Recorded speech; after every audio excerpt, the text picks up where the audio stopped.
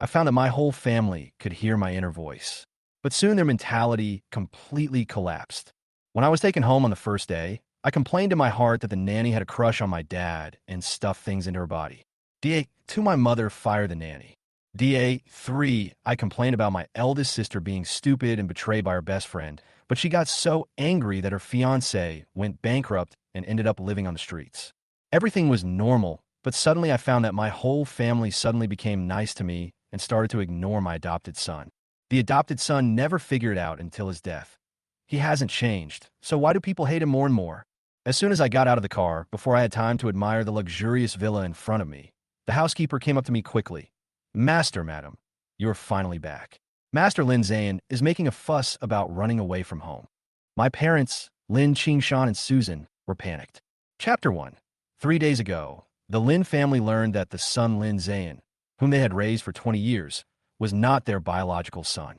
The competitor bribed the confinement nanny in exchange a child, and Lin Tao, their real son, had already been taken away. The truth was not revealed until the other party accidentally leaked it at the cocktail party. Susan and her assistant Xiao Li walked to a dilapidated shanty town on the outskirts of the city, full of doubts.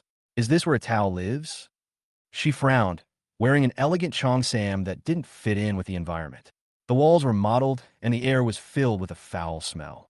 Yes, Master Lin Tao lives here, Xiao Li replied.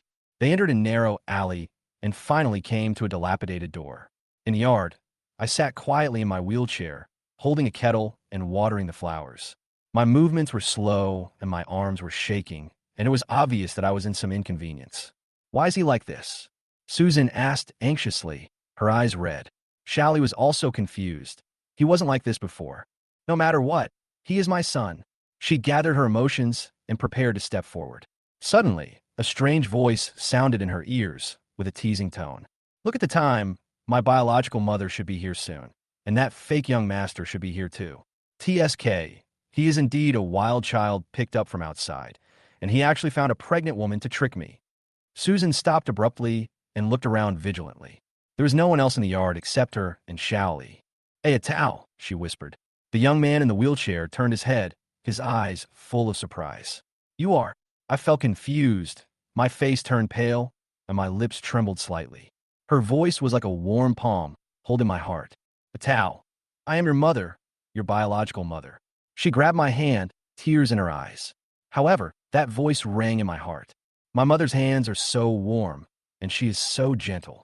She looks very elegant, but I didn't expect her to be so gentle. It's strange, such a gentle mother actually raised a bad seed, like me. In order to destroy my reputation as a real young master, she actually found a pregnant woman and insisted that the baby in her belly was me. I suddenly realized that the sound was actually made by me. My mouth didn't move. Was it ventriloquism? Apparently. Only she could hear my inner voice. Tao, what's wrong? She asked anxiously. But the doubts in my heart were not answered. Who was that pregnant woman? Was the bad seed? She was talking about referring to Lin Xan? Lin Xan is not his biological son. He is just a naughty, rich kid. How could he do such a malicious thing? I sneered, and a feeling of resentment rose in my heart. My mother seemed unwilling to believe what I perceived, and her face gradually turned cold. Okay, Xiao Li, help him pack his things, and let's go back. I was a little stunned by my mother's sudden decision. My emotions were completely ignored. Xiao Li also noticed a change in the atmosphere and looked at me with a puzzled look on his face. Suddenly, a piercing cry broke the silence. Lin Tao, how could you do this to me? The baby in my belly is yours. A pregnant woman rushed in breathlessly, cursing angrily. Lin Tao, you are such a heartless man. Don't think that you can abandon us just because you are a young master. Her angry scolding stunned Xiao Li and my mother. I glanced at her coldly, feeling a deep disdain in my heart. Xiao Li panicked and quickly stepped back, asking me for help. My mother's face suddenly changed, obviously shocked by this sudden situation. At this moment, I coughed lightly and broke the silence. Hey, I'm wrong. I'm Lin Tao. Chapter 2. The pregnant woman was stunned, turned to look at me, and then looked at Xiao Li. Obviously, she didn't expect that I would be disabled, but she took the money and had to act in full. She immediately adjusted her mood and rushed towards me. Lin Tao, you're a heartless man. She actually repeated what she just said without any change. Everyone around was silent. Isn't this line too stiff? I pretended to be hurt and said slowly, Xiaoxua, you even made a mistake with me. It makes me so sad. Xiaoxua? My heart tightened. I hadn't mentioned this name before. The pregnant woman was stunned for a moment, but when she saw that I acknowledged her identity, she continued to cry. It's all your fault. You were drunk that night. Then you shut me out, and I almost forgot what you looked like. Shaoli and Susan couldn't help laughing. Shaoli wanted to ask for clarification, but Susan stopped him with a look, obviously wanting to see how I would respond. I took my time, grabbed her hand, and said affectionately, Xiaoxiu, I didn't expect that you would stick with me even though I became paralyzed. I'm so touched. Let's get the marriage certificate. I'm content to have you by my side. The pregnant woman was stunned, obviously not expecting the plot to turn to the part about spending the rest of their lives together. I continued, oh yes, our child. I checked and found that many children from poor families can cook at the age of 3. When our child cooks in the future, you will be responsible for cleaning up his shit and urine, and the 3 of us will have fun together. Her expression changed immediately, and she obviously began to think about whether to back off. She thought she could become a rich lady, but how did it turn out like this? Susan beside her, wondering if she could make a new start with the path of future mother-in-law. At this time, I said coldly, Xiaoxua, look at my current state. I don't want to implicate others. The 3 of us will live in this small yard. You can pull out these flowers, plant some vegetables, and be self-sufficient. I winked at Susan, and she immediately understood what I meant.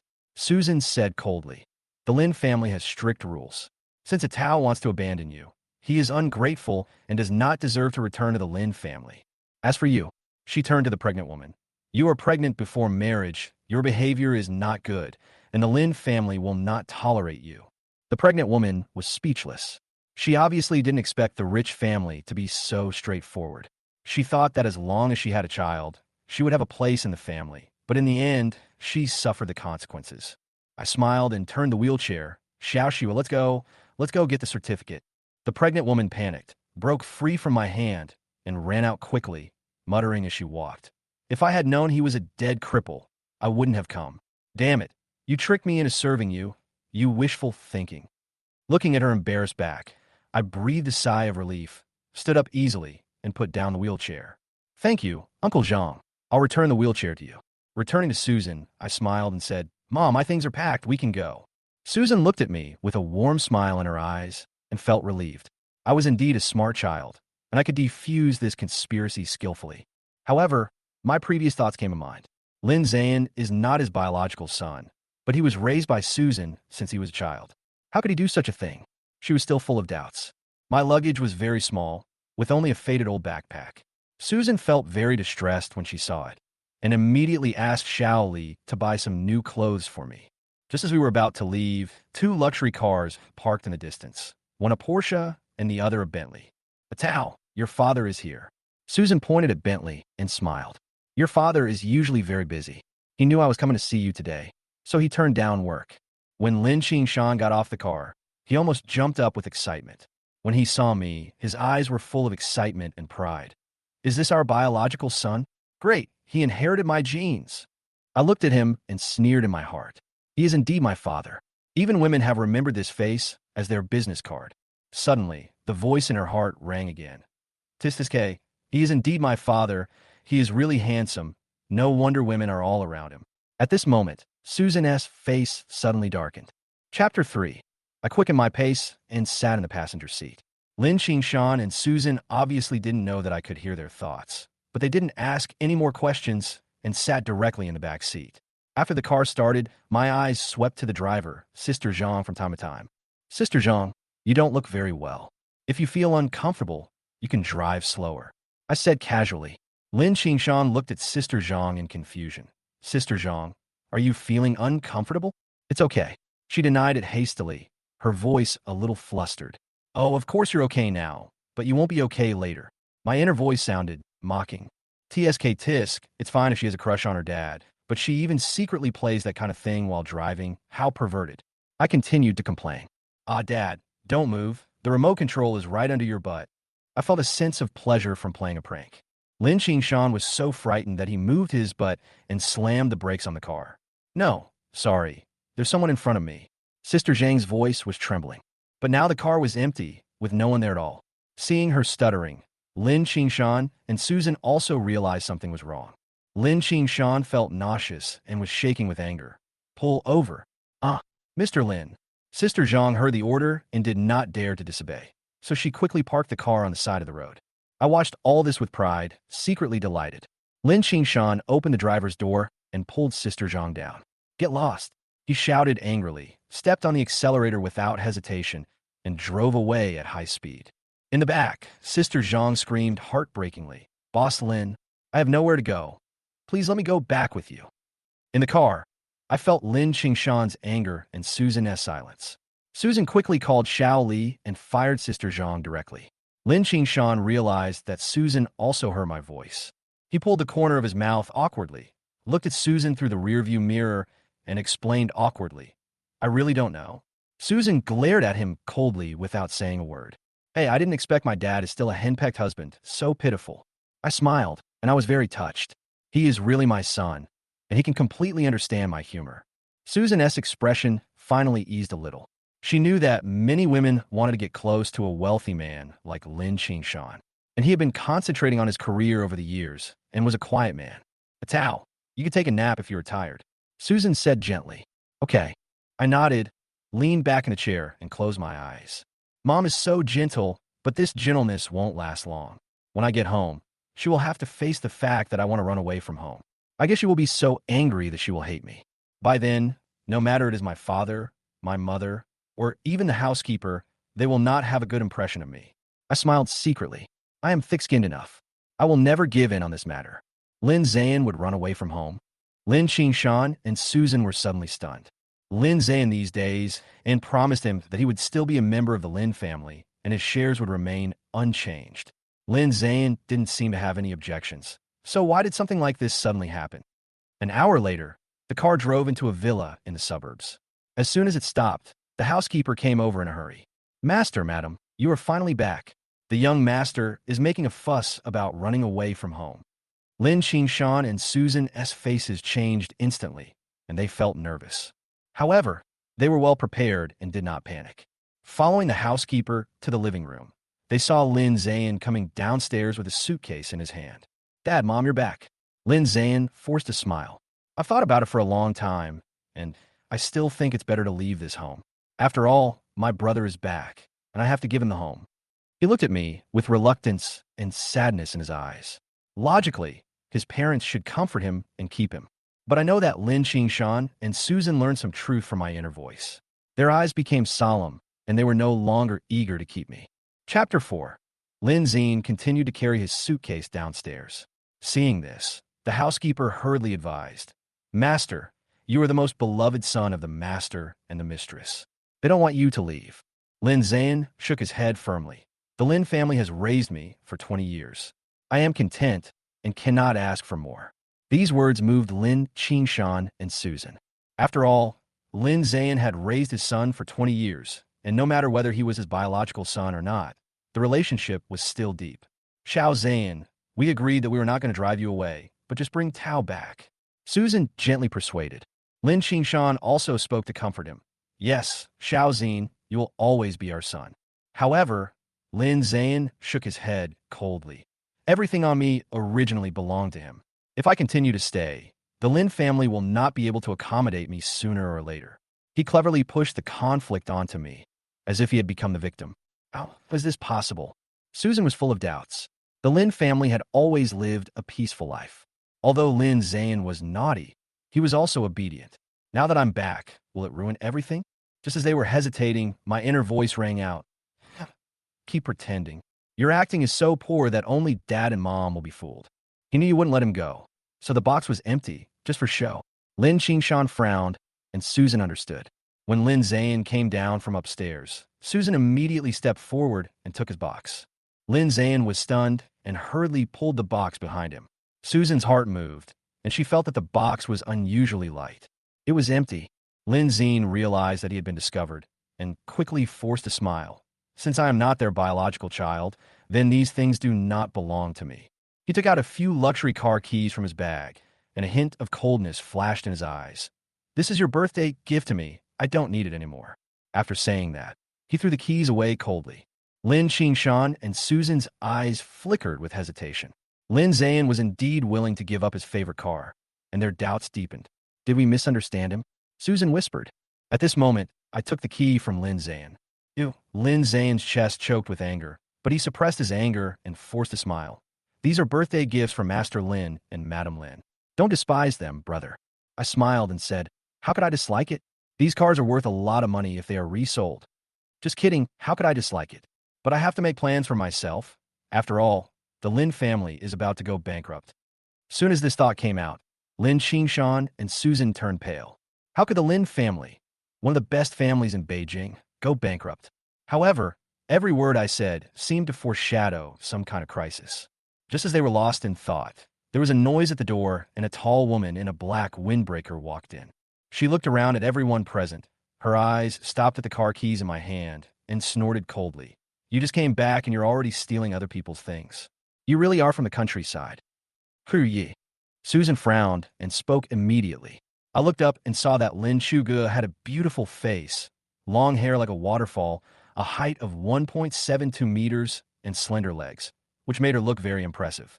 Her cold temperament made people dare not approach her. As expected of the heir of the Lin family. As expected of the iceberg beauty of the capital, the female CEO. However, it's such a pity that she is actually a heroine in a sadistic novel. She'll be cheated of her money and sex by her best friend and the scumbag, and her heart and kidneys will be taken away. 1 corpse and 5 lives, tut-tut, too miserable. These words stunned the Lin family and Lin Shuj. Torturing the heroine? Taking out her heart and kidneys? 1 corpse and 5 lives. Could it be that Lin Shuj was pregnant with 4 children? The Lin couple looked at each other, their expressions tensed, and they pricked up their ears, wanting to hear me continue. Lin Shuj thought she was hallucinating.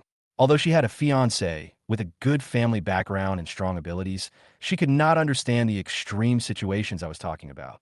However, she saw her parents' faces change drastically, as if they had heard what I said. She hesitated for a moment and said, Dad, Mom, did you also hear? Ye. Lin Xan reacted immediately, gave Susan a look, and interrupted. Since you're back, help Xiao Zhan take his things upstairs. Xiao Zhan is always in a bad mood, and as a sister, you should try to persuade him. Susan also agreed. Yes, Xiao Zhan has listened to you since he was a child, so persuade him. Lin Shuj was slightly stunned, suppressed his doubts, and decided to obey his parents' arrangements. Lin Ze'an still tried to pretend to leave home, but was stopped by Lin Shuj's cold eyes. She was the one he feared the most since he was a child. In the end, he obediently carried his suitcase upstairs and never dared to mention leaving again. I felt a little regretful, although I knew that the Lin family and Lin Ze'an had a deep relationship, and it was impossible for him to leave. He was like a time bomb, and keeping him by my side would make it easier to control him. Chapter 5. At noon, the family gathered at the dining table. Mr. and Mrs. Lin were kind and enthusiastic, knowing that I had not had an easy life these years, and they kept serving me food. I ate my meal with big mouthfuls. The dishes cooked by Annie Lin were indeed excellent. However, the people who were out of tune with the atmosphere were Lin Ze'an and Lin Shuj. Lin Ze'an tightly grasped his left hand under the table, unhappy but not daring to show it. Lin Shuj said nothing, her eyes full of contempt and inquiry. She hated me, but also wanted to find out the truth of what I had just said. At the dinner table, everyone had different thoughts. Finally, Lin Xan and Susan exchanged glances and spoke. Atao, since you are back, you will take over the company sooner or later. Why don't you come to the company and take a look? They had obviously discussed it and wanted to find some clues from me to see if my future thoughts would reveal the reasons for the Lin family's bankruptcy. However, they didn't dare to ask me directly, nor did they want me to find out that they could hear my thoughts. I paused while eating and looked up and asked, Dad, Mom, but I don't know how to do anything. Lin Xan smiled and waved his hand. It's okay. Start from the bottom. The company will be yours in the future. It won't hurt to know a little bit. I was disdainful in my heart. You are already a rich second generation. Why do you still have to work? Isn't it better to just give up? Besides, I still have to go to college, and there are people waiting for me to teach a lesson there. Although his heart was raging, but his appearance was calm, Lin Xan's eyes twitched slightly, as if he realized something. I knew he had begun to doubt my true thoughts. Susan gently pulled at the corner of his clothes and said, Hubby, Tao, is still young. He should go to school first. It won't be too late to come to the company after graduation. Dad, Mom, I also think that brother Lin Tao should go to school. Lin Ze'an suddenly interrupted. I laughed in my heart. This guy's really shameless. Just now he pretended to be a pitiful person, and now he is pretending to be a good person. Lin Xan obviously didn't want to miss the opportunity to humiliate me. Dad, there's still half a year before the college entrance exam. Recently, the university has been cooperating with outside institutions to recruit students, and you can get in by spending some money. Lin Xan said lightly, with a hint of pride in his tone. Lin Qingshan frowned. He knew that this kind of enrollment was often just a fake institution with a pseudonym and had no real value at all. Even though I had never taken the college entrance exam and hadn't been to school for the past 6 months, he didn't want his son to have this stigma. At this moment, I said calmly, Dad, Mom, I've already applied to University A.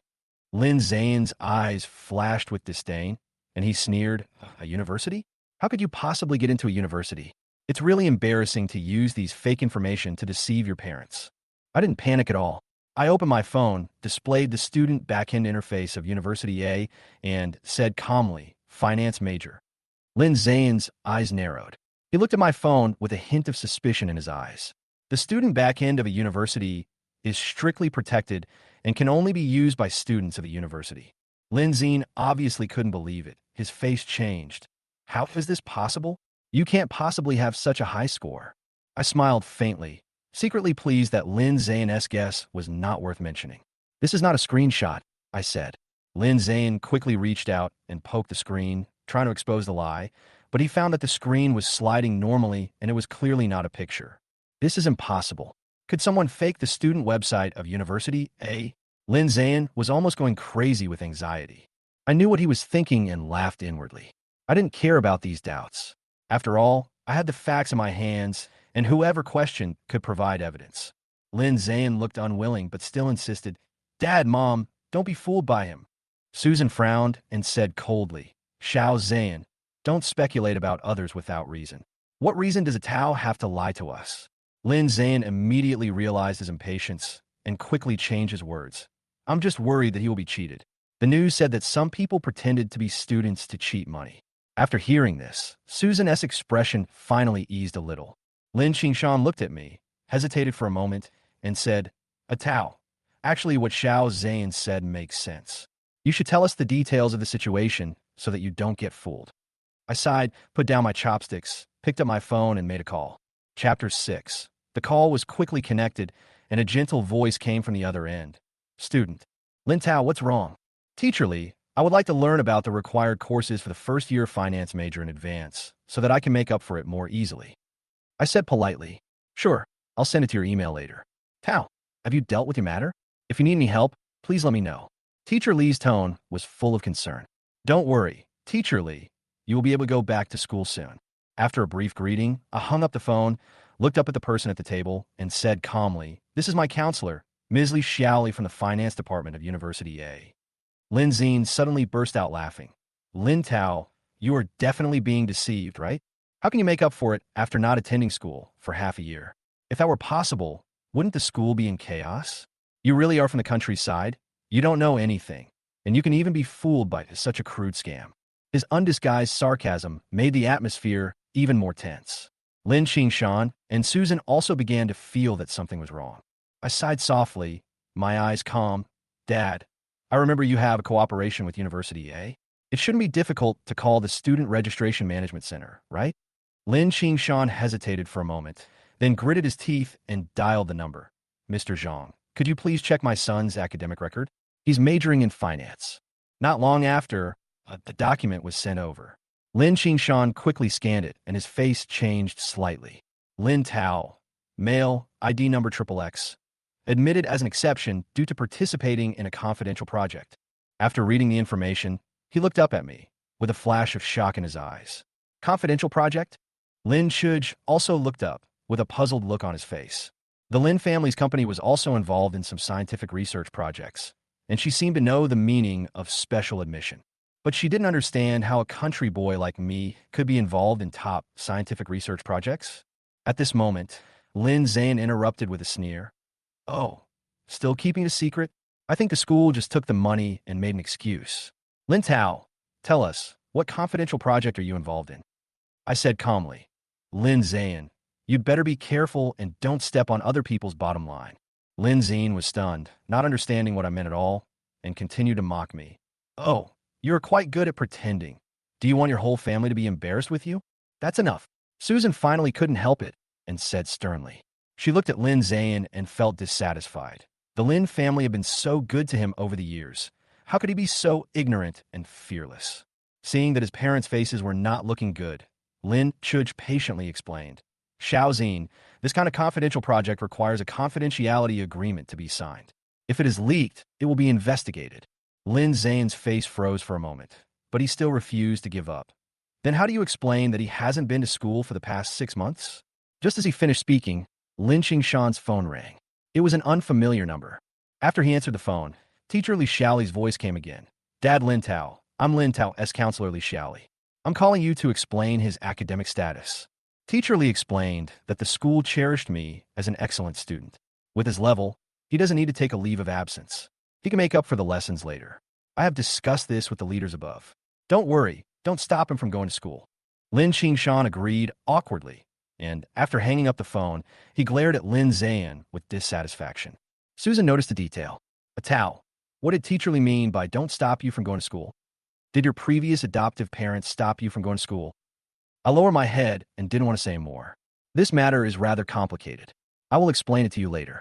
My silence made Susan feel distressed. Obviously, she realized that I had gone through a lot of difficulties. Compared to me, Lin Ze'an seemed a little ungrateful. The Lin family gave him the best living conditions and invited famous teachers to teach him, but he still couldn't get into a good school. In the end, he barely got into university and with the help of the laboratory donated by the Lin family. Lin Ze'an was completely slapped in the face and stayed in his room in anger. I sat in the living room, eating fruit leisurely, knowing that he must be trying to harm me again, but I was not worried, because I know that no matter what he does, I can know it in advance. After all, I have a magical melon-eating system. Chapter 7.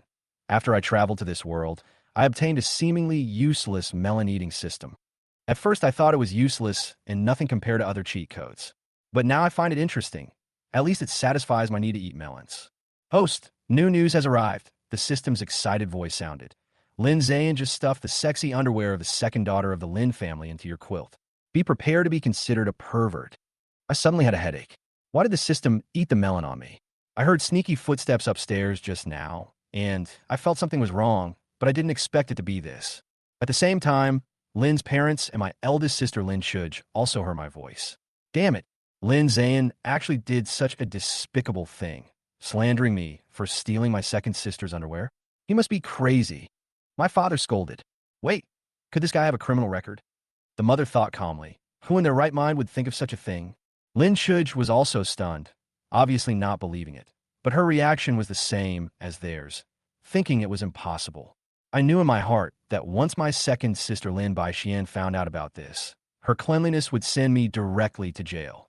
So I quickly went back to the room, pulled back the quilt, and sure enough, there was a piece of white lace underwear hidden inside. My face turned red. I was filled with shame and anger.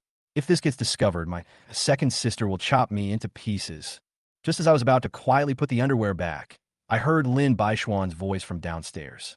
Dad, Mom, I'm back. I panicked and quickly stuffed my underwear into my pocket. If I went to her room at this time, I would be walking into a trap. So I had to avoid this disaster for the time being. Lin Ze'an was obviously the happiest. He rushed down from upstairs and whispered to Lin Baixian, Second sister, there's something wrong with that new kid. I saw him enter your room. Lin Baixian is well known for her cleanliness at home, and she doesn't allow anyone to enter her room. When she heard me enter her room, Lin Baixian was immediately furious. How can this be? She returned to the room and found that the cabinet had been moved. Second sister, I saw that he seemed to have taken something else. Lin Ze'an reminded innocently. Lin Baixian immediately opened the cabinet to check. Seeing that the small drawer was slightly open, her expression changed instantly. At this time, Lin's parents and Lin Shuj also came out. Looking at Lin Baishuan's expression, they seemed to realize something.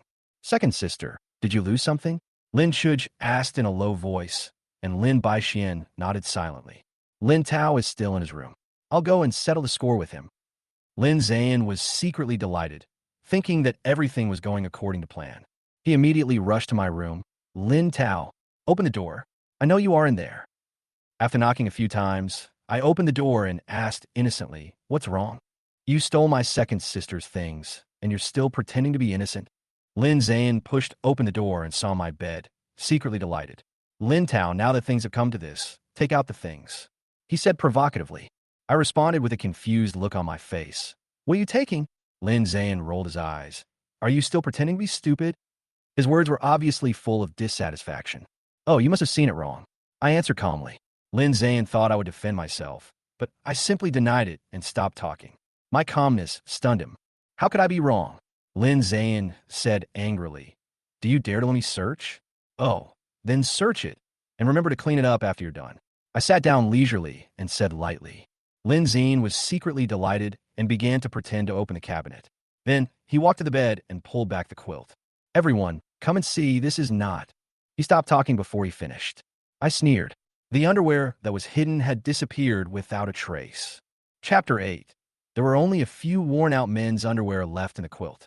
It was obvious that Lin Ze'an had put them there on purpose to make everyone think I was a pervert. But where was that sexy underwear? Where did it go? How is this possible?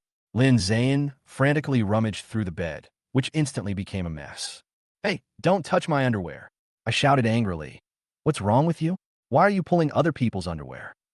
I pretended to be anxious and walked forward and began to mutter, strange, my underwear was clearly put away.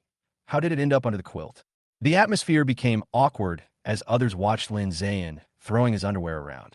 Suddenly, one of the underwear thrown by Lin Ze'an caught everyone's attention. We subconsciously looked over, and our eyes became subtle. A well-worn pair of men's underwear with a noticeable bulge in the middle, and this one looks particularly conspicuous. Lin Ze'an was dissatisfied. Looking at everyone's reactions, he shouted angrily, how could it be so big? The scene was extremely awkward for a moment, and everyone wanted to find an excuse to leave. I smiled faintly and said casually, why, Lin Ze'an, do you still want to compete? Before I finished speaking, his face turned red in an instant. At this moment, a cold voice sounded from behind. Shameless. Lin Baixian snorted coldly, turned around and left. I looked at Lin Ze'an with a smile and said sarcastically, why, you care about rummaging through other people's underwear. Are you interested in men? You're talking bullshit. Lin Ze'an was furious. After cursing, he left angrily. The Lins and Lin Shuj watched this farce, each with their own thoughts. Originally, they wanted to confirm the authenticity of the voice, but since they did not find Lin Baixian's underwear, they still remained skeptical. During dinner, the atmosphere became even more depressing. The Lins tried to get Lin Baixian and me to formally meet, but her attitude was cold. I don't have too many objections. After all, she is my sister, beautiful and talented. There is nothing to complain about. Just as everyone was eating in silence, I suddenly heard a voice. Hey, the second sister looks good on the surface, but she is actually a poor person. I looked up suddenly and looked around. Everyone was eating in silence with their heads down. I was shocked. This voice actually came from my mind, and it was so clear that it was obviously my inner voice. However, no one else spoke. Could it be me? Poor second sister. She had applied for a very good major, but her classmates secretly changed her major. My heart continued to echo. Soon, her right hand will be crippled, and she will never be able to hold a scalpel again. Lin Baixian's eyes narrowed.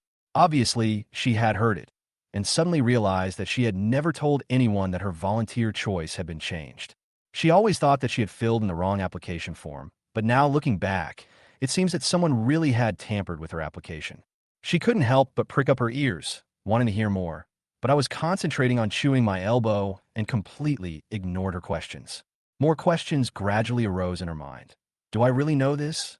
Atao, your second sister wrongly blamed you today. Don't be angry. Lin Xan tried to ease the atmosphere by bringing up Lin Baixian's matter.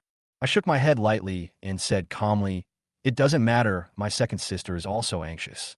Don't worry, I know my second sister doesn't like others to enter her room. I won't go. Lin Baixian's mood instantly sank. She knew what I said was very accurate. She did lose a piece of underwear, and Lin Ze'an also said that he saw me enter her room. Even though no evidence was found in my room, she still couldn't completely rule me out as a suspect. What's worse is that she saw me just stuffing my underwear into the quilt, which made her completely suspect that I was really a pervert. She was full of contradictions, and uneasiness. After dinner, Lin Xian still had doubts about what she heard.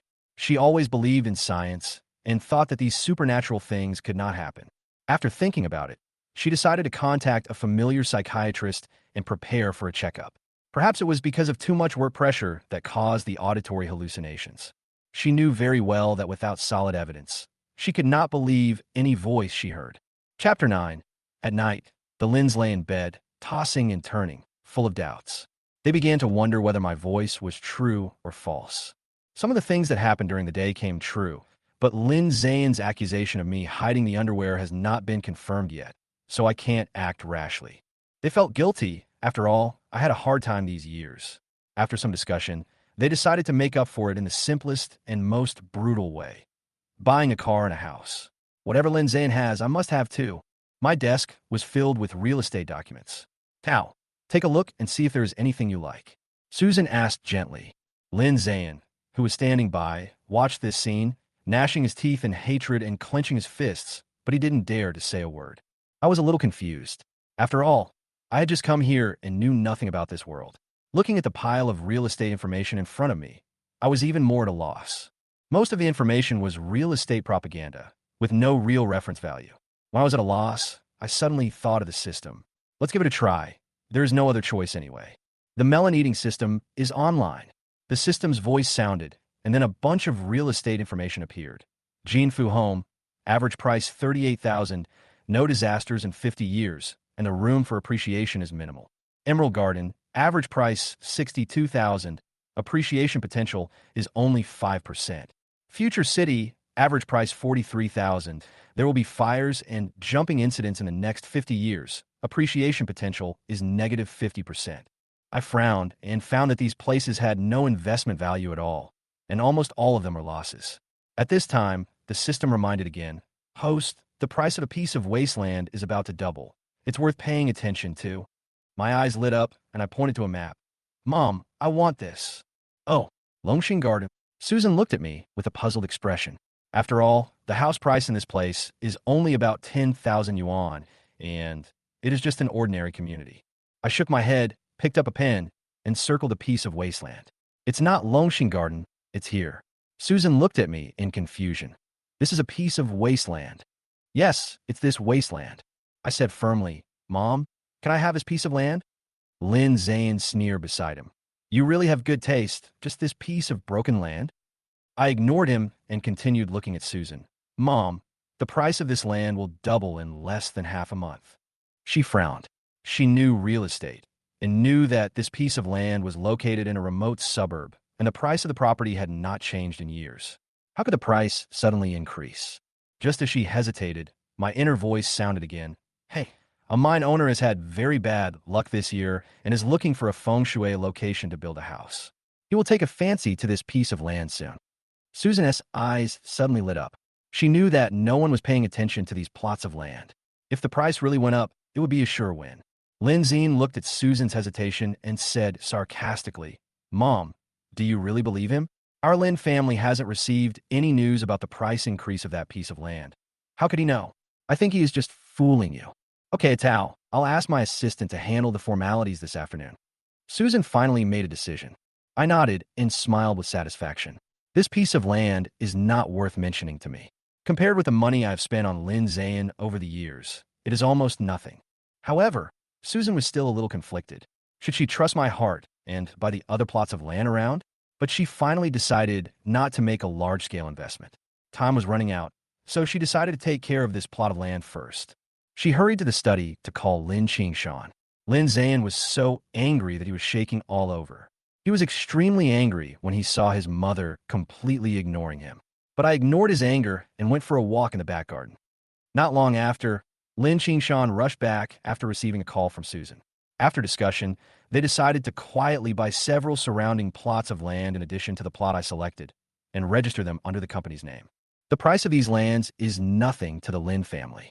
Even if they lose money, it won't have much impact. I just want to verify whether my voice is correct. Just before dinner, Lin Shuj suddenly hurried out of the room. Dad, Mom, I have to go to the company for something. This was nothing new. Lin Xan and Susan just nodded and continued to busy themselves with their own things. However, at this moment, my inner voice sounded again. Tis TSK, being busy with work is such a universal excuse. I'm obviously going to look for that scumbag. Susan and Lin Xan looked at each other. Lin Xan put down the financial magazine in his hand, and Susan also stopped the teacup in her hand.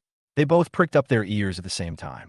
Yesterday, my heart said that Lin Shuj was the kind of heroine who was abused by a scumbag and her bestie, and eventually died tragically. Today, I finally waited for the sequel. Lin Shuj paused.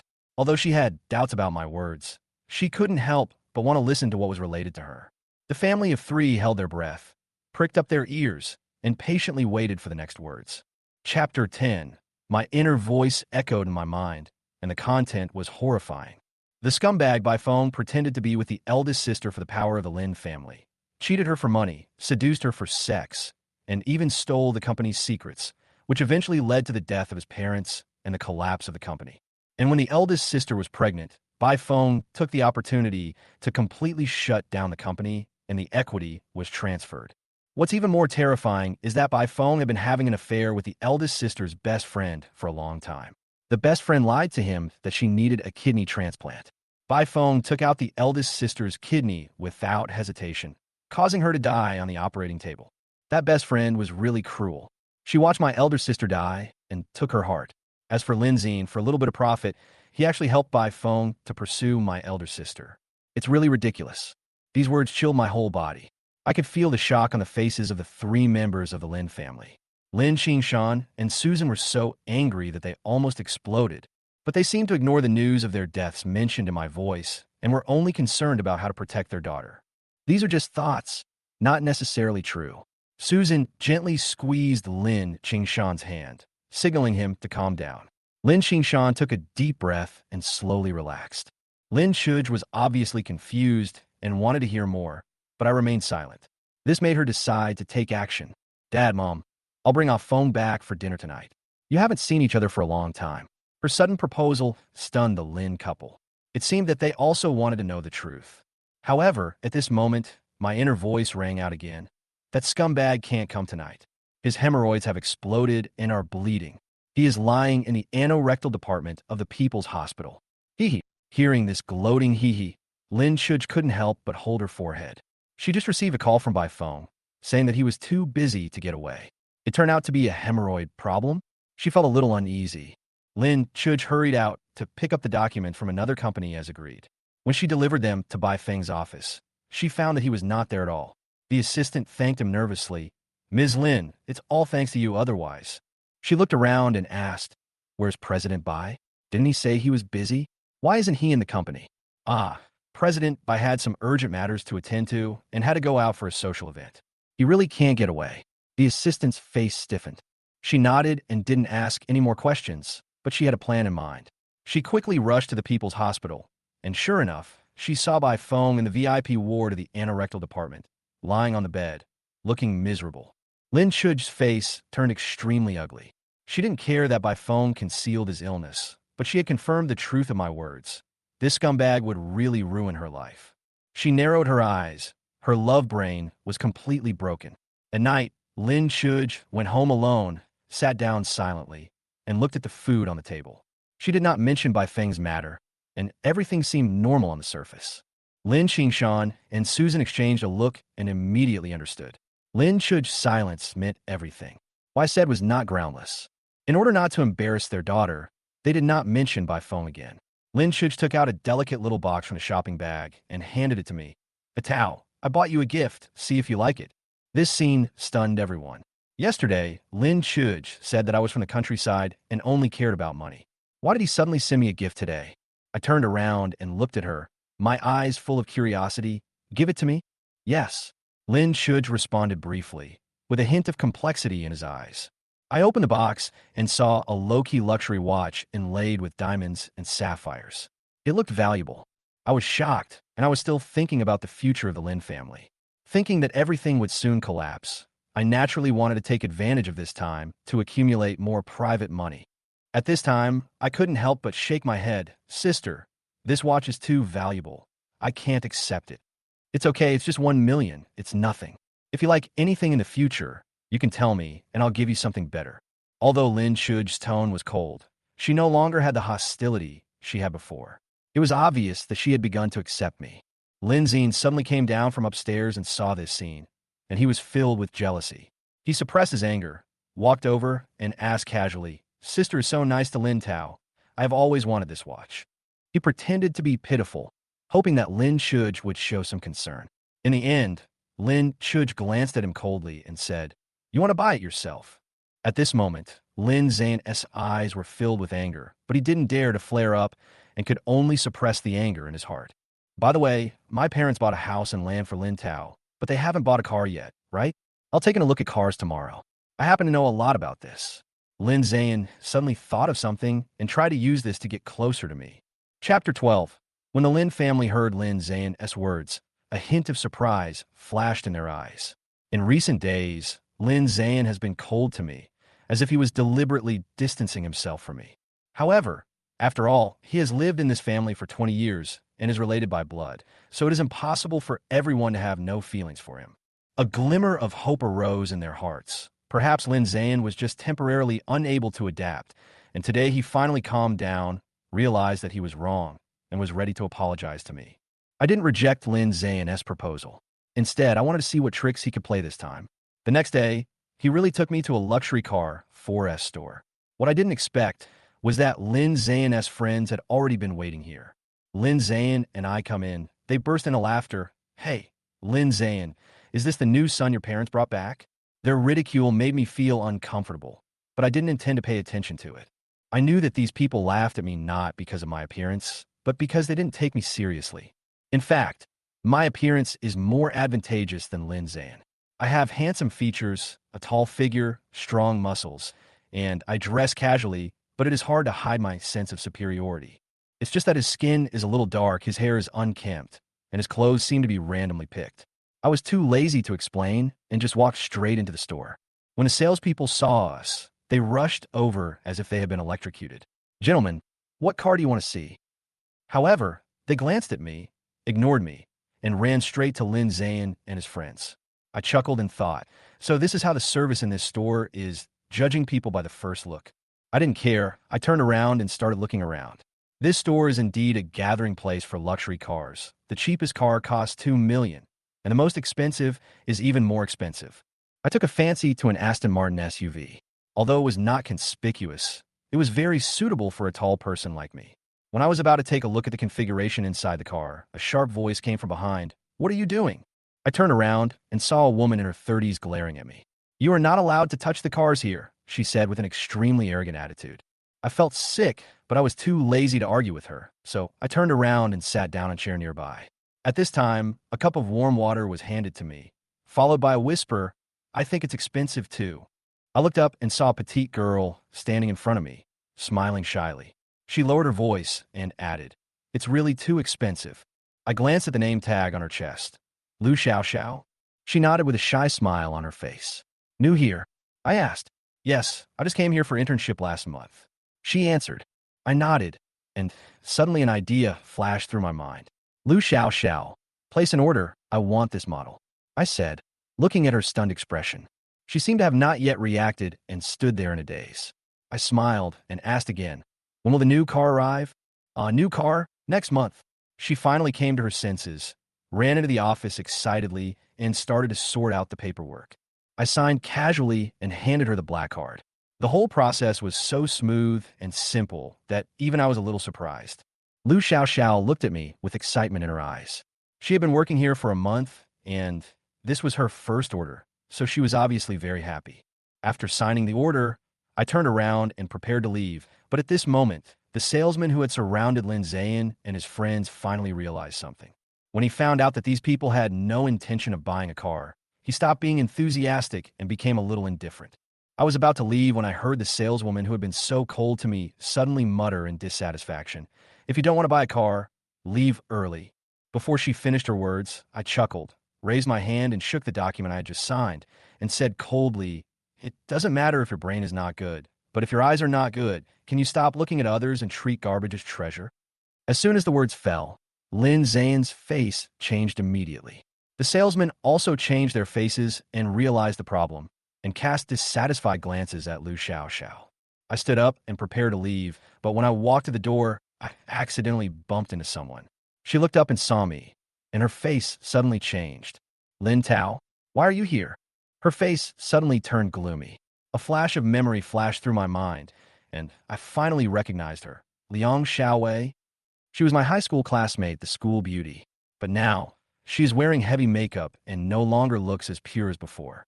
She glared at me and said coldly, Lin Tao, it turned out to be you. Didn't I reject your confession back then? Why don't you let me go? Chapter 12. Liang Xiaowei's words confused me. Looking back, I never confessed my feelings to her, and at most those school bullies made a few jokes about it. How could she suddenly say this so confidently? Just when I was confused, Lin Ze'an and his friends came out of the store and started to laugh at me after hearing what Liang Xiaowei said. Lin Tao, why are you so persistent when chasing girls? As they mocked, they looked at Liang Xiaowei and found that her appearance seemed to attract their attention. Beauty, please consider our master Ze'an. One of them stepped forward with a shining look in his eyes. Liang Xiaowei obviously noticed this, a gleam in her eyes, and she slowly walked up to Lin Ze'an and said in a delicate voice, Hello, Mr. Ze'an. My name is Liang Xiaowei. Her tone was sweet and full of hypocrisy. Lin Ze'an obviously didn't intend to treat her sincerely, but she was the girl I once had a crush on, and it was more interesting for him to create some dramatic conflicts. He put his arm around Liang Xiaowei's shoulders and looked at me provocatively. Oh, so she's the woman that Lin Tao can't get. Liang Xiaowei's face turned slightly red. She gently pushed Lin Ze'an and said coquettishly, Mr. Ze'an, stop joking. Her words made me feel sick, but also made me realize that this drama was far from over. A stream of memories of her flashed through my mind, and I was a little overwhelmed by the sudden influx of information. Oh, school beauty? Her private life is so messy. She had 4 abortions at such a young age. I have never confessed my feelings to her, and I don't want to have anything to do with her. If Lin Xan dares to do anything to her, I could just watch from the sidelines. I didn't react. I just watched them leave indifferently. Lin Xan proudly hugged Liang Xiaowei and threw a few bills when he left. My young master's gonna have fun. Take a taxi back by yourself. I looked at their backs with a sneer, feeling that this farce would be over soon. However, at this moment, my attention was drawn to a familiar figure. Lin Baixian appeared near the repair shop. She had just picked up the car and was about to leave when she seemed to hear some strange noises, and a trace of uneasiness appeared on her face. Professor Song, I feel that my auditory hallucinations have worsened. Are you free? I'll be there in half an hour. She hurriedly dialed the number, as if she wanted to check as soon as possible. However, her eyes suddenly stopped, as if she saw me. I walked up to her car and got in the passenger seat without any hesitation. Second sister, great, you're here. She frowned, obviously not welcoming me, but she had to move aside. I brazenly fastened my seatbelt and asked, Second sister, is it on the way? She replied coldly, No. I smiled and said, Hey, I haven't told you where I'm going yet, so how come it's not on our way? She started the car reluctantly, but my heart suddenly tightened. The system's voice suddenly came. Alert! Lin Baixian is about to encounter a bloody disaster. I sat up straight suddenly. My heart stopped for a moment, and I asked the system anxiously, Bloody disaster? What's going on? But the system was silent. It seems that this matter involves life and death, and the system can no longer provide any more prompts. I became even more nervous and turned to her and asked, Second sister, are you going to the hospital? She nodded, and I quickly made an excuse, saying, Then I'll go too. I have a headache, and I want to ask the doctor for some medicine. The car quickly stopped at the hospital, and I followed her into the hospital, being alert every step of the way. Just as we entered the surgery department, we suddenly heard a scream. Murder! Call security. Someone is killing someone. The crowd fled in all directions. My heart tightened, and I quickly accelerated to run towards the source of the sound. From a distance, I saw a man in a hospital gown, holding a fruit knife, with a crazy look in his eyes, roaring, You all deserve to die. His hoarse voice was full of anger, and the people around him were so scared that they stood far away. Several nurses hid beside me and whispered. I heard that he was a mentally ill man who ran down from upstairs. His wife died in a car accident, and he thought the hospital didn't do its best to save her. Just as I was looking for Lin Baixian, the elevator suddenly made a ding sound, and the door slowly opened. Lin Baixian and a middle-aged woman walked out, seemingly unaware of what was happening outside. Suddenly, the man saw her. His eyes turned bloodshot, and he roared, "It's you? You killed my wife. I'm going to kill you." The man raised a knife and rushed towards Lin Ze'an. Chapter 13. Lin Ze'an was completely stunned. Her face was pale, and she could hardly move as she watched the knife about to chop her down. At the critical moment, I rushed forward quickly, kicked the knife out of the man's hand, and pressed him to the ground. I grabbed a bandage from a nurse's station and quickly tied him up. "Let me go. I'm going to kill her." The man roared and struggled. I was so annoyed that I stuffed a pack of gauze into his mouth to make sure he couldn't yell anymore. After dealing with all this, I clapped my hands, walked up to Lin Ze'an, and asked with concern, "Second sister, are you okay?" She took a deep breath, calmed herself down, and replied, "It's okay." But she was more shocked by the way I handled the crisis than by her fear just now. Even professionals would not dare to act rashly when faced with a madman with a knife, but I handled it all easily. She thought to herself, "Have I done something shameful?" Her thoughts gradually drifted away, and she realized that her mental state had been a bit off lately. So she shook her head. I breathed a sigh of relief, thinking that the bloody disaster should be resolved. Lin Ze'an was grateful to me, but she was in the workplace after all, and she felt a little uncomfortable with someone following her. She took out her phone and transferred 1 million to me. "Thank you for today. I should treat you to a meal, but I'm too busy at work. I'll give you this money to buy something delicious." I could see that she refused, so I took the money and waved goodbye. When the police arrived, I left quietly. Lin Ze'an finally had the opportunity to communicate with Professor Song, a professor of psychiatry. She told him about her recent situation, especially those voices of the heart.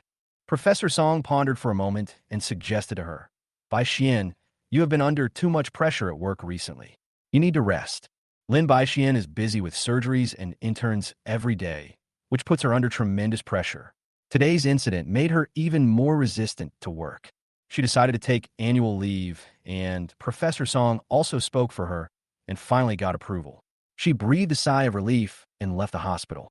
On the way home, I was riding a shared bicycle and stopped by the park, watching a group of old men walking their birds. Lin Ze'an became curious about me and stopped the car to observe quietly. Soon, a beautiful woman came up to me and seemed to want my contact information, but I waved my hand and refused. "Oh, you actually refused." Lin Ze'an smiled disdainfully, feeling somewhat puzzled. She thought I would accept it easily, but when she saw me refuse, she felt that it was a bit pretentious. Suddenly, a stray cat rubbed against my feet. I laughed and said, "You guy, I just fed you sausage. Why are you here again?" The stray cat meowed a few times, as if it was going to find someone else. "Hey, you're so careless. If you keep doing this, be careful of being caught and having your balls cut off." I reminded him with a smile. The stray cat paused, looked down at its butt, and seemed to have realized something. I squatted down and touched its head, smiling, and said, "Without worldly desires, you can concentrate on eating."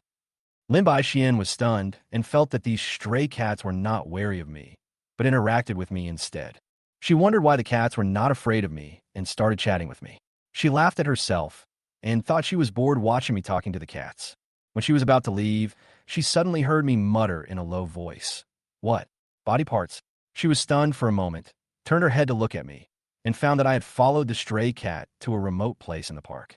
She felt a little ridiculous, but decided to follow secretly. I was also a little flustered, wondering if I had misunderstood the cat language. But I still followed the stray cat closely, not daring to relax. Gradually, a foul smell filled the air. It suddenly occurred to me that the smell was like the smell of a rotting corpse, possibly a human corpse.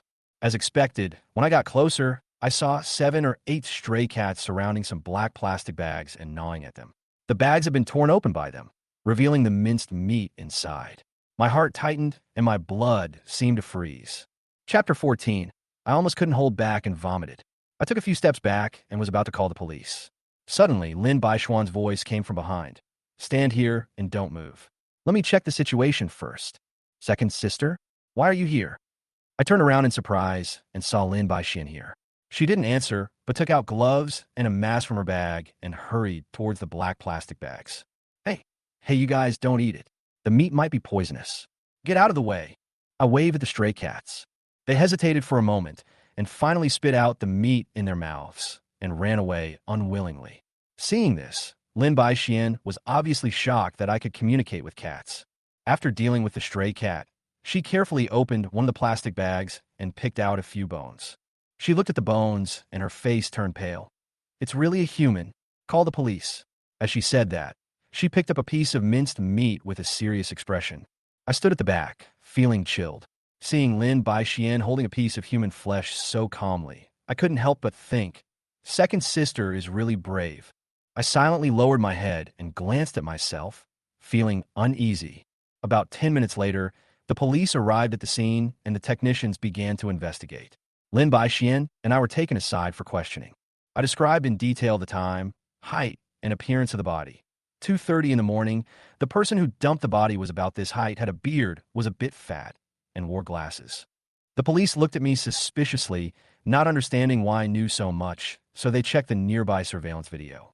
What surprised me was that there was indeed a person matching my description appearing in the surveillance video, and he was indeed someone close to the deceased. "How did you know?" the policeman asked. "A stray cat told me," I answered bluntly. The policeman was speechless, obviously not believing me. Lin Ze'an waved awkwardly, motioning the policeman to talk to the side. The police walked to a deserted place, and Lin Ze'an seemed to be explaining something, pointing to her head from time to time.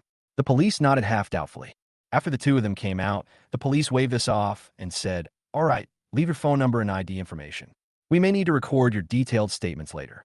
"No problem," I replied, and walked with Lin Ze'an outside the cordon and found a bench to sit down. I asked curiously, "Second sister, what did you say to the police just now? Why did they let us go so easily?" "You're mentally ill," Lin Ze'an responded bluntly. I smiled awkwardly, secretly complaining in my heart that my second sister's straightforwardness was really impeccable. Some elderly people in the park soon learned about the dismemberment, and reporters quickly rushed to report on it. After seeing the news, Susan quickly called Lin Ze'an.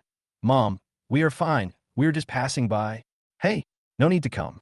In less than 20 minutes, the Su family's car stopped at the entrance of the park. Susan, Lin Xan, and Lin Ze'an all arrived. Lin Xan was dressed in formal clothes and sweating profusely, obviously rushing from the company. "Atao, Ze'an, are you scared?"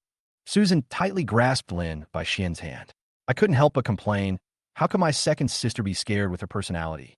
But it's better not to let Susan know that Lin Ze'an had just dealt with the body parts, otherwise she would be really scared.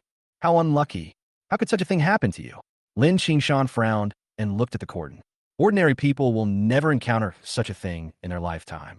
"How did you encounter it?" Lin Ze'an curled his lips and said deliberately, "I heard that there was a mental patient in second sister's hospital who attacked people with a knife this afternoon. We really encountered so many dangerous things today.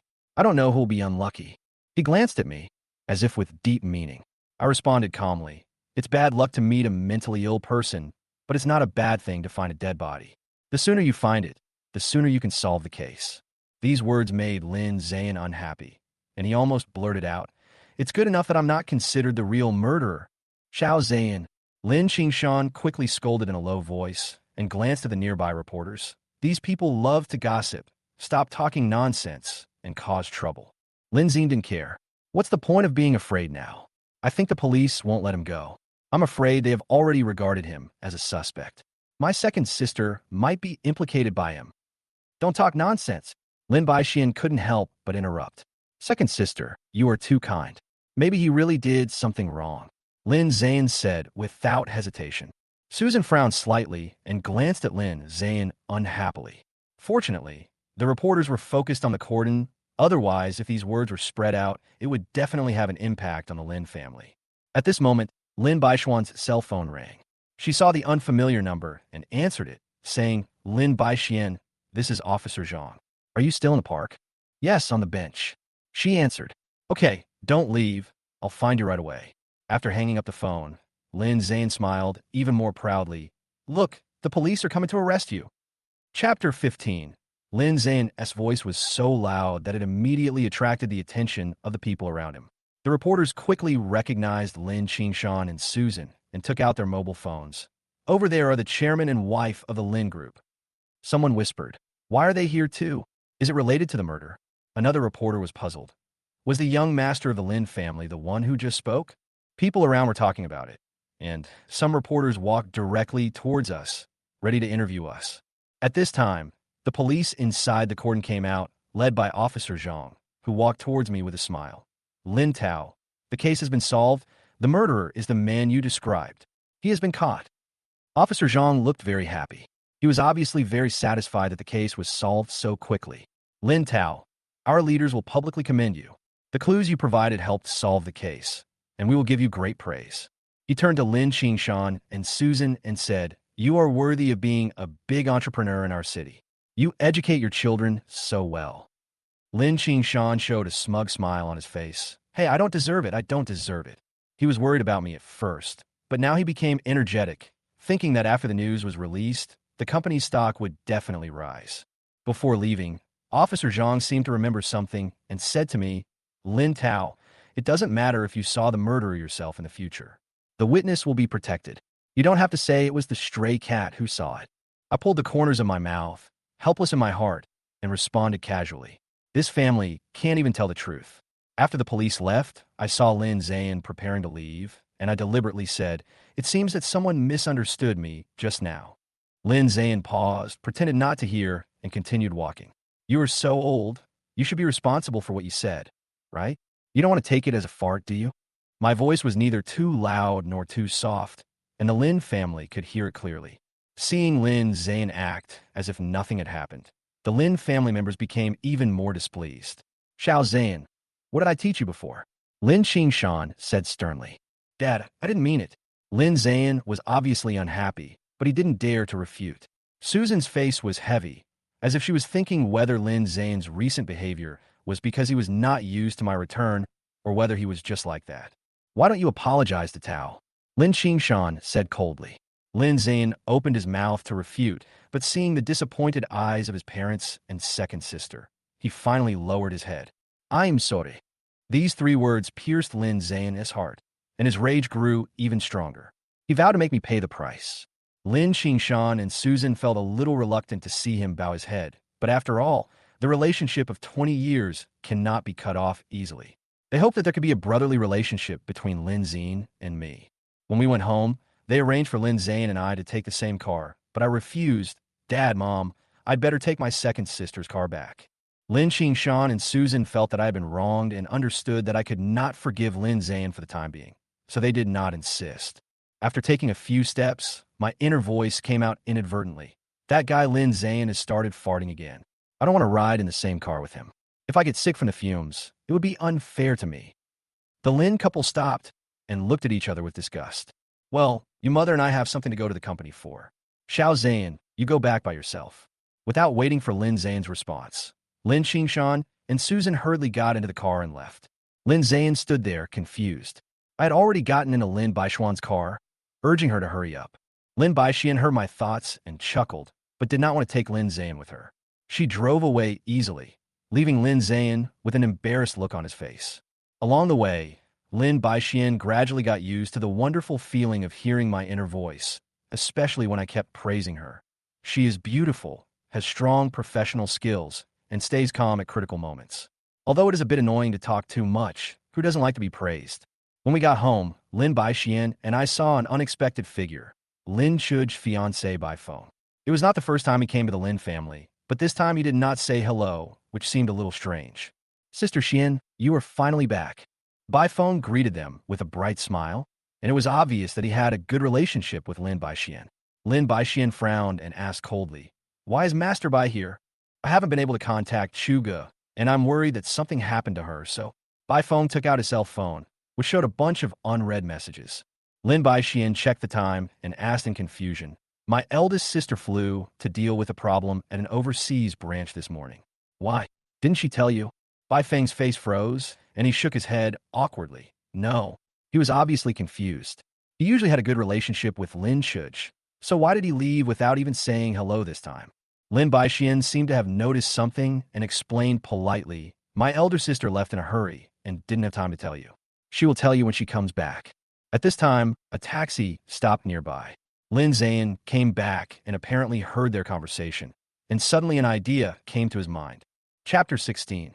Brother Feng, wait a minute. I have something to tell you. Lin Ze'an grabbed Bai Feng and pulled him aside mysteriously. Bai Feng looked at him and raised his eyebrows slightly. What's wrong? Brother Feng, has my elder sister been cold to you recently? Lin Ze'an went straight to the point. Bai Feng nodded, his face slightly gloomy. Lin Ze'an took the opportunity to say, "Did you see the boy who was with my second sister just now? It was all him." "What?" Bai Feng frowned. "That boy is the biological son my parents found in the countryside," Lin Zan said proudly. "Since he came back, the family has been in chaos. Even my eldest sister has started to distance herself from you." Bai Feng's face darkened. He turned to look at me as I was about to enter the room, with displeasure flashing in his eyes. "He is Chu Ji's younger brother?" Lin Ze'an nodded, "Yes. And he has been trying to sow discord between my eldest sister recently. Brother Bai Feng, you know the relationship between my eldest sister and me. I will help you," he whispered with a pleading tone. Bai Feng narrowed his eyes slightly. "What do you want?" Lin Zan smiled proudly. "My parents don't care about me as much as before, and I have less pocket money. I need more support." He pretended to be dissatisfied. Bai Feng raised his eyebrows. "Don't worry, as long as your sister and I get together, you can have everything you want." Lin Zan smiled and nodded, secretly thinking about the next plan in his mind. On the first day of school, I had mixed feelings. Although I had asked for leave from our counselor, Mr. Lee, Lin's company had an important meeting and my parents were unable to accompany him. In order to make up for it, his parents transferred a large sum of money, but he knew that Lin's company was about to go bankrupt, and this money might just be a transitional amount. In the end, only his sister Lin Baixian sent him to school and left after settling him down. However, trouble soon came. "Lin Tao, come out." A tall boy stood outside the door and hooked his finger gloomily. I didn't know him, so I asked coldly, "What's the matter?" "Stop talking nonsense and come out." He clicked his fingers. "If you don't come out, we'll go in and drag you out." This was obviously not a good thing. I looked at the dormitory's camera and walked out. As soon as we walked out, he put his arm around my shoulders, followed by several strong men. The atmosphere was tense. I frowned slightly. "What do you want to talk to me about?" "It doesn't matter if you don't know me. You'll know me soon." The boy sneered and dragged me downstairs. We walked towards the small woods behind the dormitory, and the surroundings gradually became quiet. After entering the woods, they pushed me aside. "You've offended someone you shouldn't have offended, kid. Don't blame us today." The leading boy stepped forward and tried to push me. I quickly grabbed his wrist, and he tried to pull away, but to no avail. "If you come any closer, his hand will be useless." He grimaced in pain, his forehead covered with sweat, and begged for mercy. "I'm sorry. We're just taking money to help others get rid of disasters." I sneered and pushed him away. Don't do stupid things for small amounts of money in the future. The system in my mind had already warned me that by phone would hire someone to cause trouble, but I didn't expect him to actually send a few thugs from school. They really underestimated me. Just as I was about to leave, I suddenly heard a gust of wind.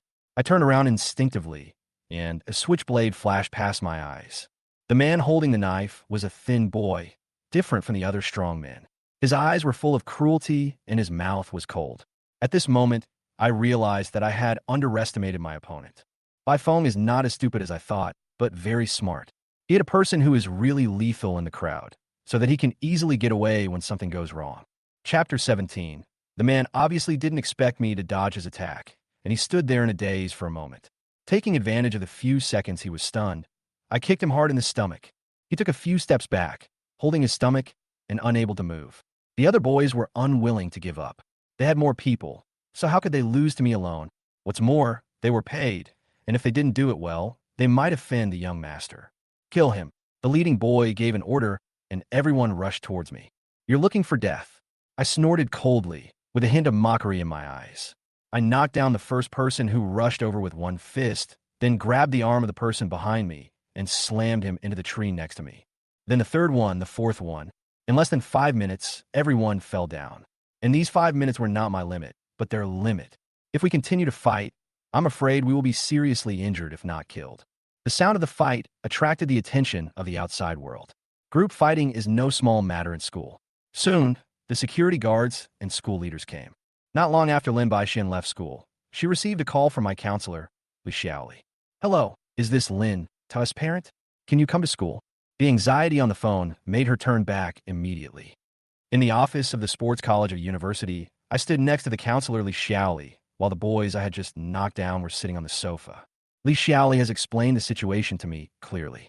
She looked unhappy, but the school leaders were not there, so she had to step in. Fighting in school. How can that be ridiculous? Director's son of the Sports Institute has a big belly and looks like a good-for-nothing. Director's son, I don't think this was a fight at all, but rather my students being bullied unilaterally. Li Xiaoli responded without showing any weakness. Hey, Teacher Li, look at what your students have done to my students. Who is bullying whom? Director Sun stood in front of Li Xiaoli and said condescendingly. Li Xiaoli did not back down.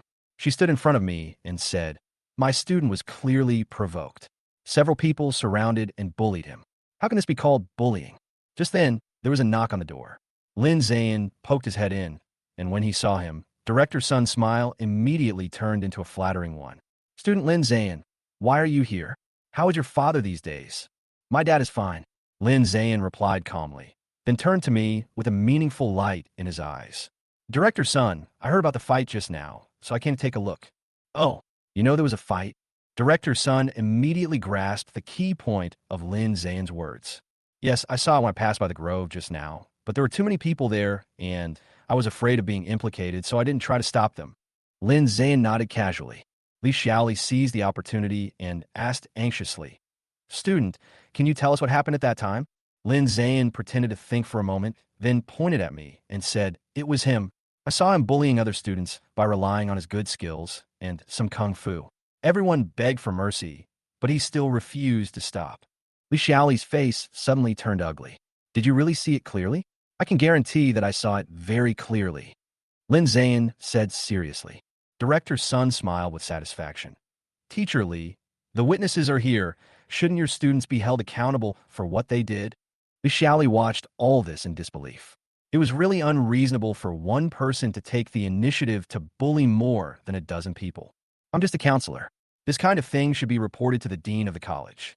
She planned to delay time and push the problem to her superiors. Director Sun sneered. No, my students are injured. Either give me an explanation or I will call the police. Li Xiaoli was worried that calling the police would be bad for me, so she was anxious. What do you want? Expel him. Director Sun glanced at me coldly. Students like this who beat people up don't deserve to be in our school. Li Xiaoli had never expected things to turn out this way. She suddenly realized that something seemed wrong behind the scenes. Director Sun's attitude is so biased, and Lin Ze'an is also very suspicious as a witness. All this seems to be arranged in some way. I was wronged. No, I can't just let this go. I must seek justice for myself.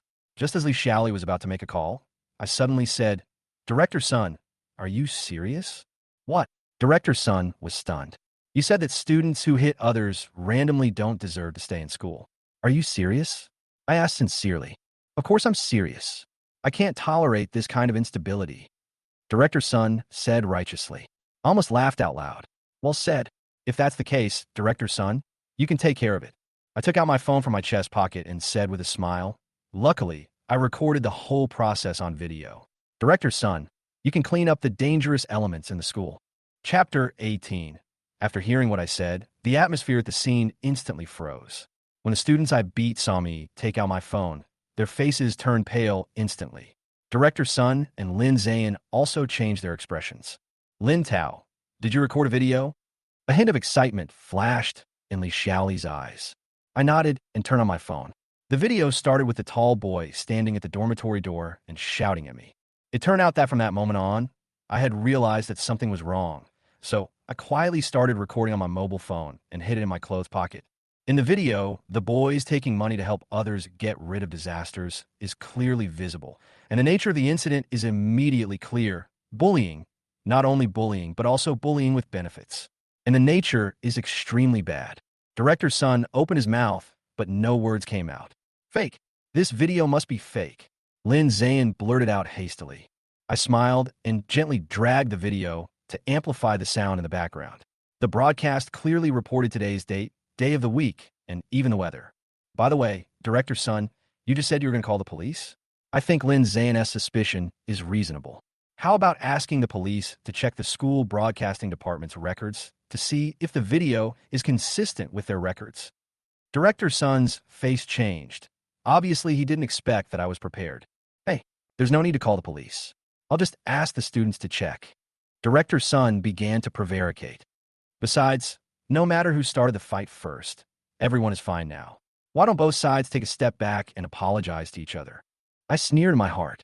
I didn't expect Director Sun to be so shameless. He almost forced me to drop out of school just now, and now he's talking about reconciliation? There were hurried footsteps at the door. Lin Xian was coming. Second sister. Lin Ze'an was stunned. He obviously didn't expect her to appear here. Director Sun's nervous expression relaxed when he saw Lin Xian, and a smile appeared on his face again. It turns out to be the second young lady of the Lin family. Hello. A trace of doubt flashed across Li Xiaoli's eyes. She remembered that it was Lin Xian who took me to complete the admission procedures just now, so how come she has become the elder sister of the eyewitness? Could it be? Second sister. I walked up to her and said innocently, "As soon as you left, someone actually caused trouble for me." Before I finished speaking, I handed the video to her. The video clearly recorded Director Sun's threats and Lin Ze'an's random testimony. All the evidence was right in front of us. Lin Xian's face instantly turned cold, and she glared at Lin Ze'an fiercely, then turned to Director Sun and said coldly, "Now that the truth is out, I wonder how you plan to deal with it?" Second sister, Director Sun just said that we should apologize to each other and let it go. I said innocently. Lin Xian's brows knitted tightly. Now that the truth is clear, if Director Sun doesn't know how to deal with it, why not just call the police? No, no. Director Sun's face suddenly turned pale. He obviously realized the seriousness of the situation. If he called the police and the video was leaked, he would not dare to take the risk of how the school leaders would deal with it. How about this? I'll ask them to apologize, Director Sun said as he gestured to those people to bow their heads and admit their mistakes. Although those students were reluctant, they had no choice but to lower their heads and bow to me one by one to apologize. They also promised that they would respectfully call me Brother Tao when they saw me in the future. Director Sun also compensated me 500,000 yuan, most of which he paid himself. He just wanted to use this money to calm the incident and keep his position. After getting the money, I left without hesitation. Walking into school, Lin Xan kept explaining, "Second sister, listen to me, I was threatened. They said that if I don't help, I will be the next one to be bullied." Second sister, everything I said is true, he explained anxiously. Lin Xian said nothing, her heart full of contradictions. She didn't know whether she should believe Lin Ze'an. When she was a child, Lin Ze'an was her favorite brother, smart and sensible. But why did he become so unscrupulous now? Suddenly, she heard what I said in my heart. Still pretending. These people were simply bribed after being instigated by phone. If you say Lin Ze'an doesn't know, I won't believe it even if I die. By phone? She was stunned for a moment, and her heart was shocked. Could by phone be related to this matter? She suddenly realized that she was not mentally ill and could hear my voice. In order to verify this, she decided to continue investigating. She asked Lin Ze'an and I to go back to class first, and she followed quietly out. After a while, she found the students from before and saw them standing next to Bai Feng's car, seemingly arguing. After a while, Bai Feng threw out a few stacks of money from the car and drove away. Lin Xian was excited, finally sure that she had no mental problems and that the voice was not an illusion. This discovery made her extremely excited, and she decided to thoroughly understand my secret. Chapter 19. After school started, I lived a relaxed and casual life. I went to class every day, ate melons, and enjoyed this rare leisure time. For elective courses, I chose Appreciation of Domestic and Foreign Literature. This course was very interesting. The classroom was set in the library, and the atmosphere was very good. However, in my first class, I actually met Lin Ze'an. He was the guy who often didn't even bring textbooks, and it was unbelievable that he showed up here. I looked carefully and found that Lin Ze'an was approaching a beautiful girl in a white dress, talking incessantly. The girl frowned slightly, obviously not interested in his topic. Soon, several girls came in, and the girl in the white dress waved to them as soon as she saw them. Lin Ze'an had no choice but to give up his seat, but he obviously didn't give up and sat directly in the back row with the girls. I chose a quiet corner to sit down, but I didn't expect that this class was not just a literary appreciation class, but also the opening of a performance. After a while, a professor in his 40s walked in. He smiled and said, "Hello everyone, today is our first class. I hope everyone can put aside their worries and get more familiar with the students around them." He pointed to one side of the classroom and said, "Starting from here, everyone introduce yourselves one by one." Lin Ze'an's turn, he stood up confidently and said, "My name is Lin Ze'an, the Lin from the Lin Group. The buildings in the commercial district are all mine." As soon as he finished speaking, the whole classroom suddenly became quiet, and everyone's eyes were focused on him. Wow, this is too high profile. However, he is really the young master of the Lin Group, so it's not surprising that he pretends to be high profile. But can you please stop pretending like that in school? Lin Ze'an was not affected by these discussions. Instead, he smiled proudly at several classmates around him and said, I prepared a gift for you today. Suddenly, everyone's negative emotions almost disappeared. The temptation of free gifts made all complaints disappear. Some girls even developed a liking for his generous gesture. Is this the charm of superpowers? After the gifts were distributed, the girl in the white dress received a gift from Lin Xan himself. Lin Xan seemed to have prepared some magic tricks in advance. While he was gesturing, he conjured a rose out of the air. The classmates all started to make a noise. Isn't this the iceberg beauty of the art department? The young master of the Lin family and the beauty of the department are really a perfect match. I wonder if the iceberg can melt. However, the girl's reaction was cold. Her eyes did not waver at all, and her face even became stiff. She tightly clenched her hands under the table, obviously enduring something. While everyone was still making a fuss, I sat in the corner and sneered softly. You're performing such a tacky magic trick. Do you like to make things awkward? I said sarcastically without any hesitation. Lin Xan immediately glared at me and said, Then why don't you give us a performance that's not awkward? He obviously thought I would give in. After all, who would come to class prepared to perform? I stood up and nodded without hesitation. Okay, I'll show you a non-awkward performance. Before I finished speaking, I began to count down silently with a determined look in my eyes. Time passed by minute. Lin Xan sneered. Lin Tao, are you really going to waste everyone's time? His younger brothers also laughed. Look, he has nothing in his hands. What can he conjure up? Everyone started to get impatient. And just as the professor was about to say something to persuade them, I suddenly raised my head and shouted sternly, Everyone be quiet. This shout made the whole classroom fall silent. I put my hands together and pointed one finger to the sky. Attract. Thunder. Technique.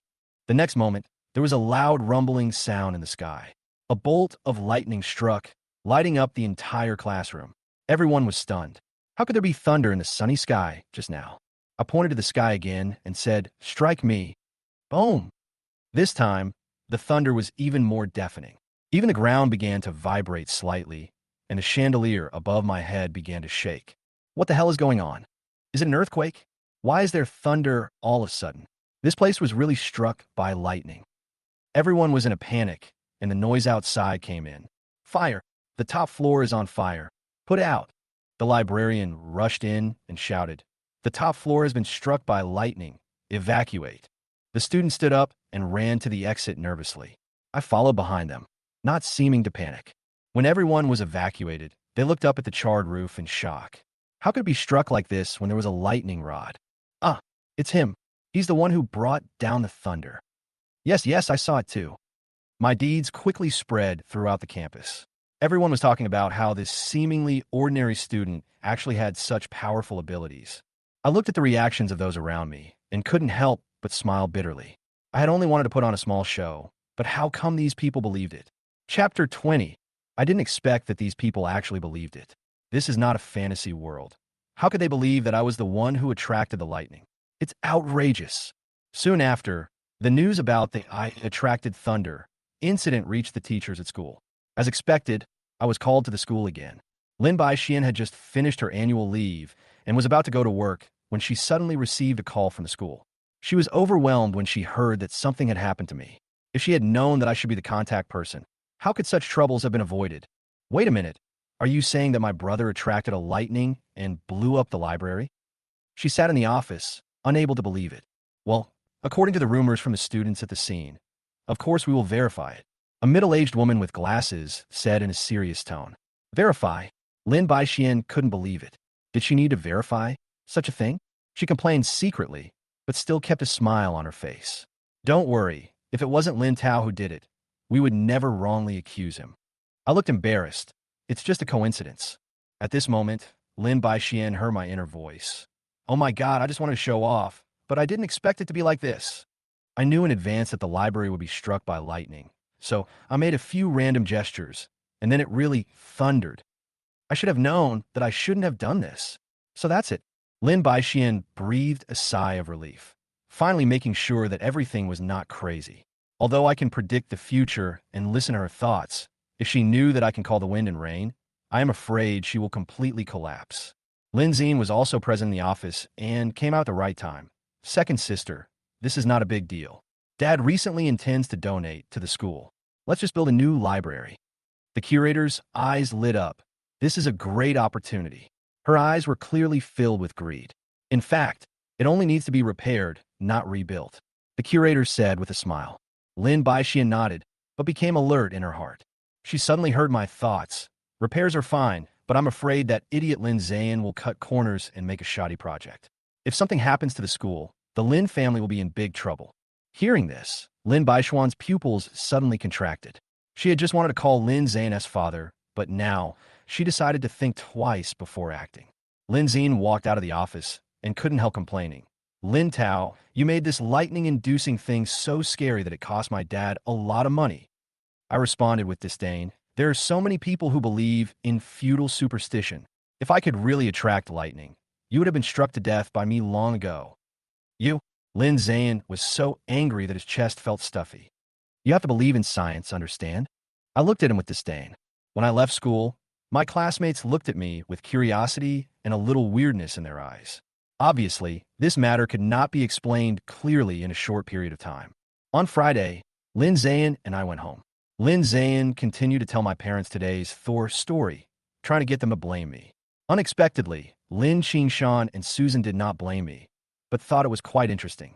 Huh, Lin Tao has become the god of thunder in school now. Lin Xan laughed. Interesting. Lin Baixian sat silently aside, thinking about what I had just said.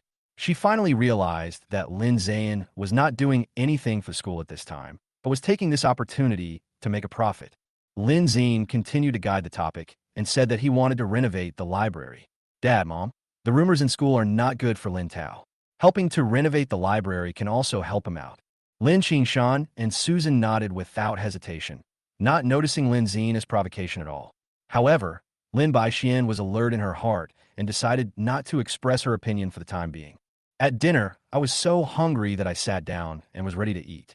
But I picked up the spoon and suddenly stopped. No way. What's wrong? Susan asked with concern. I looked at the soup in front of me and said calmly, Dad, Mom, you'd better not eat this meal today. Chapter 21. What's wrong? I asked in a low voice, deliberately using an elusive tone. Others put down their chopsticks one after another, and the air froze in an instant. The meal tonight was dazzlingly sumptuous, delicious, and Aunt Lu once again cooked her masterpiece in the kitchen. However, to me, everything was fake. Lin Ze'an frowned. Lin Tao, what do you mean? You don't want to eat the food Aunt Lu made. So why don't you let everyone else eat?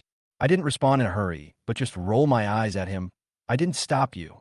He scooped up a spoonful of soup indignantly, drank it generously, and a hint of pride appeared on the corner of his mouth. Dad, Mom, second sister, don't listen to his nonsense. Just eat and ignore him. It's okay. But I know that things are far from that simple. We are eating gutter oil, but you can still taste it. I sneered and thought to myself. The imported oil had been sold long ago. I continued to ponder in my mind. Aunt Lu didn't intend to hide it all. The oil was just randomly placed in the cabinet under the stove. Suddenly, the atmosphere at the table became unusually silent. Only Lin Ze'an still did not doubt anything and ate voraciously.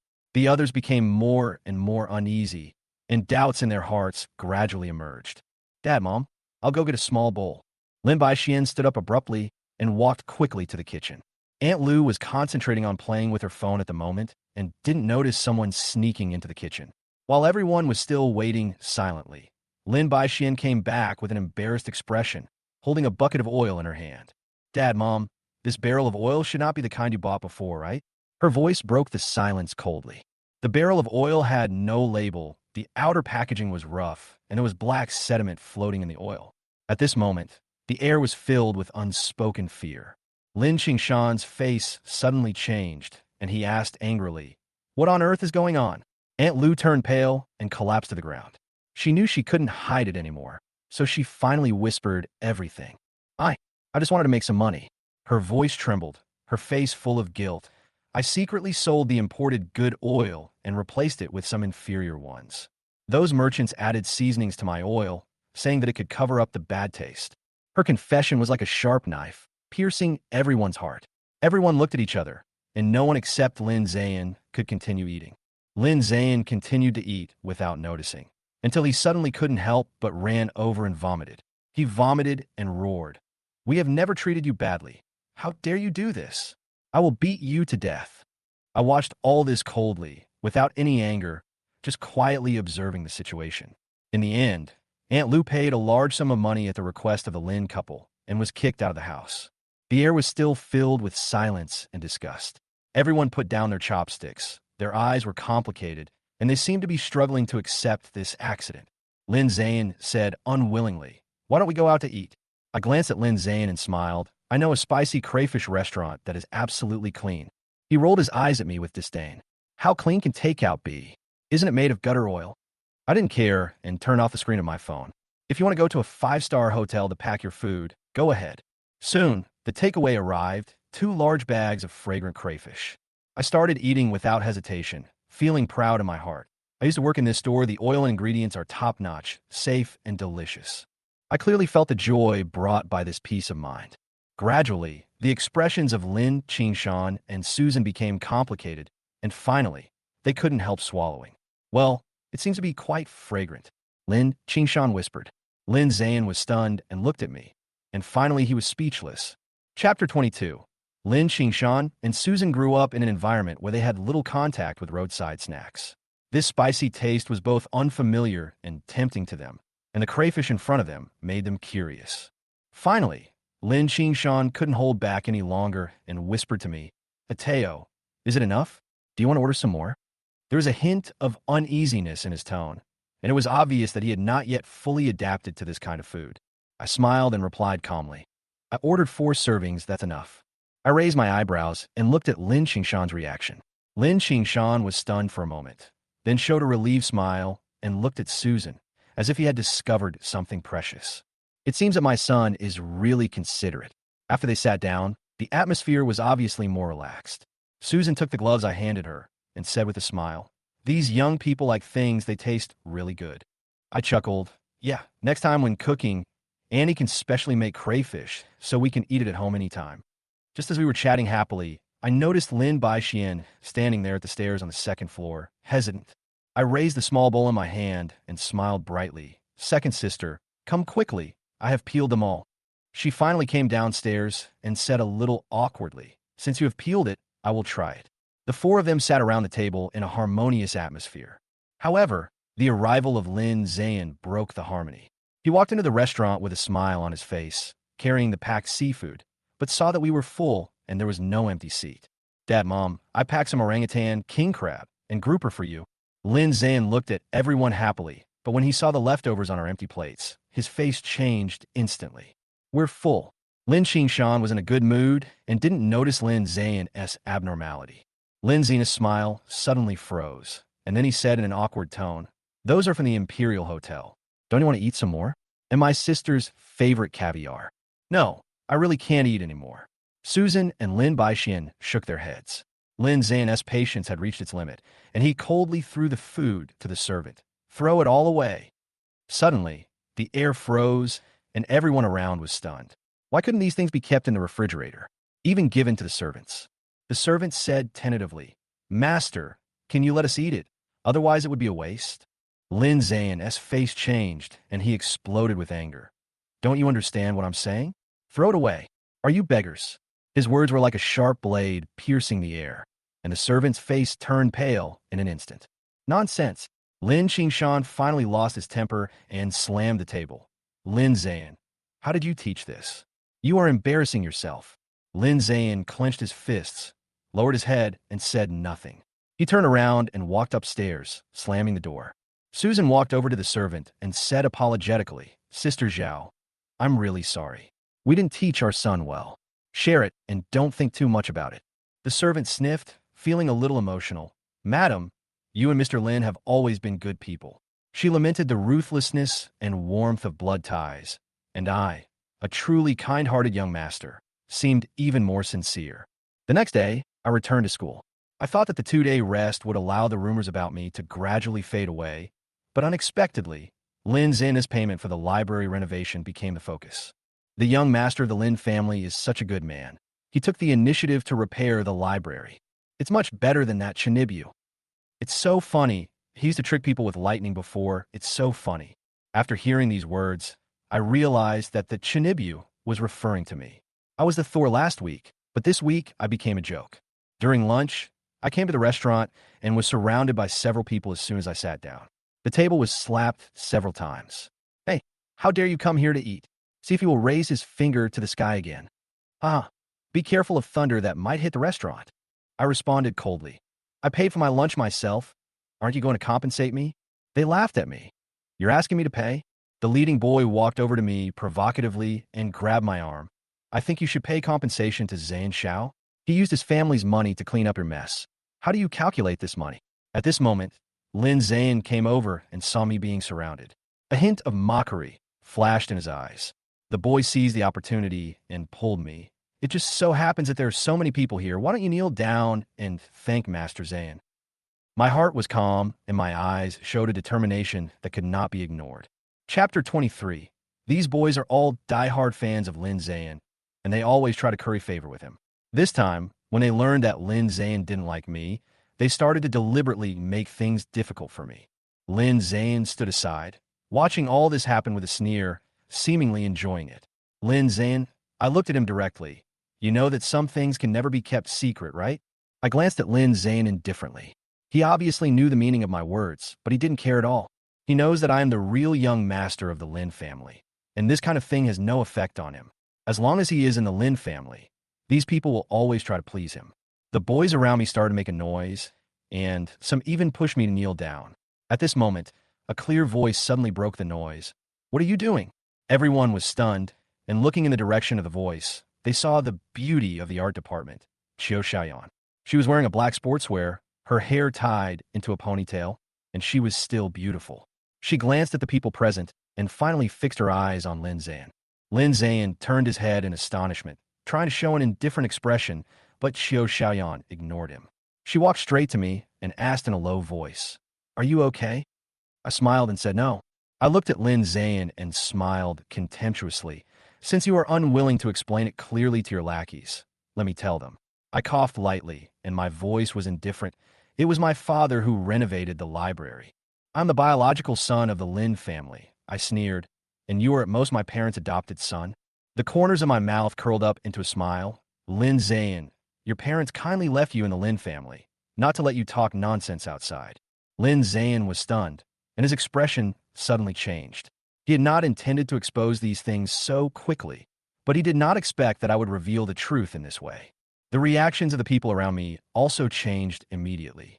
Just now they thought I was crazy, but when they saw Lin Ze'an's reaction, they instantly realized that what I said might be true. Lin Ze'an slowly and chuckled. Why aren't you talking? Lin Ze'an was indignant, but he lacked confidence. The Lin family has raised me for 20 years and even gave me shares. Do you think you, a country boy, can inherit the Lin family? Dream on. After saying that, he turned and walked away. Those who followed him were also confused for a moment and hurried to catch up with him. I looked at Qiu Xiaoyan and thanked her sincerely.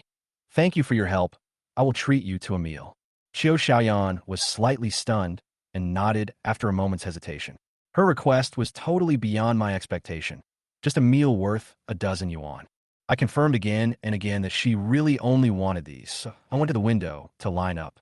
But when I was ready to pay, I found that my meal card was gone.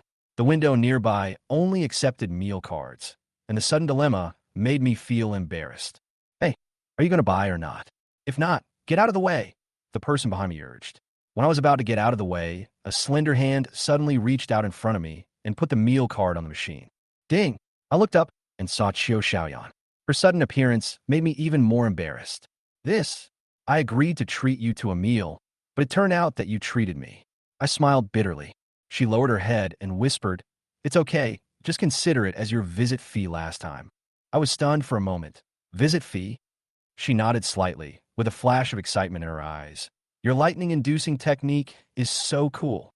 She lowered her head again and returned to her usual cold look. I suddenly realized that she was not cold, but rather a little shy. She might just have social phobia. After dinner, I promised, I will definitely treat you to dinner next time. Okay, then this weekend?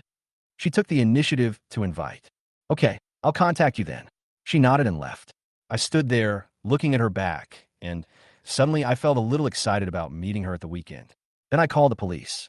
Suddenly, I realized something was wrong and recalled that when those boys pushed me, their fingers seemed to touch my pocket. How could my meal card disappear out of thin air? The police arrived quickly and checked the surveillance.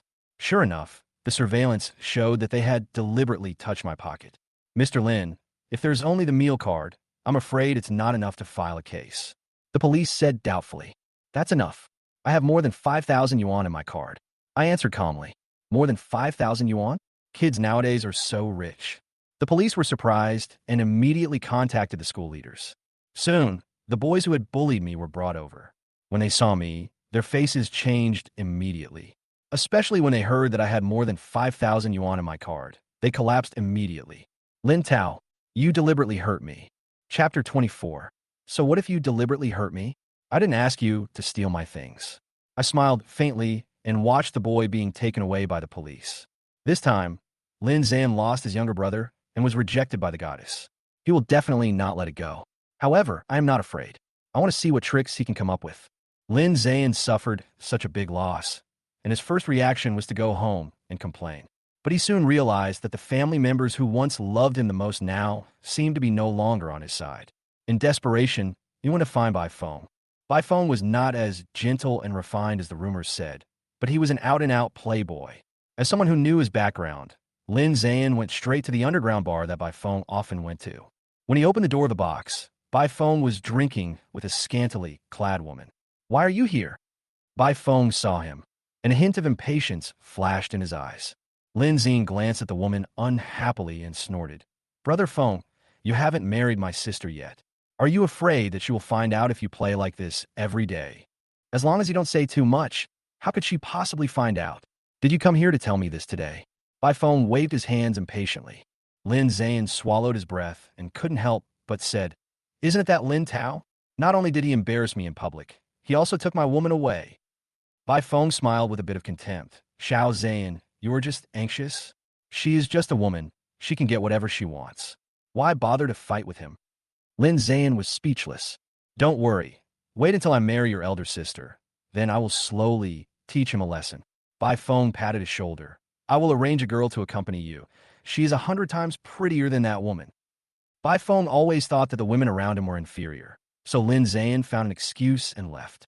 After leaving the bar, he felt more and more depressed and couldn't help but go to the barbecue stall with a few of his brothers. After 3 rounds of drinking, the conversation started to become less reserved. Brother Xan, I think Lin Tao is really looking for death. Why don't we just kill him? Yes, kill him. My cousin knows some people who could do it cleanly. Instigated by his younger brothers, Lin Ze'an's rage was about to explode. Thinking of the humiliation he had suffered these days, he decided, okay, kill him. The new semester had just begun, and the workload was not heavy.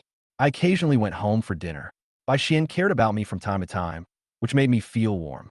However, on this day, my mood suddenly changed. The car passed an intersection, the traffic light ahead was broken, and the vehicles were moving slowly. Suddenly, a car rushed out and headed straight for our car. Be careful. I hurriedly grabbed the steering wheel and tried to steer the car away. The car brushed past, but luckily no one was hurt. I was so angry that I immediately opened the car door and prepared to argue with the perpetrator. But the car actually stepped on the accelerator without hesitation and sped away. I stood there, and the voice of the system in my mind sounded again. Lin Xan, fuck you. It's okay for you to play some tricks on me on weekdays, but you actually dare to use a car to kill people? These words made me even more furious, and Bai Xian also recovered from her shock. Did Lin Xan do this? Impossible. Her hands were still shaking, perhaps because of the thrill just now, or because of the anger in my tone. I'll call the police, Bai Xian said softly, and got out of the car resolutely. She didn't want to wrongly blame the good guys, and she didn't want to let any bad guys go. I stood there for a long time without saying anything, but my heart was in turmoil.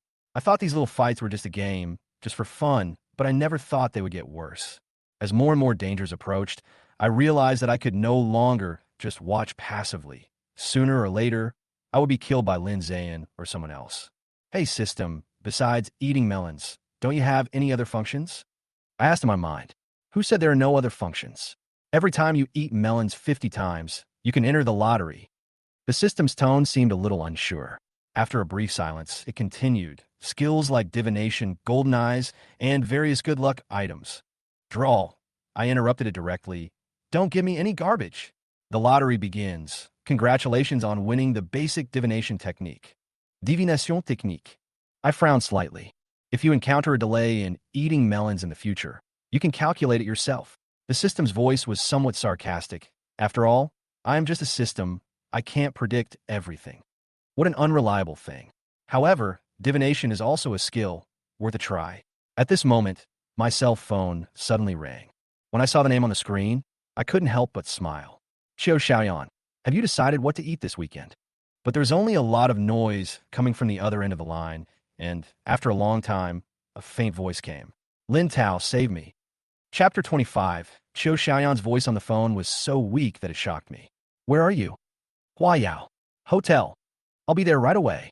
Before she finished speaking, the phone was hastily hung up. Oh no, her call for help must have been discovered. Second sister, please handle the matter first. I have something urgent to do. I said in one breath, hailed a taxi, and left anxiously. Lin Xian had never seen me so anxious before, and she wanted to ask, but it was too late. The system's voice sounded, telling me coldly. It was Lin Ze'an who did it again. System, your timeliness is getting worse and worse. I was annoyed. If you are any later, everything will be too late. The system seemed a little embarrassed and explained, people who are close to the host will be faster, but for people like Xiao Xiaoyan who have only met a few times, the information will be delayed. I didn't have time to care about these things. When I arrived downstairs at Huayao Hotel, I realized that I had no idea which room Xiao Xiaoyan was in. The front desk naturally wouldn't tell me easily. Suddenly, an image of divination flashed through my mind. I concentrated for a moment, and the Bagua pattern appeared in my mind. I quickly asked a question, and the pattern began to rotate, giving me guidance. I followed the instructions of the Bagua pattern all the way upstairs and finally stopped at the door of a guest room. Just then, I heard a low conversation from next door. Why hasn't Brother Zane come yet? Is it safe to lock that girl alone next door? My heart tightened, and I felt uneasy. I knocked on the door next door. Takeout has arrived. Takeout. The man inside opened the door in confusion. I didn't wait for him to react and punch him down. He quickly entered the room, easily subdued the two men, took out the room card, tied them up with 2 data cables, and stuffed their mouths. When the two of them struggled to wake up, I had already left, tied up tightly, and could only wait to be discovered. I took the room card and pushed open Xiao Xiaoyan's door. She was lying on the bed, her hands were tied, her face was pale, and her breathing was rapid. The side effects of the drugs obviously made her confused, and her eyes were dazed. I immediately untied her rope, but unexpectedly, she suddenly hugged my neck tightly and pressed her whole body against me. Hey. I was startled and quickly stepped back. I feel uncomfortable. Her painful expression made my heart tighten and my face flushed abnormally. I touched her forehead, and I was even more nervous. It's so hot. Her eyes were blurry, and she clung to me like a wounded kitten. I quickly picked her up and walked toward the bathroom. Her face kept rubbing against my chest, her petite body trembling slightly, as if she wanted to get closer to me. However, I knew clearly that I couldn't take advantage of her. I put her into the bathtub without hesitation and poured cold water on her. She was awakened by the cold water, but under the influence of the drug, her painful moans sounded like gasps. I restrained myself and had only one thought in my mind, to let the effect of her medicine wear off as soon as possible. After a while, her body gradually regained some clarity, and the effect of the drug gradually faded. She looked up at me. Her hair was messy, and her eyes were full of resentment. Are you feeling better? No, she responded angrily. I couldn't help but frown. This medicine has a big impact on the brain. You have to hold your breath for a while. Although she didn't understand, she nodded instinctively. I quickly pressed her head down and let her immerse in the water temporarily. After half an hour, the effect of the drug completely disappeared and her eyes finally became clear. She was lying on the bed in another room, and I was sitting on the sofa looking down at my phone. She took a deep breath and said softly, Lin Tao, thank you. I didn't look up. It's okay. You're welcome. A trace of resentment flashed in her eyes. After a moment of silence, she couldn't help but whispered, Am I unattractive, or are you not a man at all? I was a little speechless when she said that. Just as I was about to speak, I suddenly remembered a scene. 15 years ago, I saved a little girl who fell into the water. Her memory seemed to be clearer than mine. The boy that day had a crescent-shaped birthmark on his arm. That day, I raised my hand to attract lightning, and Xiaoyan recognized it at a glance. She was in a state of confusion, not knowing whether to be thankful for the arrangement of fate or to sigh for being forgotten. The boy saved her again, but he seemed to have forgotten her completely. Chapter 26. Xiaoyan's gaze gently drifted towards me, with a hint of relaxation in her eyes. She realized that the me in front of her was not the same as the boy in her memory. After all, 15 years had passed, and she was still a child then. That period was more of a fantasy she created for herself. Despite this, every time I came to her rescue, she always felt inexplicably relieved. Do you want to see a good show? Her voice was low, but with a hint of provocation. I looked up at her with a sly smile on my face. Why? Do you want revenge? Xiaoyan's eyes flickered slightly, with complex and painful emotions in them. Of course I do. She quickly changed into the new clothes I gave her, turned over, and sat up from the bed. What do you need me to do? I smiled, leaned back on the sofa, and closed my eyes. You don't need anything, just wait quietly. She looked at me with some doubts, but didn't ask any more questions. She had no choice but to sit down and wait for the unknown situation to develop. Suddenly, there was a burst of hurried footsteps outside, followed by the door of the next room being roughly pushed open. Xiaoyan's face changed instantly, and she obviously noticed something was wrong. Damn it, you can't even keep an eye on one person. The voice was harsh and angry. I listened carefully and already had a premonition. Lin Ze'an. She looked at me in shock, her eyes full of confusion and astonishment. I nodded and sneered. Yes, it's him. Xiaoyan's mood suddenly became heavy, and her anger almost broke through her reason. I can't just sit there and watch. She stood up, as if ready to confront Lin Xan. I whispered, don't be anxious. If you go there rashly, you can only scold him, which is useless. She was stunned. She was angry, but unable to refute. She had no choice but to sit back on the sofa with a dim look in her eyes. These rich people are so arrogant. They rely on their money to do whatever they want. Her voice trembled, as if she was asking herself a question out of disappointment. I didn't answer her, but just sighed and comforted her. Bad guys will get their comeuppance eventually. We won't just let it go like this. Then, I quickly picked up my phone and started typing, as if I was making some plans. About 10 minutes later, footsteps were heard again outside. This time, it was someone knocking on Lin Ze'an's door. Lin Ze'an was still furious at this moment, thinking that today's plan should have gone perfectly, but it was ruined completely. He walked to the door anxiously, ready to open it, but he didn't expect that the person standing outside the door was a sexy beauty in hot clothes. Who are you looking for? Lin Xan was a little confused, but then his restless emotions were ignited again. However, the woman actually threw herself into his arms and said in a sweet voice, Handsome boy, can you stay with me for one night?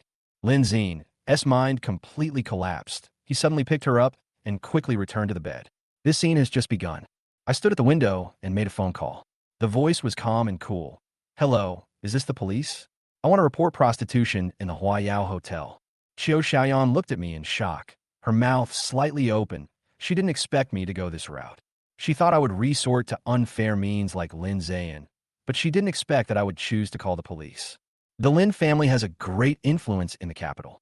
If something like this gets out, they will be embarrassed. Aren't you afraid? She asked. I smiled faintly. Some things should be handled impartially. After that, I continued to look out the window, feeling inexplicably excited. Soon, the police car arrived and acted quickly. I looked up at her and asked, Do you want to go out and see it? Or watch it here? Here. She answered in a low voice, obviously not wanting to face Lin Xan. Things went as I had planned. The police soon found Lin Ze'an's room. When the police entered the room, the woman on the bed waved and said, Hi, police officer, we meet again. The police recognized her at first sight and took her away without asking any questions. Lin Xan was completely taken away in a daze. Okay, I'll take you home first, and then I have a next game. I stood up and prepared to leave. Xiaoyan was slightly stunned. Next game? Yes, that's right. I smiled and walked towards the door. After returning to school, she hurriedly sent me a message to ask me what was going on, and I was already at the police station. In fact, I was not in a hurry to deal with Lin Ze'an's matter. I just wanted to watch the excitement. The Lin family was extremely angry when they learned about Lin Ze'an's situation, especially Lin Qingshan and Susan, who were unwilling to deal with the matter, believing that it was Lin Ze'an's own fault. However, It was Lin Xan who handled the matter. The police could only find Lin Ze'an, but did not detain him. Soon, Lin Xan and I took Lin Ze'an back to the Lin family. Lin Tao, you must have done me wrong. I know you were the one who plotted against me. Lin Ze'an shouted as soon as he entered the room, his eyes filled with crazy anger. Obviously, he had only one thought in his mind, to drag me down with him. I looked at him with a cold smile in my heart. The next drama has just begun. Chapter 27.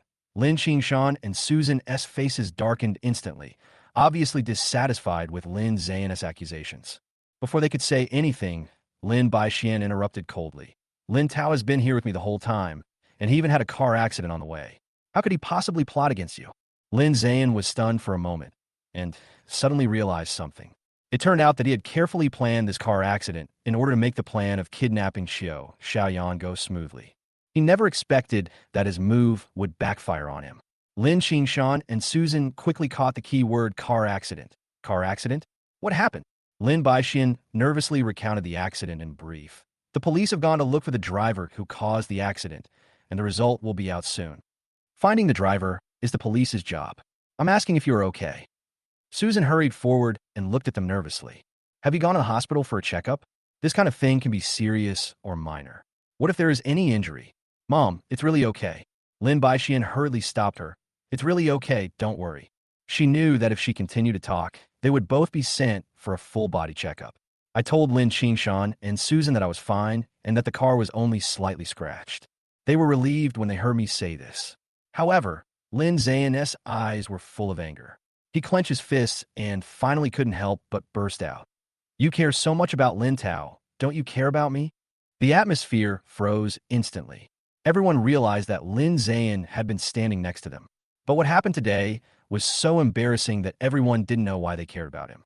After a few seconds of silence, Lin Xan broke the deadlock and said coldly, the police said that woman is a repeat offender. Lin Xan, you'd better go for a physical examination. Lin Ze'an was stunned for a moment, and his anger grew even stronger. That's all you care about? He glared at his family, his tone cold.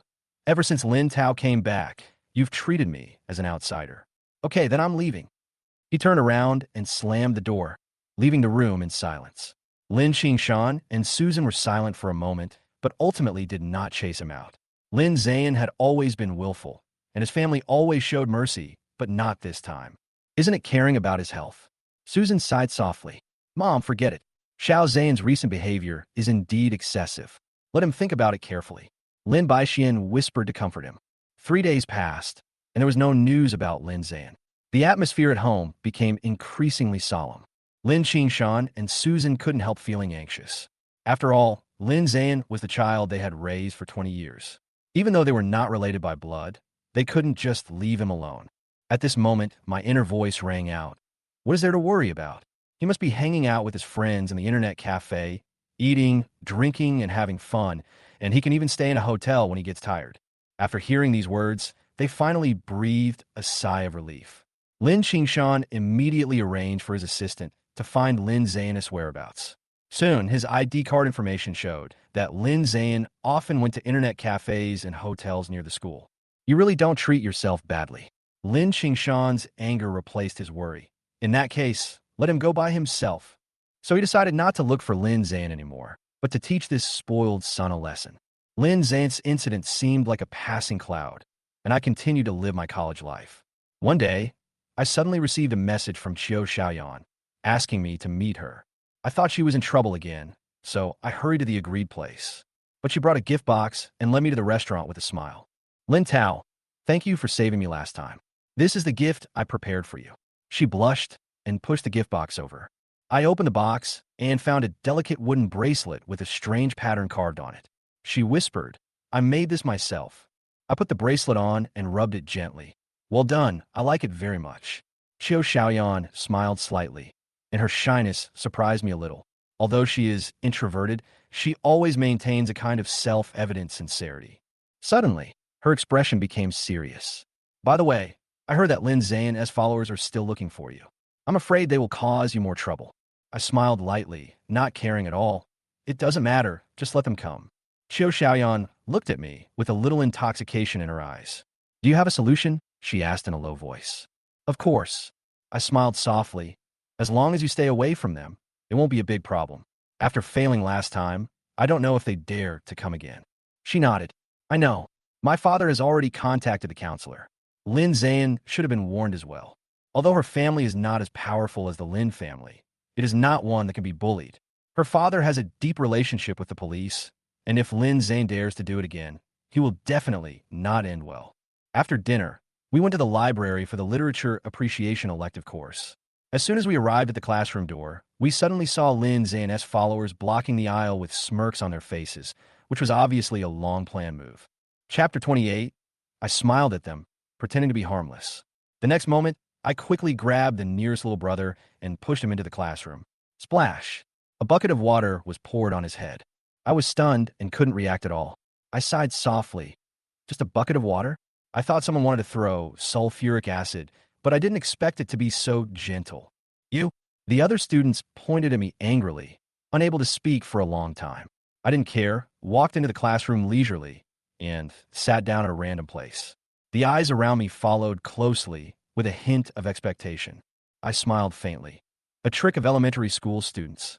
The air was filled with a strong smell of glue, and I sneered in my heart. It was all too obvious. As soon as I sat down, I suddenly felt a cold touch. I looked down and saw a small black snake crawling up my arm. If it were anyone else, they would have screamed in fear. But I just froze for a moment and gently stroked its head. "Can't find your home? Did they capture you?" I whispered to myself. The people around me were stunned. They didn't expect me to be so calm. The younger brother started to laugh at me. Hey, stop pretending. Where is this hallucination?" "Ah, look at him. He's so scared that he actually started talking to himself." Another little brother sneered. I ignored them and focused on the little snake in my hand. It nestled in my hand like a pet, its eyes looking unusually docile. The girls around me turned their eyes to me, and they also began to notice the little snake. "Wow, it's so cute," one girl couldn't help but say. "Its tail is like a puppy's, and it can actually move, as if it can be played with," another girl said with a smile. The atmosphere in the classroom became unusual. The girls gathered around and exclaimed in amazement. The younger brothers, especially the girls they were courting, became increasingly nervous. "You better not get too close. This snake is poisonous," a younger brother warned in a sarcastic tone. As soon as I finished speaking, the girls instinctively stepped back. I smiled and said in a relaxed manner, "Don't worry, it's not poisonous. It's just been born, so it's not dangerous. Do you want to see the talent show?" I tapped the table a few times, and the snake seemed to understand. It twisted its body and became more active, like it was dancing. All eyes in the classroom were focused on it, and many people took out their phones to record the video. The little snake's performance undoubtedly surprised everyone, and some girls even laughed out loud. But as time went by, the little snake gradually got tired, and the professor's footsteps came. I put the little snake in my pocket and whispered to it, "Rest first. I'll take you home after class." Lin Xan's little brothers were so angry that their eyes were almost spitting fire. Looking at their appearance, I was secretly proud in my heart. The little snake is not poisonous, but it will bear grudges when it grows up. Its mother is not a good person. Some people should be careful. Hearing this, they couldn't help but feel a chill in their backs and panic in their hearts. Behind the school is a large jungle where animals often appear. These little brothers thought the little snake was a joke, but they didn't expect it to plant the seeds of disaster for themselves. They left the classroom in annoyance, fearing that the snake would remember their scent and take revenge later. A few days later, in order to deal with the adverse impact of Lin Ze'an's prostitution incident, the school specially organized a mandatory sex education lecture. The lecturer turned out to be Lin Xian. Originally, this was not supposed to be her job, but because the original lecturer fell ill, the school decided to let her take his place. She was still as beautiful as ever, attracting the attention of a large number of boys, especially those sitting in the front row, whose eyes gradually became focused. Among them, there were many of Lin Ze'an's bad friends. At the beginning, they were a little afraid that Lin Ze'an would be unhappy and did not dare to say too much. But after finding that Lin Ze'an didn't seem angry and even occasionally interrupted and teased them, they let go and became more unscrupulous. I was sitting in the back row and heard it clearly. I never thought these young people could be so dirty as to make fun of my second sister. My anger instantly ignited, and I roared in my heart, "Damn it! How dare these people say that about my second sister?" After the lecture is over, I will invite them to the rooftop. I must teach these idiots a lesson today. Just when I was about to lose control, Lin Xian on the stage suddenly stopped, as if she had heard what I was thinking. She frowned slightly, and instantly realized something, and said calmly, "Okay, everyone has understood the theoretical knowledge. There's still time now. I can check the student's illnesses. That student, please come up." She pointed to a boy next to Lin Ze'an. Chapter 29. There was dead silence in the auditorium, and all eyes were focused on Lin Xian. She smiled and pointed at one of the boys. "You come here." The boy was stunned for a moment, walked towards the stage with a confused look on his face, guessing secretly in his heart. "I have a few questions, and you must answer them truthfully." Lin Xian's tone was calm, but carried an intimidating force that could not be refused. The boy nodded, trying to stay calm. Lin Xian seemed to sense his nervousness and began to ask simple questions easily. But soon her eyes became sharp, and her questions became tricky. She observed the boy's tongue carefully and raised a smile at the corner of her mouth. "Tis TSK, college students should have good health, but it seems like they have a lot of problems." "What problems?" The boy panicked and his voice trembled a little. Lin Xian put away her smile, and her tone became serious. "The most serious problem is your kidney deficiency."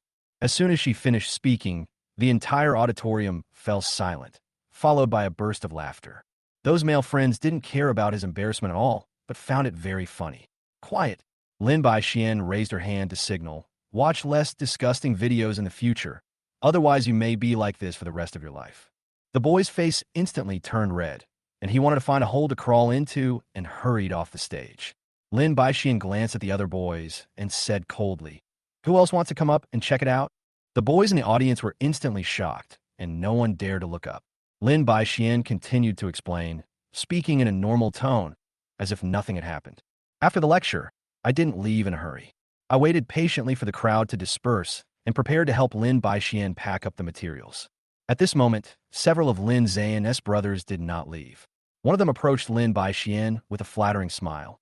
"Xian, can you give me a contact number?" I sneered and looked at the boy provocatively. "How dare you act so arrogant here? You might as well take some medicine first. Otherwise, if something goes wrong, your family will be extinct." I deliberately cast my eyes toward his crotch, full of meaning. His face changed, and he said coldly, "Lin Tao, don't make trouble here." He looked at Lin Xian and gritted his teeth. "If you have the guts, go out and tell me." Just what I wanted. I raised my eyebrows, said nothing, and walked straight to the back door of the auditorium. There was a pile of junk outside the back door, and few people passed by. I picked up a stick and turned to look at them. "Do you want to come one by one, or all together?" They originally thought that they could use Lin Ze'an's power to humiliate me and force me to apologize, but when they saw my current appearance, a chill rose in their hearts. "Why are you still holding a weapon?" one of the boys said with disdain. "Oh, then go ahead with your bare hands." I dropped the stick and hooked my finger. I had clearly dropped my weapon, but they were even more guilty. Now, we couldn't retreat, so we had to go ahead. "He's alone. Let's go together." One of the boys gritted his teeth and rushed forward first. As a result, he didn't even touch my clothes and retreated directly under my punch. "Why don't you come?" "Keep going," I shouted provocatively. The others were hesitant. At this moment, another boy picked up an iron rod from the ground and smashed it towards me. "Oh, you want me to be without weapons? You guys pick them up quickly." I sneered, not afraid at all. The boy waved the iron rod and said arrogantly, "At this time, who still cares about the rules?" Others also picked up the debris and rushed towards me. I dodged flexibly, not giving them a chance to touch me, and gradually they began to panic. While they were distracted, I quickly grabbed the iron rod, pulled it hard, and snatched it away. Then, I raised the iron rod and smashed it hard on the head of one of the boys. Seeing the iron rod about to hit them, the boys were filled with fear and could only watch. At this moment, I stopped. I didn't intend to let them die on the spot. I just wanted to teach them a profound lesson. "Are you scared now?" I chuckled. The boy couldn't hold it in any longer and sat down on the ground. The others were also completely frightened, and no one dared to approach me again. At this time, Lin Xian arrived and was stunned by the scene in front of her. I stood in the middle of the open space, with a pale boy lying in front of me, and the others fled quickly. I put down the iron rod, and another boy hurriedly pulled up his fallen companion and ran away. Before leaving, he said harshly, "Lin Tao, you are lucky today, but sooner or later you will pay the price for this." Chapter 30. Lin Tao, do they often cause trouble for you? Lin Xian frowned as she looked at the figures leaving, obviously feeling a little uneasy. I just smiled faintly, They are asking for trouble. Lin Xian seemed a little suspicious of my confidence, but she was relieved when she saw that I didn't take it seriously. Second sister, have you considered coming to our school to be a school doctor? I suddenly asked. The school has mentioned this, but I'm still considering it. Lin Xian shook her head. If it were before, she might have refused. After all, she had a plan for her career. But after experiencing the mental illness incident and seeing me being bullied, she suddenly felt that becoming a school doctor and living a peaceful life with me might be a good choice. At this moment, my inner voice rang out. If my second sister could become a school doctor and leave that hospital, perhaps her fate could be avoided. I watched her prick up her ears, feeling somewhat helpless. She had already heard this, yet I was bringing it up again. Really, my second sister is so miserable. Her career has suffered setbacks, and her marriage is also a mess. I shook my head and sighed. Forget it, I will remind her when it's time.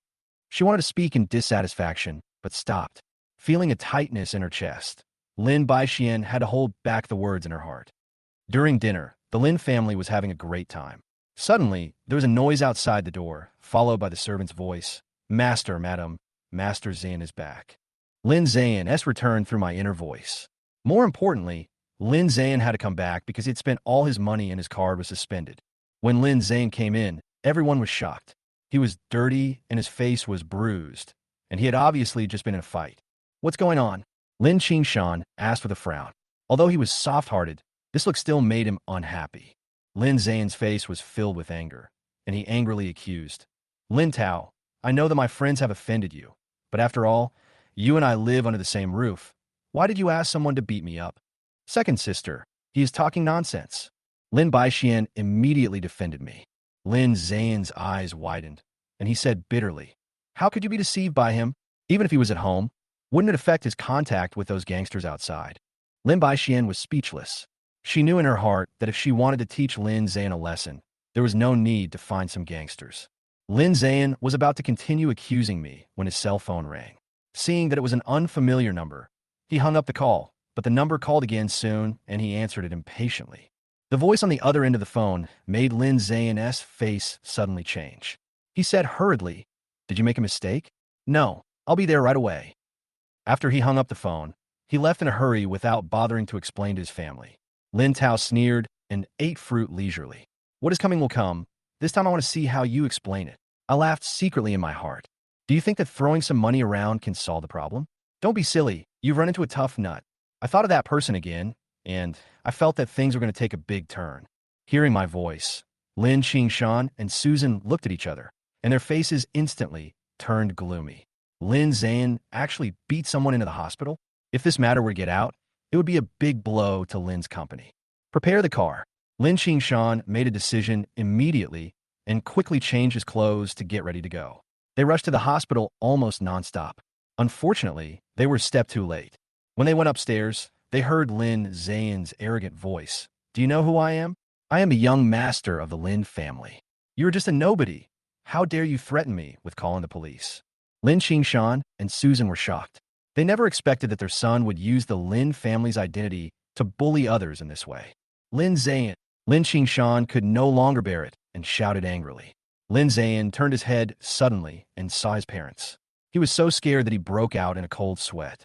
What he feared most was not the police, but his parents' anger. Dad, Mom, why are you here? Lin Ze'an forced a stiff smile and pointed at the yellow-haired gangster on the bed and said, It's him. Lin Tao asked me to instruct him to beat me. Bah! The yellow-haired man sneered and spat fiercely. Lin Ze'an, don't you know how much money you owe me? Now that you're here, pay me back first, and then I'll talk about whether to beat you or not.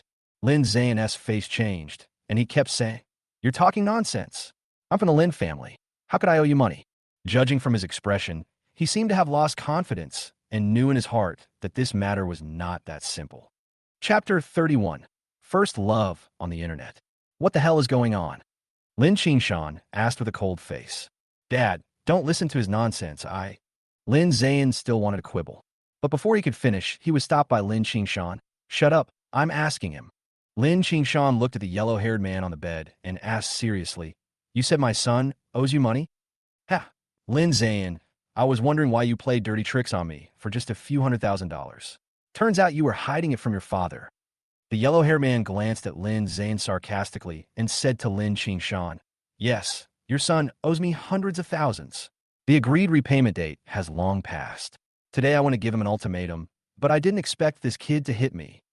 Boss Lin, you're a businessman after all, and a big shot in Beijing. If you really have some dignity, return the money right away." Although Huang Mao's tone was not very good, it was not aggressive either. Looking at the whole matter, it is obvious that Lin Ze'an is not in the right. Now Huang Mao didn't say that he would pursue the matter of beating. He only asked Lin Ze'an to pay back the money, which was considered as leniency. Lin Xan was so angry that he was shaking all over. "Leave me your phone number, and I'll ask my assistant to pass it to you later." Lin Ze'an fiercely again. Lin Ze'an didn't think it was his fault at all, and retorted, "Who told you to suspend all my credit cards? I can't even get any money out, and I have to borrow hundreds of thousands from others. You mean to blame us?" Lin Xan laughed out of anger. Perhaps frightened by his father's angry look, Lin Ze'an didn't dare to continue making excuses. Susan said unhappily, "Your father should have suspended your card just the day before yesterday. How come you borrowed hundreds of thousands of dollars from others?" Lin Ze'an stiffened his neck and said unconvincedly, "Isn't it normal to spend a lot when you're away from home?" It seems you don't know what your precious son is doing outside." The yellow-haired man on the hospital bed suddenly laughed. "Yeah, you rich people just play with flowers, internet celebrities, young models.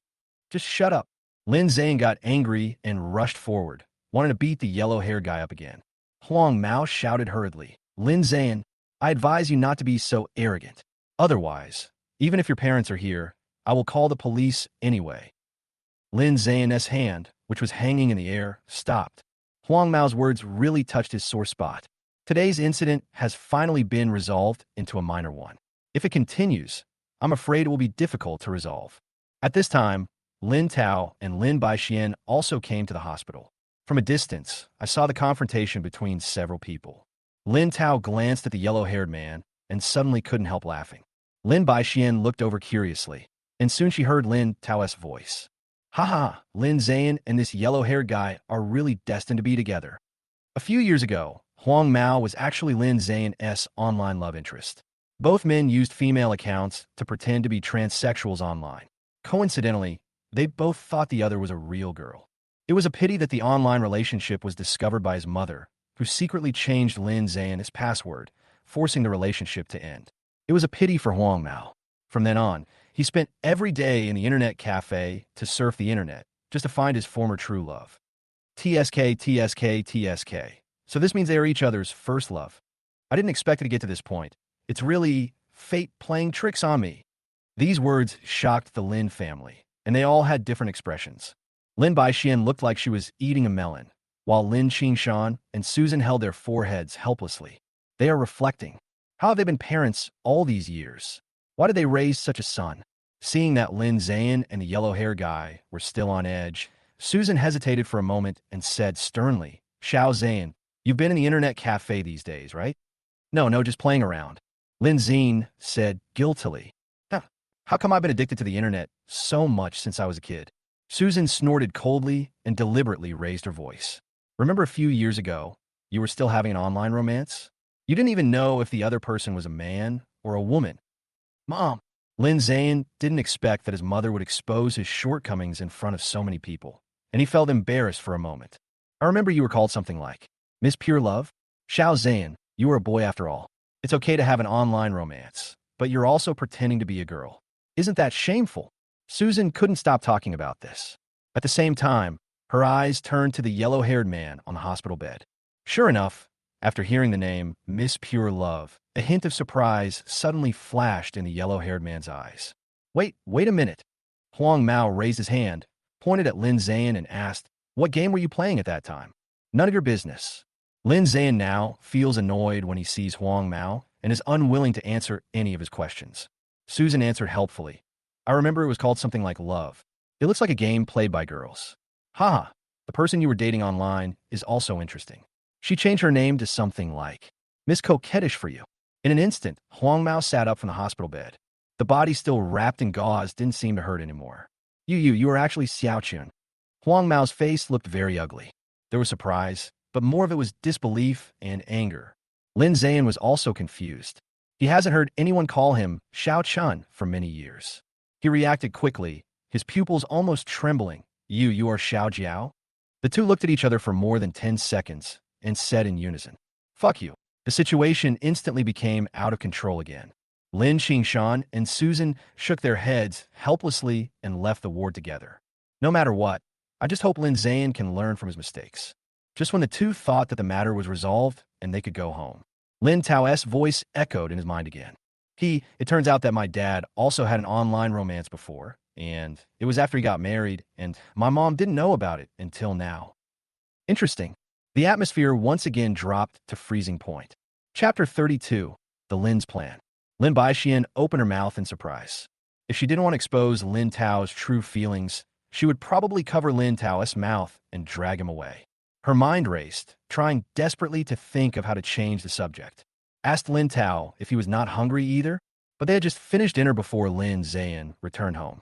Ask Lin Tao if he is sleepy. It's just past 8 o'clock now. It's too abrupt to ask like this. Lin Baixian has always thought that she is very smart, but now she finds that she can't even find a reason.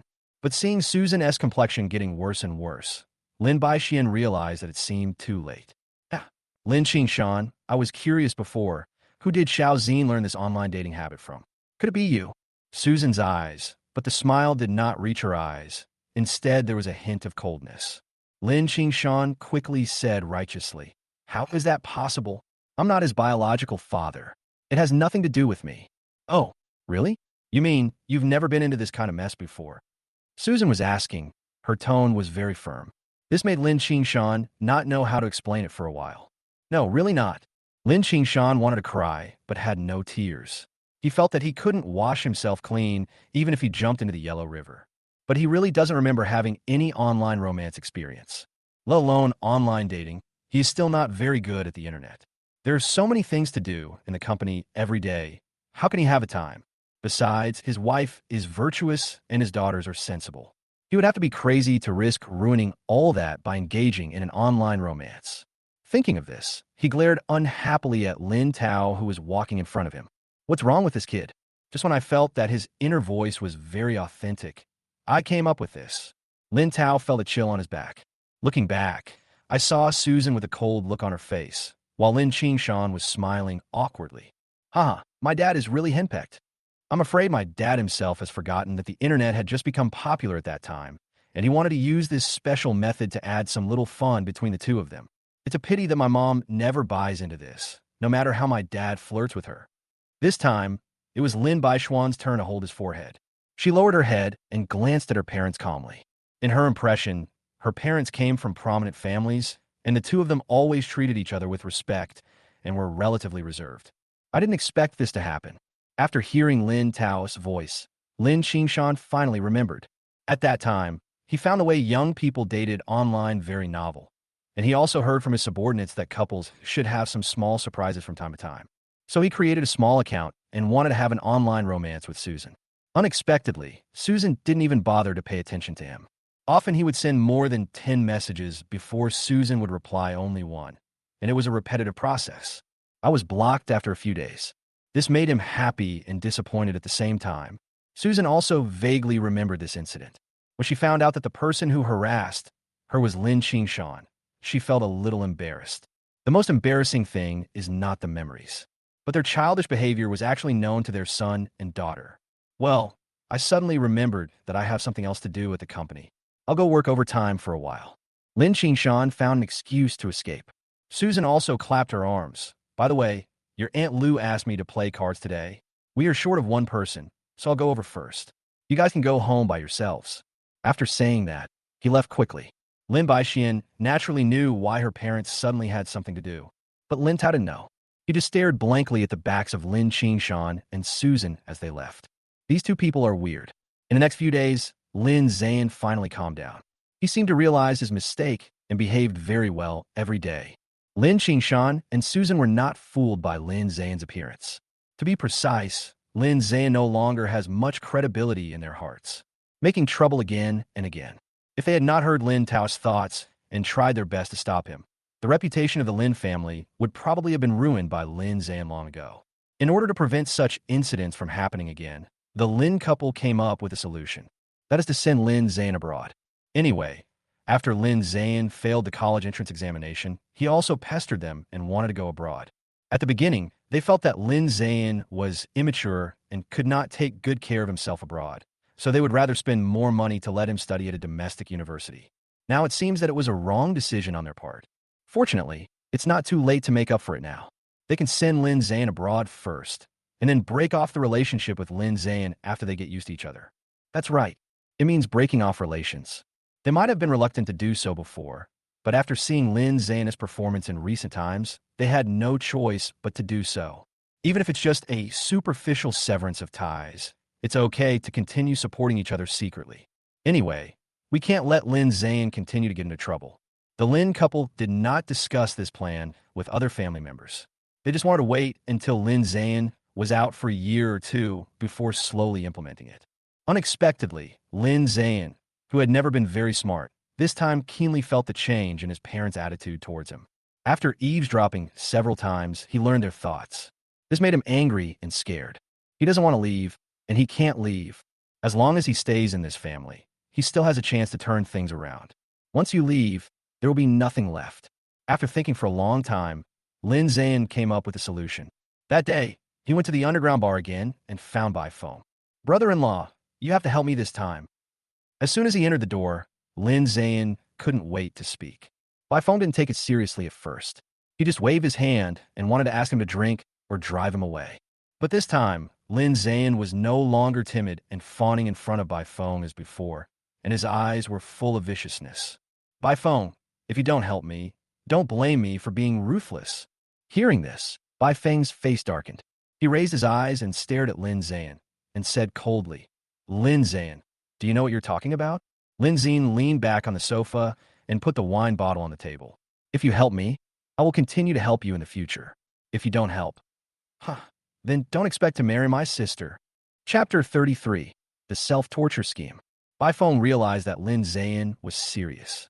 After a moment of silence, he raised his hand and dismissed the women around him.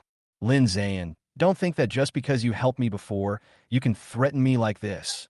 Bai Feng narrowed his eyes, with a sinister light flashing in his eyes. As the future heir of the Bai family, no one has dared to speak to him like this for a long time. Lin Ze'an clenched his fists. He also knew that he couldn't afford to offend Bai Feng. But at this point, he has no other choice. "Brother Feng, I'm not blackmailing you. I just have no other choice. They want to send me abroad and cut off all ties with me. Just think about it. If I leave the Lin family, who will be able to help you in the future?" Lin Xan can be said to have used both reason and emotion to persuade the people, using both soft and hard tactics. Although Bai Feng was still unhappy, he managed to suppress his anger and asked calmly, "Then how do you need me to help you?" Lin Xan saw Bai Feng give in. He quickly moved closer and whispered something in Bai Feng's ear. There was no expression on Bai Feng's face. "Then I'll help you again." Weekend, early morning. The doorbell rang outside the Lin family's door. At this time, the servant went out to buy groceries. The younger generations in the family usually haven't gotten up yet, and only Lin Xan and Susan are doing morning exercises in the yard. Seeing the courier standing outside the yard, Susan was a little confused. "Why is the express delivery so early today?" As he said this, he wiped the sweat from his forehead and went to open the door. "Maybe they bought too much stuff, so the courier delivered it to us in advance." Lin Xan wiped the sweat from his forehead and didn't care. Following Susan, he thought that if there were a lot of express deliveries, he could help.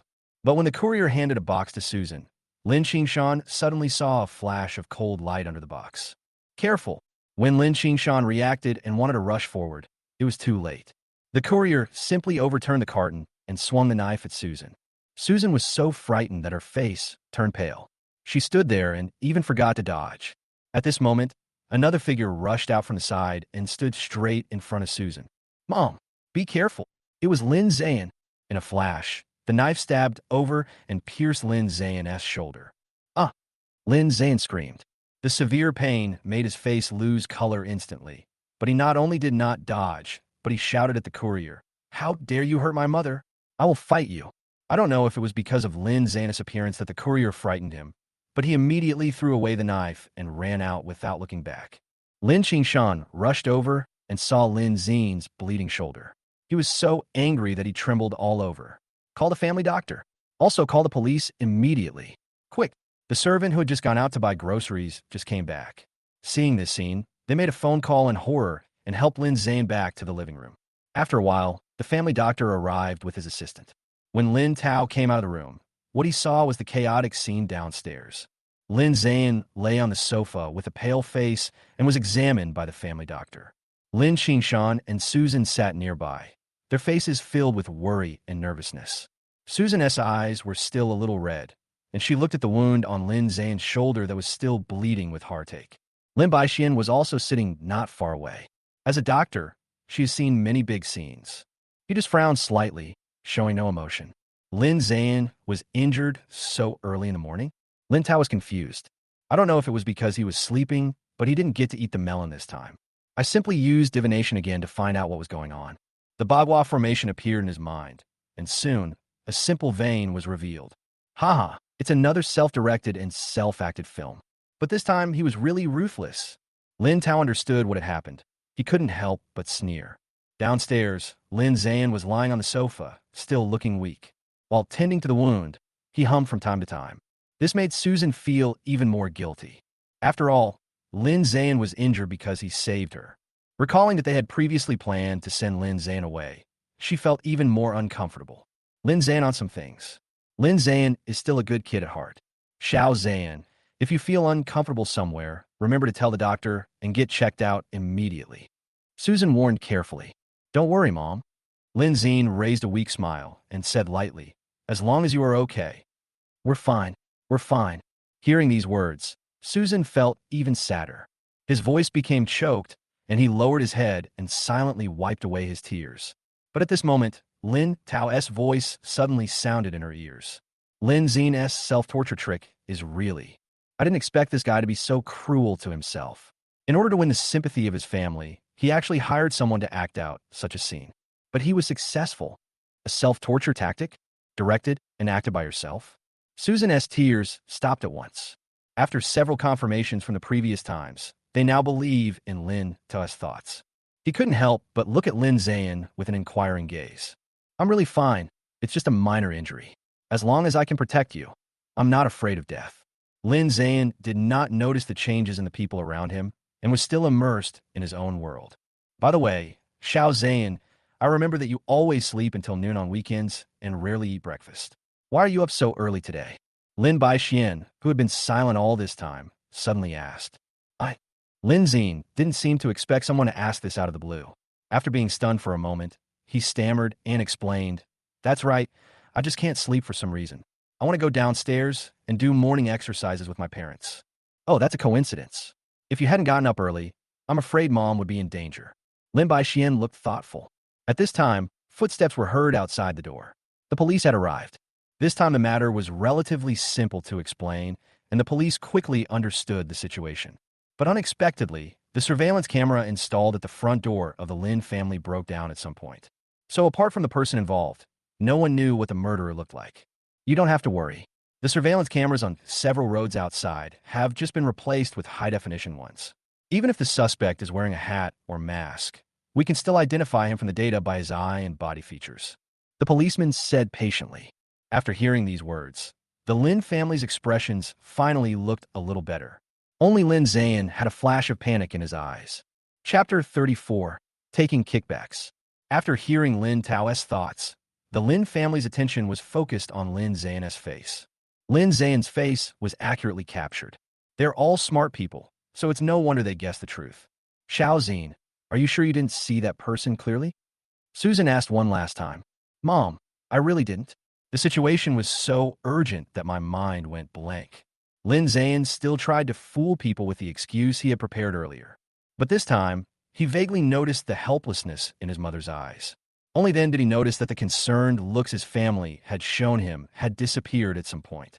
In addition to the mother, the father and second sister also had helpless looks in their eyes. Dad, Mom, why do you look like that? Lin Ze'an's heart was pounding with nervousness.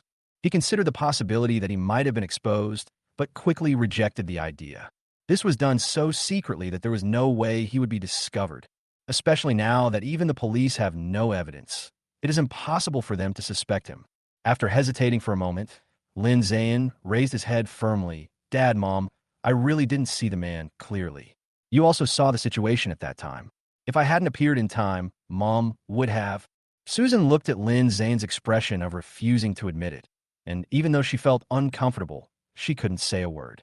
Having raised her son for 20 years, she didn't want to completely break up with him. No matter what, she still wants to give everyone some respect. Others probably think so too. They just told Lin Ze'an to take good care of his injuries and then ignored him.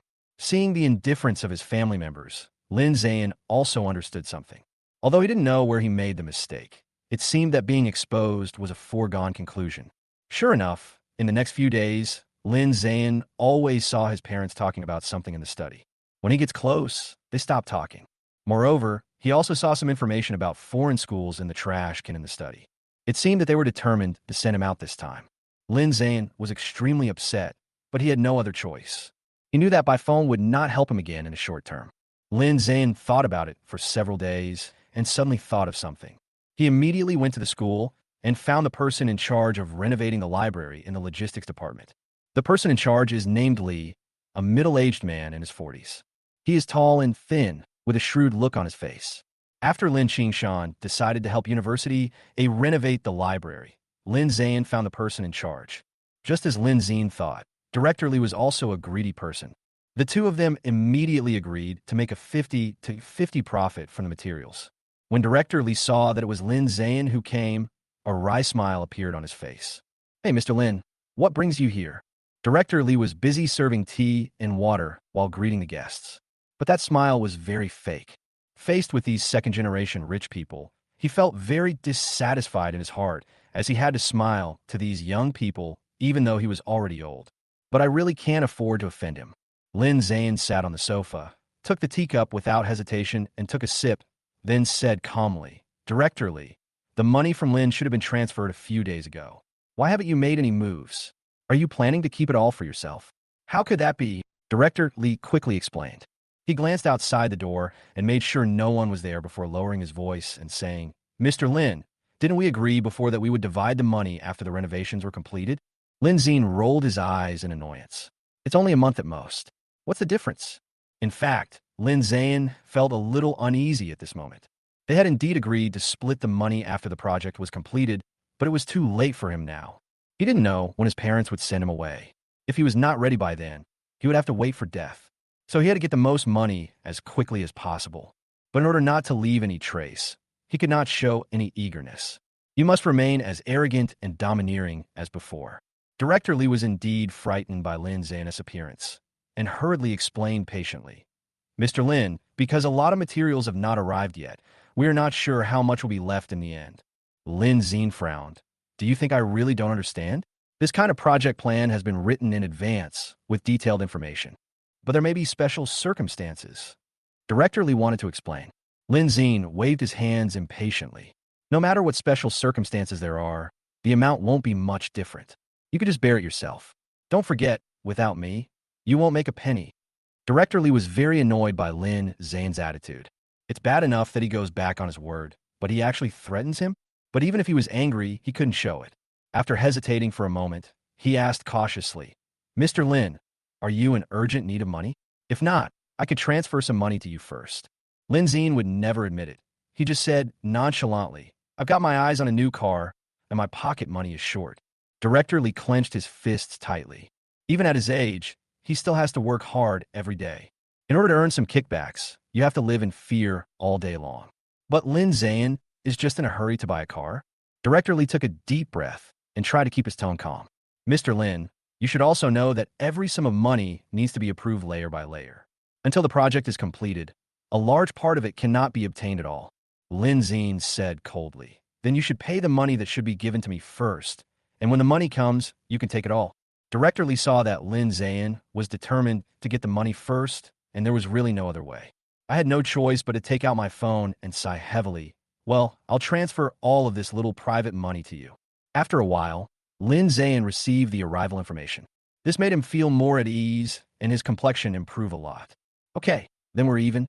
I'm leaving." Lin Ze'an got the money. He didn't want to stay for a moment. Then he went on to his next plan. But what he didn't know was that he was not the only one who received the message about the money arriving to his bank card. Chapter 35. drive out the Lin family. After Lin Ze'an caused so many troubles, although the Lin family did not say much to him on the surface, in order to avoid being implicated further, they secretly monitored Lin Ze'an, especially when it comes to money. When the amount of money deposited into Lin Ze'an's bank card exceeds a certain range, the bank will notify the relevant person in charge. That is Lin Xan. She didn't want her parents to be sad about Lin Ze'an's affairs anymore, so she took the initiative to take on the responsibility of keeping an eye on Lin Ze'an. She also quickly found out the source of the money. She did not forget what Lin Tao had said before. Lin Ze'an embezzled the project funds, and the materials used to renovate the library were replaced with inferior ones. That the collapse accident will lead to a series of irreversible consequences, just as Lin Tao said in his heart. Why? Lin Xan sighed heavily. Her original intention was not to kill Lin Ze'an, but the mess Lin Ze'an had made this time was too big, and she didn't want the entire Lin family to be buried with him. Logically speaking, these matters should be handled by the eldest sister, Lin Shuj. But my eldest sister hasn't come back since the last time she went abroad. There seems to be some problems at the branch office over there, caused by Lin Ze'an, were blamed on Lin Xan. The thought that the previous 20 years of family affection had gone to waste made her very upset. In the following days, Lin Xan mobilized the people that his parents had arranged for him to keep an eye on Lin Ze'an's whereabouts. Unexpectedly, after Lin Ze'an got such a large sum of money, he did not stop there. He even borrowed money from some noble families who used to be on good terms with the Lin family in the name of his family. Even though there was no big fanfare, some people still informed Lin Xan. Lin Xan was very angry and immediately sent someone to inform everyone that Lin Ze'an's borrowing of money was his personal behavior and had nothing to do with the Lin family. The people from other families were also smart. When they saw Lin Xan's reaction, they guessed most of the situation. This is clearly a sign of intending to sever ties. People like them who put profit above all else will naturally not do business at a loss. When he got back, he directly rejected Lin Ze'an and kicked him out. Lin Ze'an encountered setbacks one after another and gradually became irritable. You guys are such a snob. Believe it or not, I will ask my dad to cut off all cooperation with you. If you offend me, I will make you regret it sooner or later. Bah! However, all his crazy actions came to a halt after hearing a word from the person inside. They said they would call the police if he continued to make trouble. Lin Ze'an immediately stopped shouting.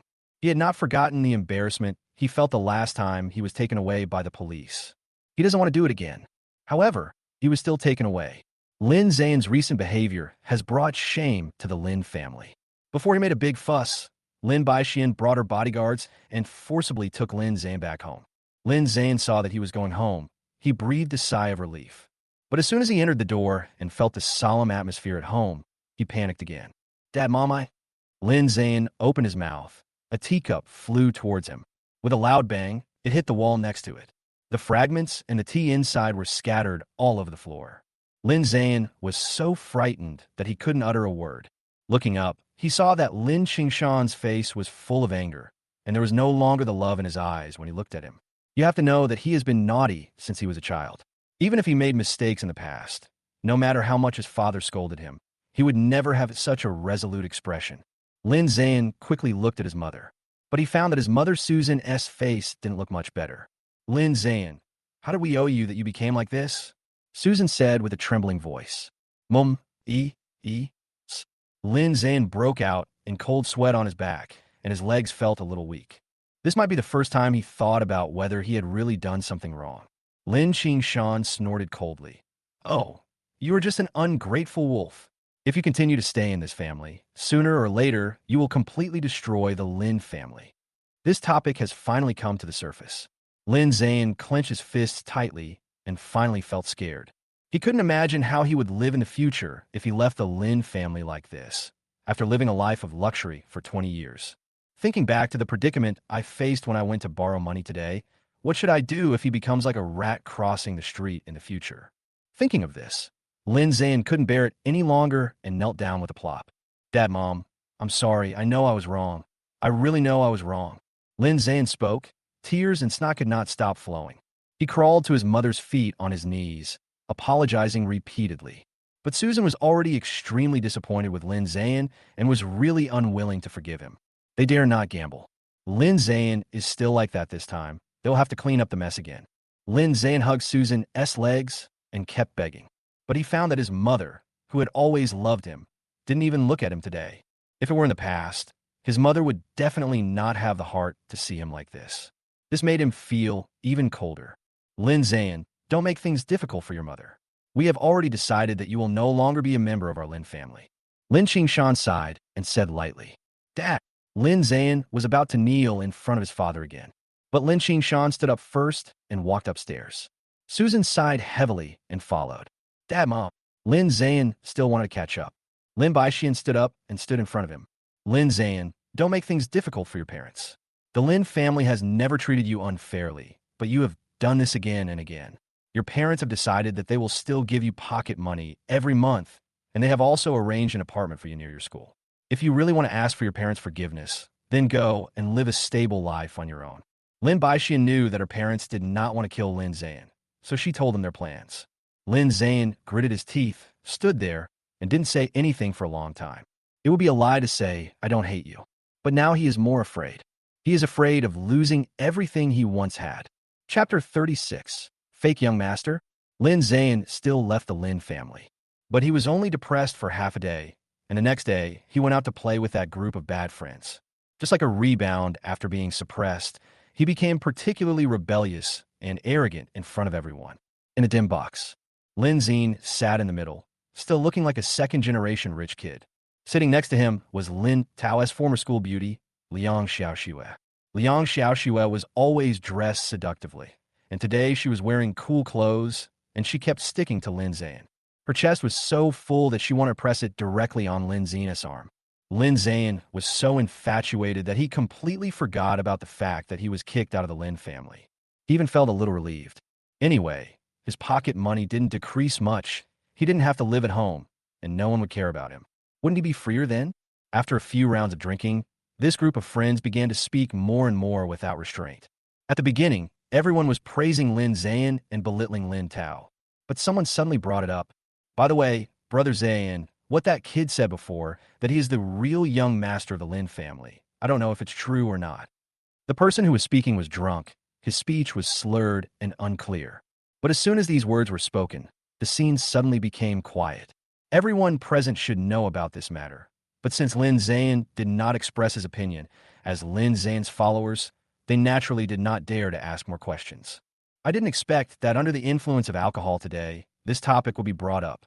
Everyone looked at Lin Ze'an, not knowing what to say for a moment. Lin Ze'an's face suddenly changed, and he shouted, "What's with that expression on your face? What's wrong with me not being a member of the Lin family? Have I ever let you down?" The younger brother beside him smiled and comforted him.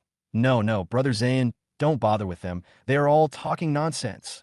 This topic was Lin Ze'an's sore spot.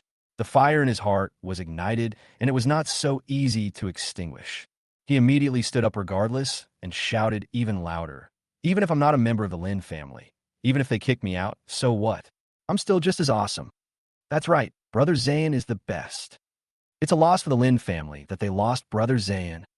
Sooner or later, they will ask Brother Ze'an to come back." The other brothers were still echoing. But Liang Xiaoxue's expression turned a little ugly. She curled her lips and whispered, It turns out what those people said was true. I thought they were lying to me." Lin Ze'an was already fragile, and when he heard this, he immediately became angry. "What do you mean? Do you regret it?"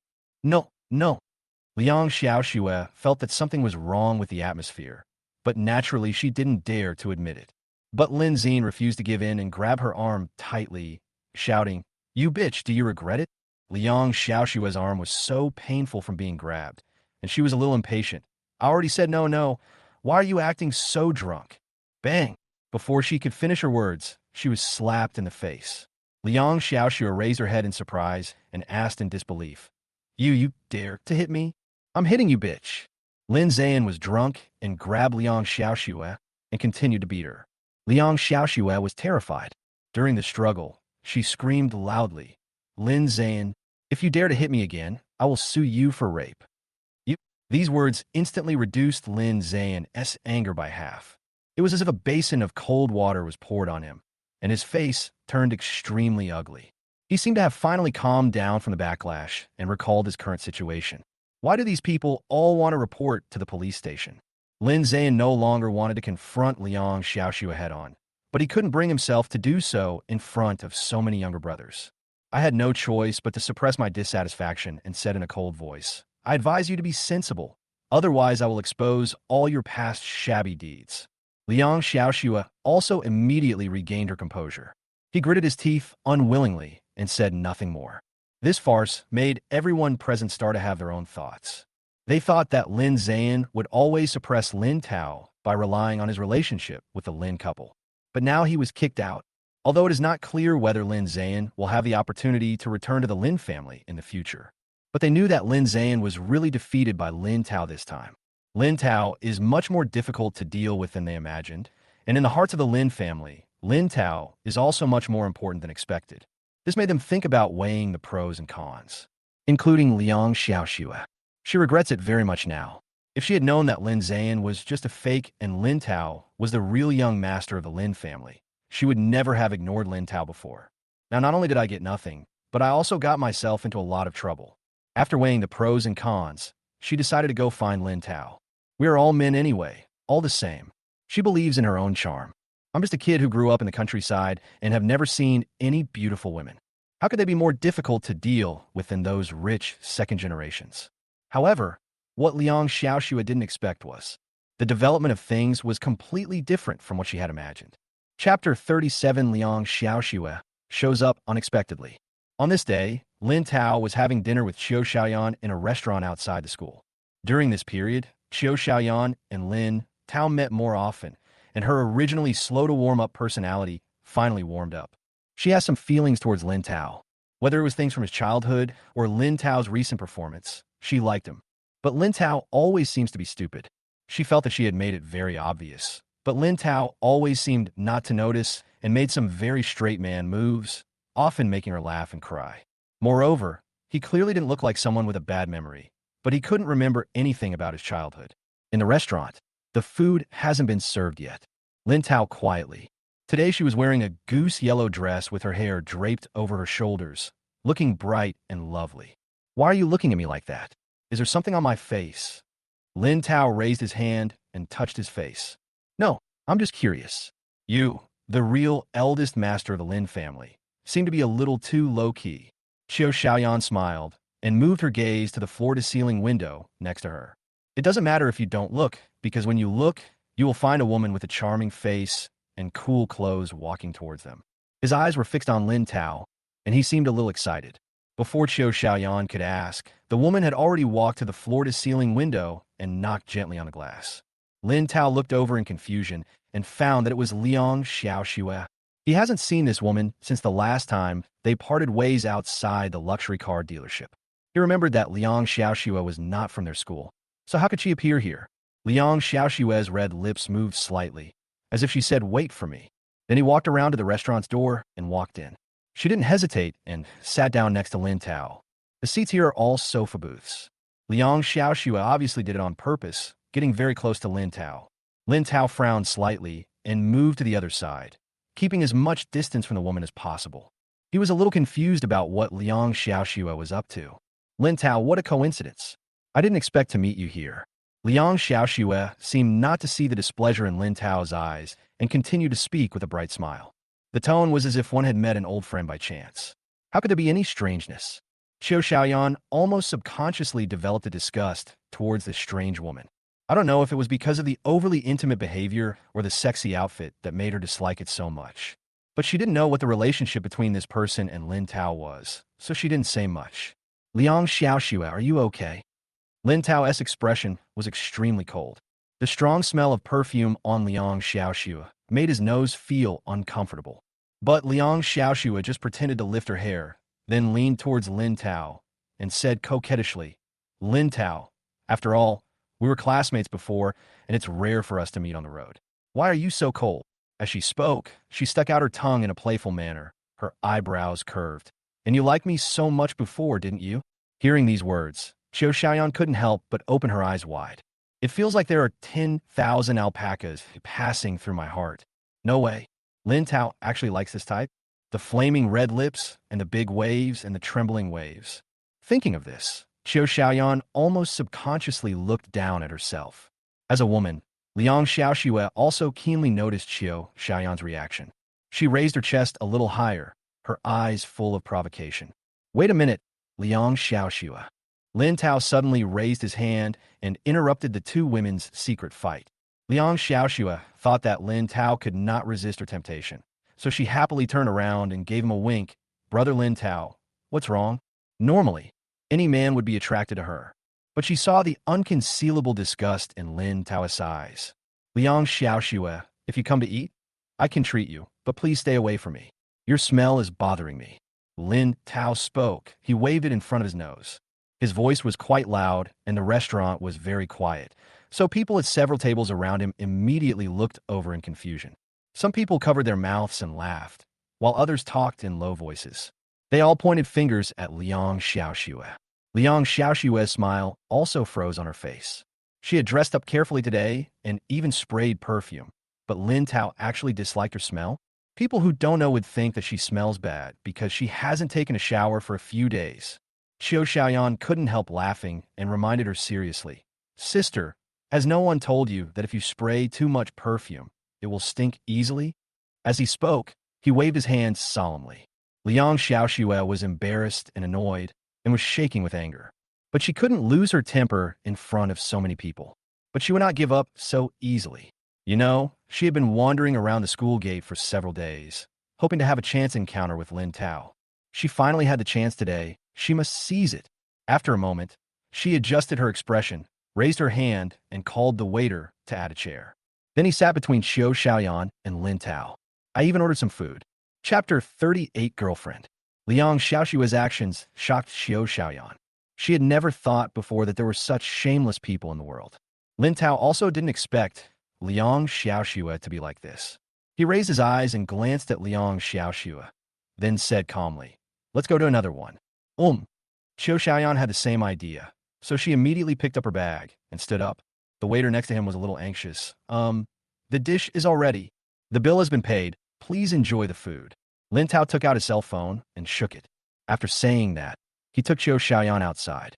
Liang Xiaoxue didn't expect Lin Tao to be so disrespectful to her, and she was so angry that her face turned blue. But she was still unwilling to give up and continue to follow. The waiter looked at the three people who left with a look of surprise on his face. Today's college students are so generous. The waiter was very happy at the thought of having a free meal. Lin Tao and Qiu Xiaoyan planned to change to another store. But when they saw Liang Xiaoxue chasing them out again, they were a little annoyed. What on earth are you going to do? There were not many people on the road, so Lin Tao didn't care about anything else, and his face became completely gloomy. Seeing that Lin Tao was really angry, Liang Xiaoxue felt a little uneasy. But since it has come to this, she might as well just go for it. He walked forward and took Lin Tao's arm. Brother Lin Tao, please don't be so cold to me, okay? Liang Xiaoxue pouted and acted coquettishly. Lin Tao was so annoyed that he pushed Liang Xiaoxue away. Liang Xiaoxue lost her balance, and after taking a few steps back, she sat down on the steps. The skirt she was wearing was so short that she was immediately exposed. I have to say, with her outfit, she is still very eye-catching on the street. People passing by were willing to take a few more glances at her in the first place, and now that she was exposed, some people were staring at her with lewd looks on their faces. After several rejections, Liang Xiaoxue's patience was finally exhausted. Lin Tao, you don't be so shameless. She stood up suddenly and waved the bag towards Lin Tao. However, the high heels she was wearing got stuck in the gap between the floor tiles. After she stumbled, the bag did not hit Lin Tao, but hit Qiu Xiaoyan, who was next to Lin Tao. Qiu Xiaoyan subconsciously dodged backwards, but did not notice that a motorcycle was passing by behind her. In panic, she tried to continue dodging the motorcycle, but her body was unable to react. Careful! Lin Tao held on to Qiu Xiaoyan and barely dodged the motorcycle. But Qiu Xiaoyan still sprained her ankle. Qiu Xiaoyan wanted to stand firm, but she gasped in pain and fell into Lin Tao's arms again. A faint fragrance filled his nose, and Lin Tao's heart couldn't help but move. But he quickly came to his senses and helped Qiu Xiaoyan sit down beside him. He squatted down and carefully examined Qiu Xiaoyan's ankle. Does it hurt here? Cold sweat broke out on Qiu Xiaoyan's forehead, and she didn't dare to use any more force with her feet. I remember you don't have classes in the afternoon. I'll take you to see my second sister. Lin Tao turned around without hesitation, with his back to Qiu Xiaoyan, and motioned for her to lie on his back. Looking at Lin Tao's worried look and his broad and strong shoulders, Qiu Xiaoyan's heart was pounding and she laid down on him carefully. She suddenly felt that spraining her ankle wasn't such a bad thing. Lin Tao carried Qiu Xiaoyan on his back and walked to the roadside to hail a taxi. Behind me, Liang Xiaoxue's sharp shout came. Lin Tao, come back here. Lin Tao, my foot is also sprained. You can't just ignore me. Lin Tao. This time, no matter how she shouted, Lin Tao didn't even look back. A few passers-by wanted to step forward to help, but when they saw Liang Xiaoxue's aggressive attitude, they left in embarrassment. Liang Xiaoxue could only awkwardly pull her shoe heel out from the gap between the floor tiles by herself and climbed up with difficulty, while not forgetting to pick up her bag. Looking at Lin Tao and Qiu Xiaoyan leaving, her eyes were full of resentment. Sister, how are her feet? In the Beijing hospital, Lin Tao asked with some concern. Lin Baixian took a look at the film and gently patted Lin Tao on the shoulder. Don't worry, your girlfriend's injury is not serious. There is no fracture. She will be fine after resting for a while. That's good. Lin Tao breathed a sigh of relief at first. Then, as if he remembered something, he quickly explained, Sister, don't talk nonsense. She's not my girlfriend. Oh, really? Although Lin Baixian has never been in a relationship, she has been single since birth. But she was not blind. The way the little girl looked at her brother seemed to be tearing tears out. It was absolutely impossible to say that there was no emotion between them. Looking at Lin Tao's silly look, Lin Baixian could only shake her head helplessly. What a silly brother. Lin Baixian was very disappointed, but she didn't intend to intervene. It is better to leave young people's affairs to young people themselves. After confirming that Qiu Xiaoyan was fine, Lin Tao planned to send her home first. Before leaving, Lin Baixian suddenly asked, By the way, Lin Tao, are you free tonight? I'm free, what's the matter? Lin Tao nodded. There's a social gathering at the hospital tonight. I didn't want to go, but Lin Baixian doesn't like crowded and noisy places. But she never went before, which made people around her more or less dissatisfied. There was no suitable excuse this time, so I thought about taking Lin Tao with me, which would help me relieve the discomfort in my heart. Okay, I'll go with you. Lin Tao agreed without hesitation. He did not forget that he had eaten Lin Baixian while eating melon. He wanted to see who in this hospital wanted to harm his sister. Chapter 39. Can't stop eating melons. In the evening, a private restaurant near the hospital is very lively. More than 20 doctors and nurses sat around 2 long tables, eating and chatting happily. Oh, Baixian, I didn't expect your brother to be so handsome. Yes, Baixian, if I had known your brother was so handsome, I would have introduced my aunt's sister to you. My younger brother is in University A. He's so outstanding. I don't know what's going on. Lin Tao has been trying hard to reduce his presence, but he is still teased. Some of these people are older women in their 40s, and some are younger women about the same age as Lin Baixian. They seemed very interested in him and kept asking him all kinds of questions. Lin Tao looked at Lin Baixian for help from time to time, but Lin Baixian just lowered her head and ate silently, as if she didn't see anything. There was no choice but Lin Tao to maintain an awkward smile and answer their questions one by one. Lin Baixian didn't expect that her younger brother would be so popular. But now that everyone's attention has been diverted, she is happy to relax. Not only was there a lot of noise around him, but the melon eating system in Lin Tao's mind was also constantly making noises. Originally, he thought it was too noisy and wanted to silence the system temporarily. But after hearing a few gossips, he couldn't help but be curious. Oh my, this little nurse is actually having an affair with that male doctor over there. But that male doctor looks like he could be her father. So, it's an extramarital affair. Exciting. Yeah, the 2 children of this model couple in the department are not the man's. TSK. They look so happy and harmonious. It turns out that appearance is not the best way to judge a person. That pregnant nurse is actually carrying a supermasculine son. She knows it, but can't bear to abort it. What? Will this child become a super strong, perverted murderer? Mark him and stay away from him in the future. Lin Tao was simply amazed. The amount of melons I ate that night was more than what I usually eat in a month. It's really wonderful. He suddenly felt that those older sisters weren't so annoying anymore. What Lin Tao didn't know was that the one who was even happier was Lin Baixian. For the whole night, not only was he not asked any questions by those people, but they also listened to his thoughts and ate the melon together. The most important thing was that the gossip she got from Lin Tao was something she had never heard of before.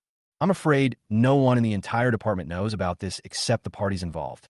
This made Lin Xan feel inexplicably excited.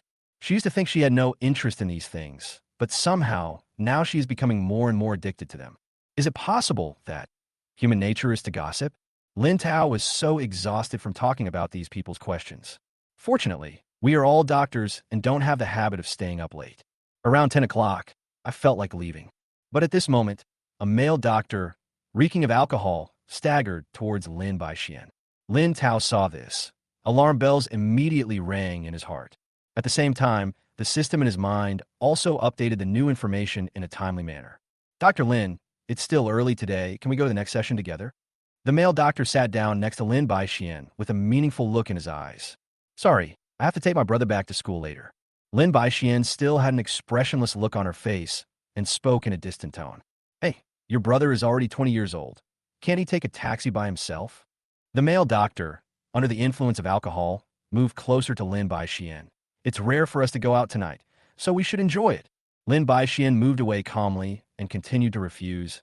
I'm sorry, you guys have fun. I won't go. If someone had a little more respectability, he would have given up long ago after such a clear rejection. But this male doctor didn't know what was going on and continued talking to himself. Lin Xan frowned slightly, unwilling to continue to tangle with him. Before she could stand up, the male doctor suddenly reached out and grabbed her arm. Dr. Lin, even if you think I'm being presumptuous today, there are some things I must tell you. His voice was quite loud and immediately attracted the attention of the people around him. We were all colleagues, and at first we didn't think this was harassment from the male doctor. Instead, many people found it funny and started to make a fuss. Xiao Lu, do you want to confess? Wow, so romantic. Everyone present had drunk a lot of wine, and no one noticed Lin Xan's increasingly gloomy face. Lin Tao immediately stood up and silently stood in front of Lin Xan. In order to save his sister's face, he did not break up with her immediately. Brother, you've drunk too much. Lin Tao kept a polite smile on his face, but he had already started cursing in his heart. Damn, what a pervert. I've never seen such a shameless person. My sexual orientation is male, and I'm a fucking double plug. Isn't that disgusting? You really have no shame at all. You really think that others don't know anything and you pretend to be drunk to take advantage of my sister? Was also shocked when she heard Lin Tao's inner voice. She had worked with this male doctor before, and they were colleagues she could talk to. I didn't expect it to be so disgusting. She couldn't help but look him up and down, her eyes briefly lingering on his key parts. Dual plug? That is to say, Lin Xan couldn't help but imagine it in her mind, but she almost vomited out what she had just eaten because of nausea. Chapter 40. Eating the melon and eating yourself. The intense physical discomfort made Lin Xan instantly keep a distance of several people from the male doctor. The male doctor looked hurt and pretended to be affectionate and said, Dr. Lin, I really like you, but do you hate me so much? Such a humble inquiry made others present feel a little uncomfortable. This male doctor is usually quite popular in the department. Because I am more careful and considerate, I am close to the older sisters here. Maybe because of our traditional thinking, no one has ever thought in that direction. Xiao Lin, I think Xiao Lu is a pretty good person.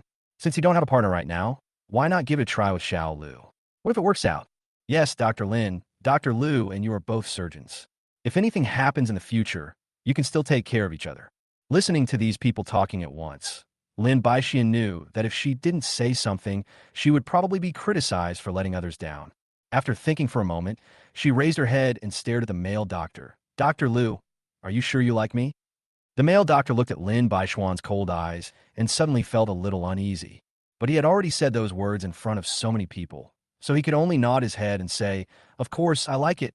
However, before he could finish his words, he saw Lin Xan took out his cell phone. Dr. Lu, I recorded this. I hope you can think carefully before you say the following words. No matter what happens in the future, no matter who comes to me, I will not be responsible. There was a hint of profoundness in Lin Xan's eyes. The male doctor was suddenly speechless. He was just feeling restless and wanted to take advantage of Lin Xan while drunk. And he could completely deny this kind of thing afterwards. But now that Lin Xan was making such a big deal out of it, he began to feel unsure. Although he is single now, he has many ambiguous objects. If they find out, how will he survive in the circle? The male doctor's embarrassment was obvious, and everyone present saw it. They seemed to be worried that the situation might get too ugly, so they began to persuade them. Dr. Lin, are you taking it too seriously? With so many of us here as witnesses, is there no need to record it? Some people think that this is why the male doctor was unhappy. Some people were trying to persuade the other party, Xiao Lu. After all, this is a confession of love. It's okay for a girl to record a good memory, right? Only one or two people looked at the strange appearance of the two and noticed something unusual. Dr. Lin, what did you just say? Who will come? Or does Dr. Lu already have? Before they could finish their words, others reacted. Everyone looked at Lin Ze'an, and their curiosity instantly arose. Could it be that Dr. Lu really has a girlfriend, and why is he confessing his feelings to someone else? Lin Ze'an looked at the increasingly nervous expression of the male doctor and smiled threateningly. Dr. Lu, I think I've made it clear enough. I advise you to stop here. Otherwise, if your boyfriends come to you, how are you going to explain it to them? As soon as these words were spoken, the scene suddenly became eerily quiet. Boyfriend? You mean gay? Everyone looked the male doctor up and down. Some people seemed to want to say something, but just opened their mouths, and in the end, nothing came out. The male doctor's face flushed red, and he managed to utter a word after a long while. You don't talk nonsense. I don't have a boyfriend. But his movements and demeanor at this moment made him look like an angry young wife, very effeminate. Originally, other people didn't think about it that way. They just thought he was just more careful and considerate than other men. But after hearing what Lin Ze'an said, they felt that there was something wrong with his words and actions. Ahem, why didn't I notice before that Xiao Lu's little finger would curl up when he spoke? Don't mention it. I didn't notice it before. Could it be true, as Dr. Lin said? I think it's possible. The people around have tried to keep their voices down as much as possible, but it is so quiet here that even the smallest sound cannot be hidden. The male doctor was so angry that his whole body was shaking. He thought he had hidden those things very well and couldn't understand how Lin Ze'an found out. Not only did she find out, but she actually said it out loud in front of so many people. How can he continue to work in the hospital in the future? Fortunately, someone noticed that the atmosphere was not right and immediately changed the subject. It's getting late. It's time to go home. Hey, I drank too much today. My head is in a mess. I need to go back to bed. That's right. I have to go to work tomorrow. As everyone was talking, they were about to leave. Lin Ze'an was too lazy to get entangled with such a person, so she picked up her bag and walked outside with Lin Tao. But just as she reached the door of the restaurant, she suddenly felt Lin Tao's pace quicken a little. At the same time, she heard Lin Tao's thoughts. Fuck, why did I eat the melon and eat myself? Why is this pervert never going to stop? Go away. Don't look at me. Don't bother me. Go away. Lin Ze'an stopped in curiosity. Lin Tao looked very hurried. Could it be that he also has melons? This made Lin Ze'an less anxious, and she just stopped where she was. Sister? What's wrong? Lin Tao didn't understand. It's okay.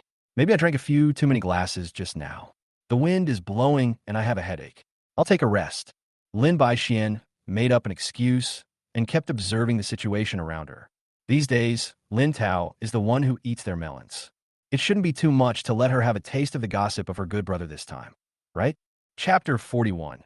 It takes only one mouth to spread a rumor, but it takes a lot of effort to refute it. You don't feel well. I'll go get you some water. Lin Tao really didn't want to stay here any longer. He had even seen several people walking towards him aggressively at the intersection ahead. But just as he walked to the door of the convenience store, he heard a motherly voice behind him. Don't even think about running away. Then someone grabbed his arm. Looking back, it was the male doctor. Most of the other people in the hospital had left, so the male doctor simply stopped pretending. While pulling him, she waved to the people not far away. Sisters, come quickly. It's him. When a few people came closer, Lin Tao discovered that there were both men and women among them. The men were all similar to the male doctor, wearing makeup and behaving in a feminine manner. Those women are more normal. But the looks they gave Lin Tao were filled with anger and hostility. Hey, I don't know you guys. Stop looking for trouble. Lin Tao quickly stepped back, not wanting to get entangled with these people any longer. He had already learned about these people's purpose through the melon eating system. It was very uncomfortable for him to stay with them for even a second longer. You kids seduce someone else's boyfriend, and you're pretending to be innocent? One of the sissies said loudly. Seeing the suspicious eyes of passersby, Lin Tao's face turned blue and red. I couldn't help but swear. I seduced your uncle. You actually want to seduce my uncle? The sissy got even angrier. Lin Tao was speechless for a moment, and hurriedly tried to wink at Lin Xian, who was not far away. But Lin Xian just stood there with one hand on his head, not looking in this direction at all. Logically speaking, with such a loud noise here, she should not be unable to hear it. Is he really drunk? However, what Lin didn't know was that Lin Xian was holding his forehead, not because he had a headache after drinking. She just couldn't help laughing and covered her face with her hands. This was the first time she saw Lin Tao being humiliated. It was really interesting. Lin Tao was going crazy. If someone else came to cause trouble for him, he would just beat up the person and the problem would be solved. But now facing these weak women and sissies, he was afraid that if he punched them, they would start crying. After being pulled, Lin Tao exerted a little force and finally broke free briefly. He immediately pointed in another direction and shouted, "Look, there's a handsome guy over there." Several people were stunned and looked over subconsciously. But there's no one over there. Where is the person? When they turned around again, they found that Lin Tao was gone. Second sister, run. Lin Tao grabbed Lin Baishuan's arm and ran away. Fortunately, a taxi happened to stop on the side of the road, and Lin Tao pulled Lin Baixian into the car without hesitation. As the car started, Lin Tao gradually relaxed. It's crazy. It's really crazy. Lin Tao smelled the strong scent of perfume on his body, and his mind automatically emerged with the images of those sissy guys pulling and tugging at him just now. It seemed that someone took advantage of the chaos to touch him a few times. It's over. He's not clean anymore. Lin Tao thought that this was just a short farce. But what I didn't expect was that someone filmed what happened that night and posted it online. Although the faces of the people involved were blurred, people who were familiar with him could still recognize Lin Tao at a glance. The news spread quickly and soon reached the school. "Lin Tao, are you really male? You're making us feel very insecure." My roommates couldn't help but make fun of me and even pulled their collars together in pretend panic, as if they were worried about being noticed. Lin Tao is usually kind and generous, and he is quite popular in the dormitory. This also allows them to joke around basically without restraint. Lin Tao was really overwhelmed. After he saw the video online, he immediately contacted the person involved to have it deleted. But the video spread so quickly that even if the person deleted it, many people saved it and posted it. It's okay to just joke around with roommates. But those outside who don't know the situation seem to take the rumors seriously. When he walks in school now, he always gets some complicated looks. There was disgust and contempt, and these people looked at him like a monster. The most important thing is that there are people with unclear ambiguity in their eyes, staring at Lin Tao so hard that his back feels creepy. He even received anonymous confession text messages. Xiu Xiaoyan naturally also heard the rumors. In order to help Lin Tao, she would have dinner with Lin Tao almost every day and deliberately show intimacy with him. However, such behavior not only failed to clear the injustice against Lin Tao, but even posts denouncing Lin Tao appeared on the school forum. The titles are also very explosive. It probably means that Lin Tao obviously likes men, but he still deceives a beautiful woman. Even Xiu Xiaoyan's sisters came to persuade Xiu Xiaoyan to stay away from Lin Tao and not to be deceived by the scumbag's appearance. Lin Tao originally thought that since it was just a rumor, it would eventually be proven wrong. Rather than making things worse, it's better to just lie down and take it easy. But when he returned home on the weekend and saw his parents looking hesitant to say something, he knew that he couldn't get over this matter. "Ahem, Tao, it's not that we believe the rumors. We're just worried that you might go astray." At the dinner table, Lin Xan hesitated for a long time before awkwardly bringing up the topic. "Yes, after all, you are our only son. What should we do if you go astray?" Susan also echoed earnestly. "Dad, Mom, why are you also?" Lin Tao felt even more headache and looked to Lin Baixian for help again. But Lin Baixian just concentrated on eating and had no intention of helping him explain. Lin Tao held his forehead at a loss for a moment. At this time, Lin Xan suddenly said, "By the way, your eldest sister will be back in 2 days. There will be a banquet next weekend. You and your eldest sister can go together. Then you can clear up the rumors." Lin Tao felt a little strange. Just attending a banquet, what does it have to do with clearing up rumors? But 2 days later, when he saw the party attire that his elder sister Lin Shuj had prepared for him when she returned to China, he was stunned. "Sister, are you sure this dress is for me to wear to the party?" Lin Tao picked up a pair of shorts, his eyes full of surprise. Chapter 42, Breakup Announcement. Lin Shuj seemed to have expected Lin Tao's reaction, and there was still a smile on his face. With his arms folded across his chest, his expression was playful, Didn't my parents tell you before that this weekend's party is a bikini cocktail party? Bikini cocktail party? Lin Tao opened his mouth, completely confused. He never expected that the first banquet he attended after returning to the Lin family, as a representative of the Lin family, would be a bikini cocktail party. Then wouldn't everyone present at that time be?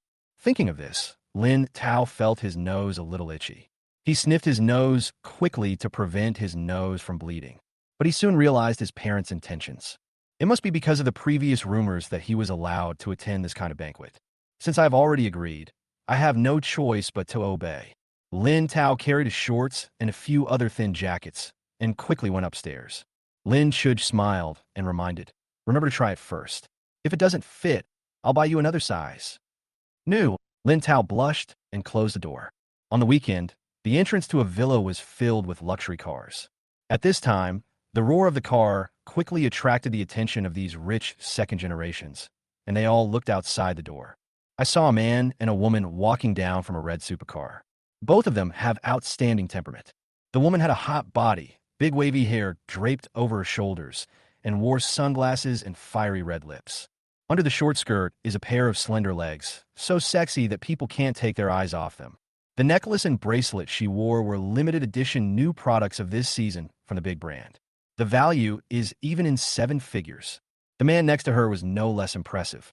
The man was tall and slender, wearing a thin V-neck short-sleeve shirt, revealing his muscular arms and the faintly visible pectoral muscles on his chest. Under the shorts is a pair of strong calves. Her clothes are also very exquisite, with limited edition watches and shoes, which bring out her overall temperament. "Sister, we're not keeping a low profile today." Lin Tao still felt a little uncomfortable under the gazes of people around him. Today, Lin Shuj drove out a very cool sports car from home, and he had no intention of keeping a low profile. After all, it's the first time I take Lin Tao out, so I must not show any timidity. Especially during this period of time, the matter of the prodigal son Lin Ze'an has caused a lot of controversy. In order to prevent outsiders from making fun of the Lin family, she has to let Lin Tao show his face. After entering the villa, Lin Shuj took off his sunglasses. The whole person's aura has become less repellent. Soon, some familiar people came forward and greeted them warmly. "Chugu, you are finally here. Haha, I was wondering which young lady could make such a grand appearance. Now it's not surprising to see it's you.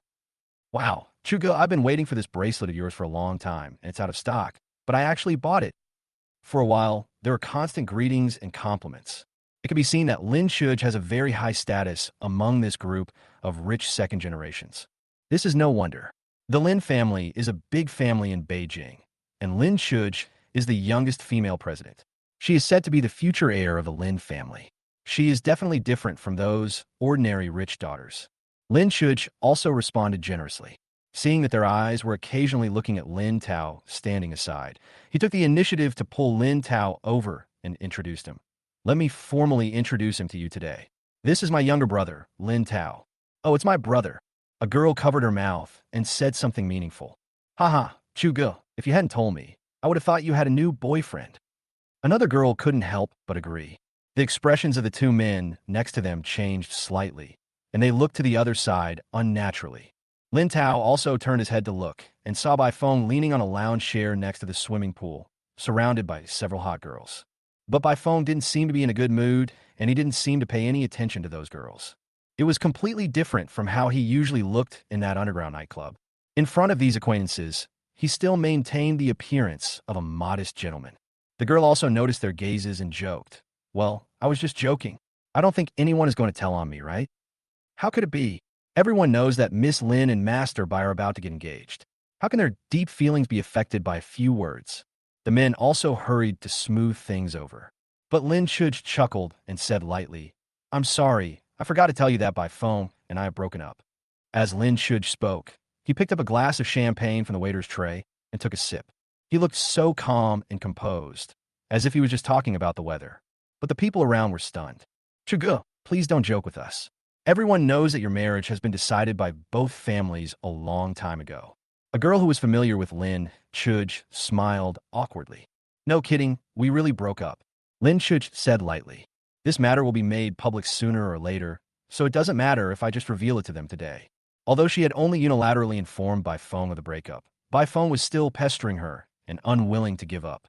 But since she has heard Lin Tao's voice, she will naturally not continue to be deceived by such a scumbag, nor will she allow anything that is detrimental to the Lin family to happen. So she was determined to break up, and letting everyone know sooner rather than later could avoid some unnecessary trouble. Big sister. Lin Tao gently tugged at the corner of Lin Shuj's clothes and shook his head silently at her.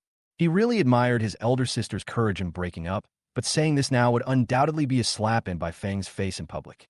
A despicable person like Bai Feng might do something dirty. There's only a thief who can steal for 1,000 days, but there is no such thing as a thief on guard against thieves for 1,000 days. He felt that there was no need for Lin Shuj to put herself in danger. Chapter 43. The Beauty Siege. Sure enough, as the discussions here grew louder, Lin Tao felt a chill coming from behind him. Turning around, I saw that Bai Feng had disappeared at some point. Lin Tao sighed softly. It seems that Lin Shuj still thinks things are simple. That's right. After all, Bai Feng has always been very cautious in his pretense, even to the point of being airtight. The only people who know his true face are a few people like Lin Ze'an, who have leverage over him. In order to continue to stay in this circle, they will never reveal even a little bit of information to the outside world. Bai Feng never revealed any secrets in front of Lin Shuj. Even if they broke up for some reason, Lin Shuj wouldn't think that Bai Feng would do anything to her. Thinking of this, Lin Tao couldn't help but worry. He knew Bai Feng well. He was definitely not the kind of guy who would give up easily.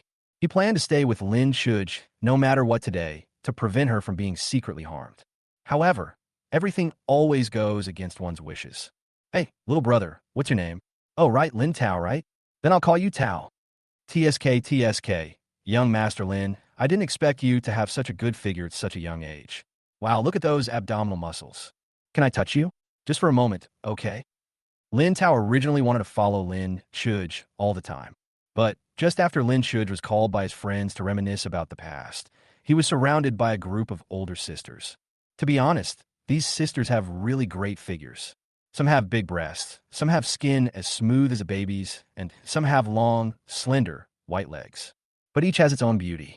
They were all wearing bikinis, and some of them were wearing a thin coat on the outside. The hazy feeling added a touch of sexiness. Some people must have just been in the water, with water dripping from the ends of their hair, slowly flowing down their collarbones. Lin Tao watched these scenes. His heartbeat gradually quickened, and his face became redder and redder. This made the girls even more interested. Hey, little brother, why are you blushing? A beautiful sister in a red bikini came up and gently put her arms around Lin Tao. Come and get close to me, and let me touch you. As he spoke, Lin Tao felt a chill on his chest. Only then did he realize that all the buttons of his shirt had been opened, revealing his strong chest and abdominal muscles. And the beautiful sister's slender fingers just touched his chest. Brother, are you free tonight? I'm home alone tonight. Winked at Lin Tao with a hint of amusement in her eyes. Lin Tao felt a little confused. He was just a 20-year-old young man. How could he have seen such a scene? My whole body was hot, and my throat was a little dry. No, we can't go on like this. If this continues, something bad will happen. Seeing that the other sisters also wanted to come over, Lin Tao quickly and calmly broke away. I'm going to the bathroom. After saying that, he immediately walked into the villa. The beauties were all stunned, then started laughing. Look how scared you are of your little brother. I think it's you. If I don't run away, I'm afraid you'll trick me into bed with you. So what if he was tricked into bed? He won't suffer any loss. Hearing these words, Lin Tao couldn't help but shudder again and quicken his pace. Everyone was playing outside, so there were not many people in the villa. Most of them were servants, preparing some wine and cold dishes.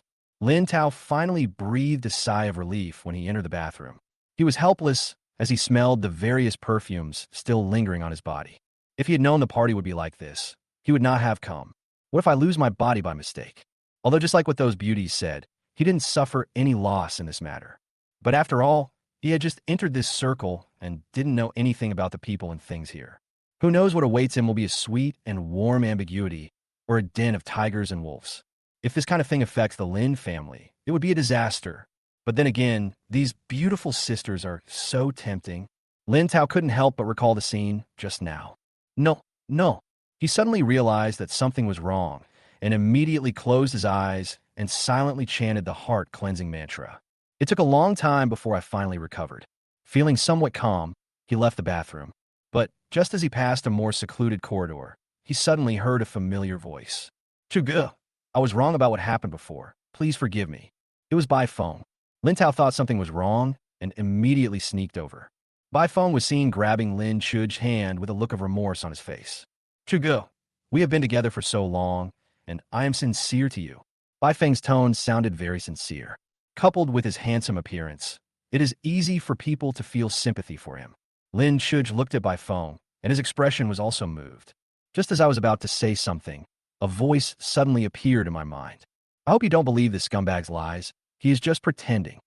As long as the eldest sister lets go, the scumbag will take out a glass of drugged wine, and then, oh my, I absolutely cannot let this happen, but how can I stop it?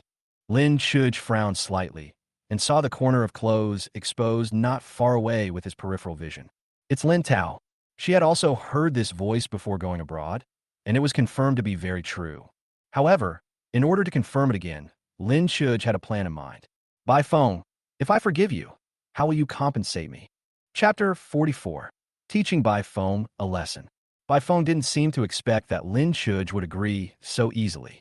His face immediately showed joy. He took the wine glass that had been prepared beside him and handed it to Lin Shuj. Shuj, this is the wine I specially mixed for you.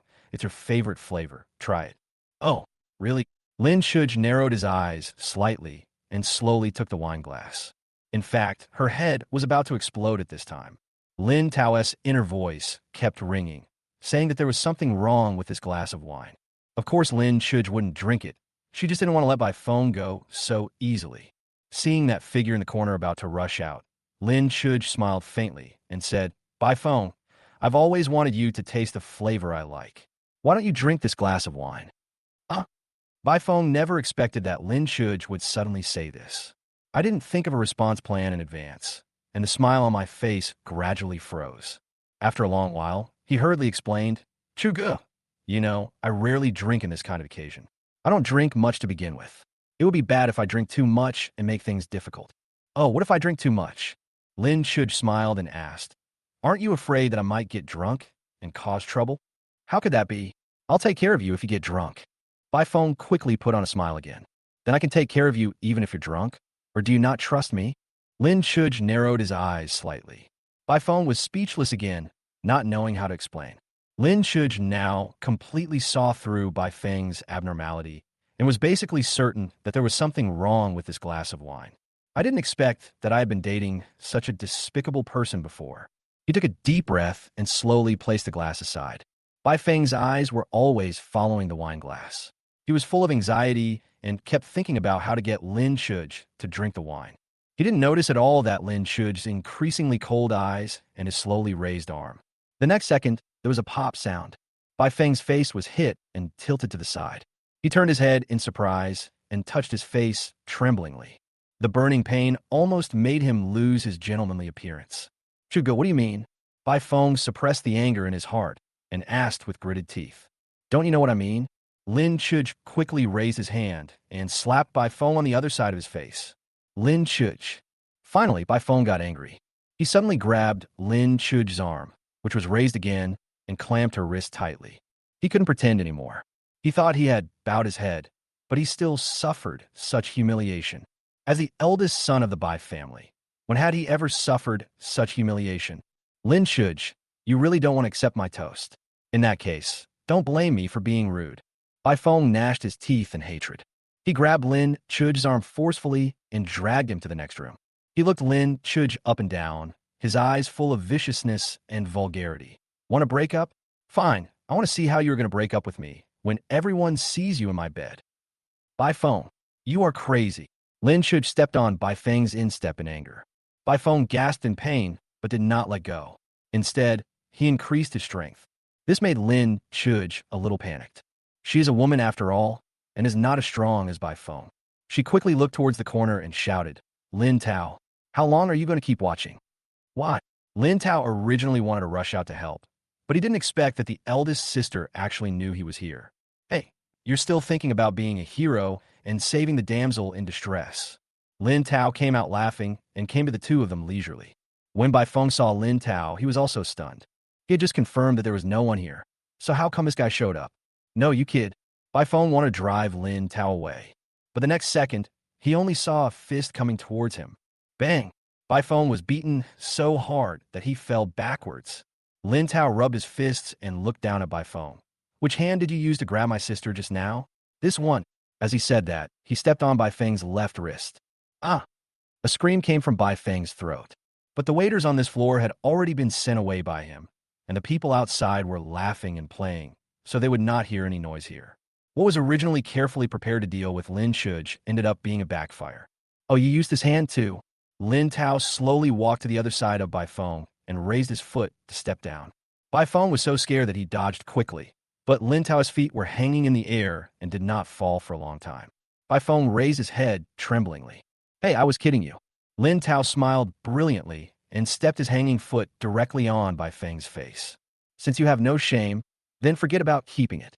Oh, you're still entangled after breaking up. It's your own fault. Oh, you dare to force yourself on my sister. You don't want to live, do you? Lin Tao spoke. He would slap Bai Feng in the face. At the beginning, Bai Feng was still fighting hard. But he soon found himself like a little chick in front of Lin Tao, unable to use any strength at all. A fear he had never felt before rose in his heart. Does this kid really want to kill him? He is the eldest son of the Bai family. But Lin Tao is the only son of the Lin family. Even if he is killed today, the Lin family will definitely use all their resources to protect him. The more Bai Feng thought about it, the more desperate he became.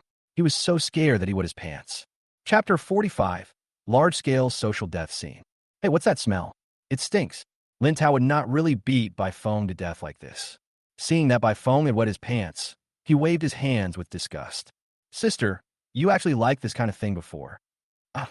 Lin Shuj felt happy when he saw Bai Feng's embarrassed appearance. Unexpectedly, Lin Tao suddenly turned the topic to her, which made her a little embarrassed and annoyed. Who said I like it too? It was just for marriage before. Besides, who hasn't been blind when they were young? Lin Shuj explained somewhat awkwardly. After saying that, he glared at Lin Tao as a warning to him not to talk nonsense anymore. Okay, don't blame me. It's all because of this guy pretending. Lin Tao kicked Bai Feng again. He seemed to be tired from fighting and a little thirsty. He picked up the wine on the table next to him and drank it down in one gulp. What? Lin Shuj screamed, but it was too late. Lin Tao drank the whole glass of wine in one gulp. Lin Tao finished drinking. He looked up and saw Lin Shuj's surprised look. Then he looked down at the wine glass in his hand. This can't be. Lin Tao opened his mouth and immediately looked at the table. I found that there was no other wine on the table except this glass. In other words, he really drank the glass of spiked wine. Unwise. Lin Tao immediately rushed into the bathroom and held his throat hard. But he hadn't eaten anything in the first place, so the alcohol and the medicine were absorbed very quickly. In order to be on the safe side, Bai Feng gave a very high dosage of the medicine. After a while, Lin Tao felt a slight heat in his body. Tao, come out quickly. I'll take you to the hospital. Lin Shuj shouted anxiously outside. Lin Tao also realized that he could not stay here any longer and went out immediately. The brother and sister ran all the way downstairs. Passing by the yard, Lin Tao looked at those sisters wearing bikinis with hot bodies, and his body instantly became hotter. He was so scared that he quickly closed his eyes and let his elder sister take him out and stuff him into the sports car. Many people saw the two of them in such a hurry and wanted to ask them, but they were blocked by Lin Shuj's cold eyes. On the way to the hospital, Lin Shuj called Lin Baixian. When they arrived at the hospital, Lin Baixian was already waiting there. What on earth is going on? Lin Baixian looked at Lin Tao, who was like a cooked shrimp with his whole body terribly hot. While Lin Shuj helped Lin Tao to the bed, he explained, that bastard Bai Feng drugged me, and Tao drank it. Bai Feng drugged you? Lin Baixian was surprised for a moment, then suddenly realized something and immediately went to explain the situation to the doctor in the emergency department. Seeing Lin Tao like this, and thinking about the cause and effect of the matter, she probably guessed the nature of the medicine. In the treatment room, Lin Baixian was with the emergency doctor. First, Lin Tao was given an infusion, hoping to dilute the effects of the medicine. Then I wanted to do a further physical examination on him. But soon, their eyes were attracted to a certain part of Lin Tao's body. Lin Tao's lower body was still wearing loose shorts, but at this moment, a tent was erected under his crotch. The doctor on duty in the emergency department was not very old and had rarely encountered such patients before, so his expression suddenly became a little unnatural. The other nurses followed the doctor's gaze and also discovered the amazing tent. It's really, really big. One of them couldn't help but blurt out, After saying this, she realized something was wrong and her face immediately blushed. The other young nurses also blushed. At this time, the door of the treatment room was pushed open and a male doctor walked in. Coincidentally, the doctor who came was also a female doctor, and she was followed by several interns, also girls. Because of their professional habits, the first thing they would do when they came in was to look at the patients, and naturally they also saw Lin Tao's outstanding tint. Suddenly, there were more red faces in the room. Lin Tao was in a daze all the way to the hospital and had long lost consciousness. But after receiving some fluids, the effect of the medicine was diluted and he finally woke up slowly. But when he opened his eyes, the first thing he saw was this horrifying scene. He discovered that there were many people in white coats surrounding him, and their eyes were all fixed on his lower body. He also looked down and instantly realized something. If he could, he would like to leave the earth. Ahem. Seeing the patient wake up, the people around him also reacted. The andrologist quickly called the nurse to add some medicine to Lin Tao's infusion to help metabolize the drugs in his body more quickly. Okay, just keep lying down. I'll give you a further examination. Then the andrologist turned to look at the emergency doctor and Lin Xian. You can go out first. I'll take care of this. Well, I have never come into contact with a patient like this. Can I stay and observe for a while? The emergency doctor asked indirectly. We want to take a look at it too. The other young nurses were also reluctant to leave. Well, of course, andrologists can see through the little tricks in their minds. According to the regulations, it is actually possible. Lin Tao also noticed something was going on. At this moment, he just wanted to disappear from the spot and leave this large-scale social death scene. But what he didn't expect was that Lin Baishuan's voice came from the side. I'm his sister, so I'll stay too. Chapter 46. Delivery men are not allowed to enter. Lin Tao no longer remembers how he left the hospital. He only remembered that he was being watched for a long time. Not only did the andrologist not miss the opportunity to use him as a teaching aid, but the interns also did not miss such an intuitive learning opportunity. Lin Xian, who has always wanted to be a male doctor, did not miss this opportunity to indirectly fulfill his dream. The final result was that a world was achieved where only Lin Tao was injured. After returning home, Lin Tao lay in a daze for the whole day. It was bad enough that I was pointed at and criticized at school before, but now I was being stared at by people from the hospital. He just felt that life was meaningless. The counselor sent a message saying that there were not many classes recently, and in order to prevent the rumors from affecting him, he was allowed to take a few days off and rest at home. Mr. and Mrs. Lin finally realized that it didn't seem to be their son's problem, so they tried to find ways to make him happy at home. Almost every meal was Lin Tao's favorite, and he would personally bring fruits upstairs from time to time. 2 days later, Lin Tao recovered a little. You can basically put the hospital matters behind you for the time being. Tao, the soup Annie made today is delicious. Drink more. Susan considerately took Lin Tao's bowl and filled it for him. By the way, Tao, if you have nothing to do later, please send some soup to your elder sister. Lin Shan echoed. Chu Gu has been very busy lately. He hasn't had a single day of leisure since he came back from abroad. Lin Tao was about to get moldy staying at home, so he agreed.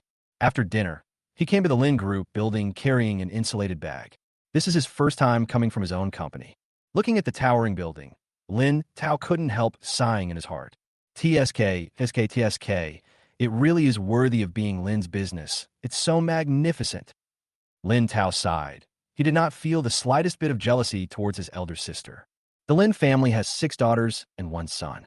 Currently, only Lin Shuj has taken over the company's affairs and is the female president of Lin's. Others seem to have little interest in the Lin family's business. Lin Tao, after returning to the Lin family, he was relieved when he learned that Lin Shuj was the future heir of the Lin family. Not to mention that Lin's company is likely to go bankrupt in the future. Even if it could run normally, he didn't want to cause trouble for himself. It's more comfortable to be a leisurely, rich second generation. Lin Tao thought as he walked towards the hall, but he didn't expect that he was stopped as soon as he entered the door. The takeaways are placed at the door, and the delivery men are not allowed to enter. The security guard sat aside, supporting his chin and speaking without raising his head. Oh, I'm not a delivery man. I'm going to deliver food to my sister. Lin Tao explained patiently. Lin Tao up and down impatiently. Lin Tao decided to deliver the meal on a whim. He was not dressed up and was dressed very casually. But it is clean and tidy, so it shouldn't be looked down upon, right? However, he did see obvious contempt in the security guard's eyes. Oh, delivering food? And you said you weren't delivering takeout. The security guard smiled sarcastically. Lin Tao suddenly laughed out of anger. Why? Don't you have any family? How can you talk like that? The security guard slapped the table, stood up, and walked to Lin Tao with a stick in his hand. Looking at the posture, it looks like those gangsters are getting ready for a fight. This method has been proven to be effective.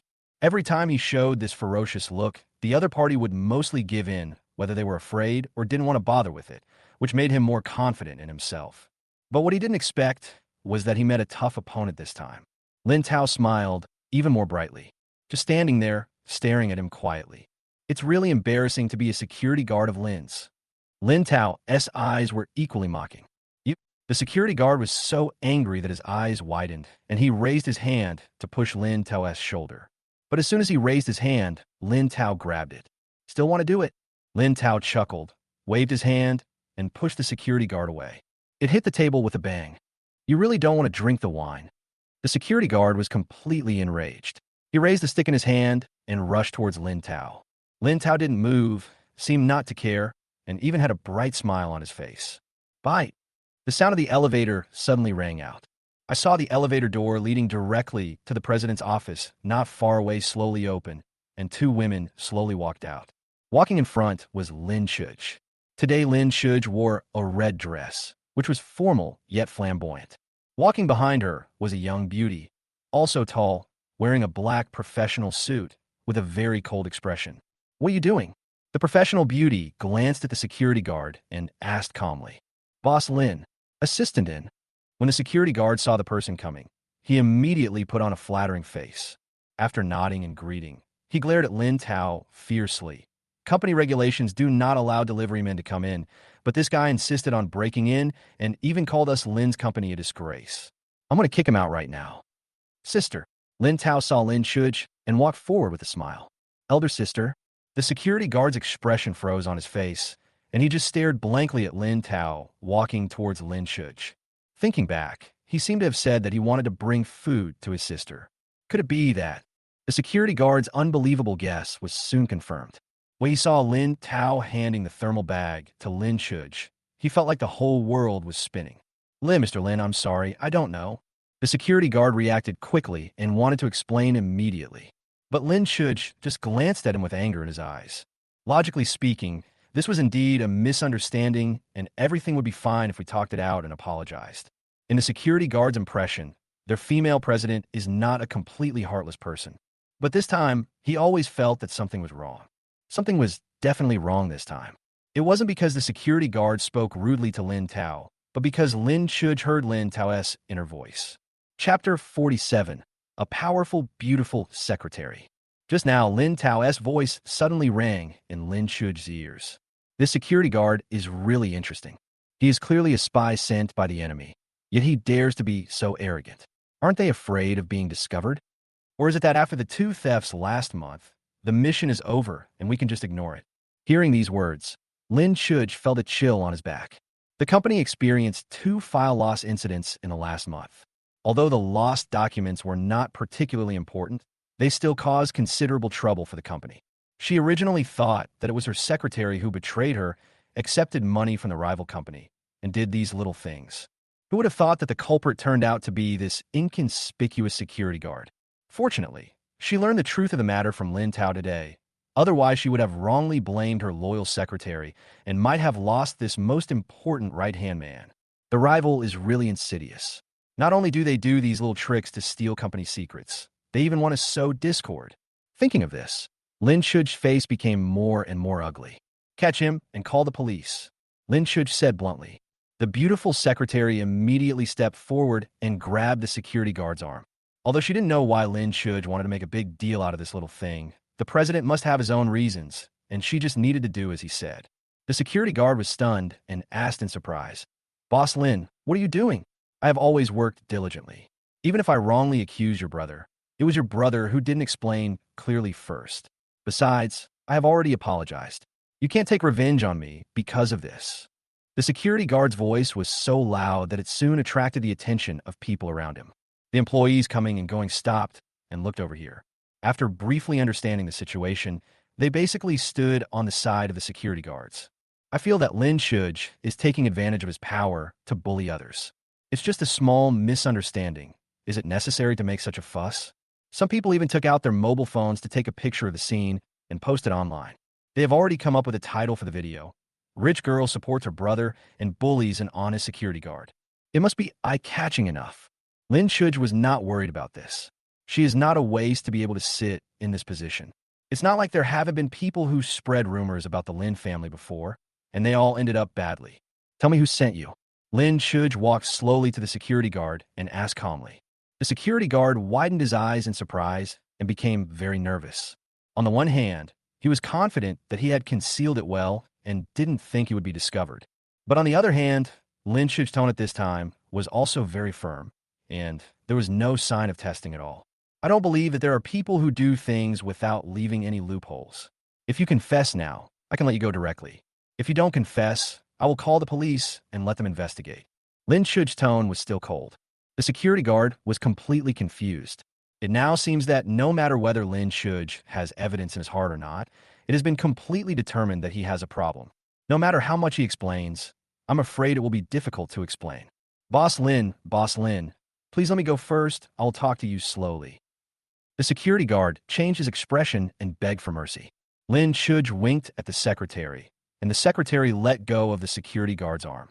But she didn't expect that as soon as she let go, the security guard pushed her hard and ran outside without looking back. Bring him back. Lin Shuj's face also darkened. The beautiful secretary took the order and quickly chased after him. He grabbed the security guard's shoulder and pulled him back. The security guard had a ferocious look on his face and turned around and hit the secretary in the face with a stick. The secretary reacted quickly and dodged by turning his head. He grabbed the security guard's wrist and twisted it gently. The security guard loosened his grip in pain, and the stick fell to the ground and rolled far away. The secretary took the opportunity to grab the security guard again. This time, her force was even greater than before. The security guard grimaced in pain and began to beg for mercy, but the secretary would never give him any chance to escape. Lin Tao's eyes widened as he watched from the side. Wow, big sister, this beautiful sister is really good at fighting. Lin Shuj rolled his eyes at Lin Tao and said calmly, "Why don't you help me call the police?" "Oh, I'll hit you right away." Lin Tao finally reacted and immediately reached for his cell phone. The nearest police station was less than a kilometer away, and the police arrived quickly. The secretary handed the security guard over to the police. Lin Shuj stepped forward and briefly described the situation to the police. He also expressed his suspicion that the theft last month was related to the security guard. When Lin's documents were stolen before, the police were called. The police were already having a headache finding a needle in a haystack during their investigation, but they didn't expect that Lin would catch the suspect himself. They were also very happy and repeatedly assured that they would conduct a thorough investigation on the security guard and then left. From the beginning, Lin Tao's eyes had been focused on the beautiful secretary. He didn't take his eyes off until the security guard was taken away. Lin Shuj slapped him on the head and said disdainfully, "Look at how useless you are. Ah Tao, don't blame me for not reminding you in advance. Luo is my right-hand man. Don't even think about taking advantage of her." "I don't," Lin Tao hurriedly explained. He indeed didn't, and the reason he kept staring at the beautiful secretary was because the secretary's skills were so great. Plus, she is good-looking. She is simply beautiful and cool. Unexpectedly, as he was watching, new news appeared in the system. How could such a powerful and beautiful secretary's sister be so unlucky? Today, I worked overtime with my elder sister, and after get off work, I encountered objects being thrown from high places. He was unable to dodge and was smashed to death. Hey, how should I remind you? Lin Shuj was just about to continue teasing Lin Tao when he heard these thoughts. Her heart suddenly skipped a beat. Will Lolo die? Whether it was true or not, she couldn't let this happen. Lolo!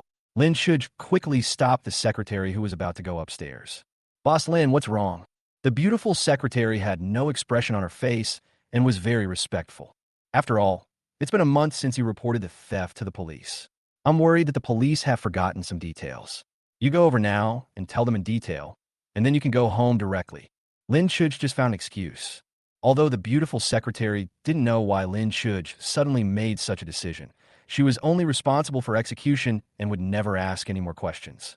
After nodding, he turned around and followed the police. In order to avoid any accidents, Lin Shuj sent another message to his secretary.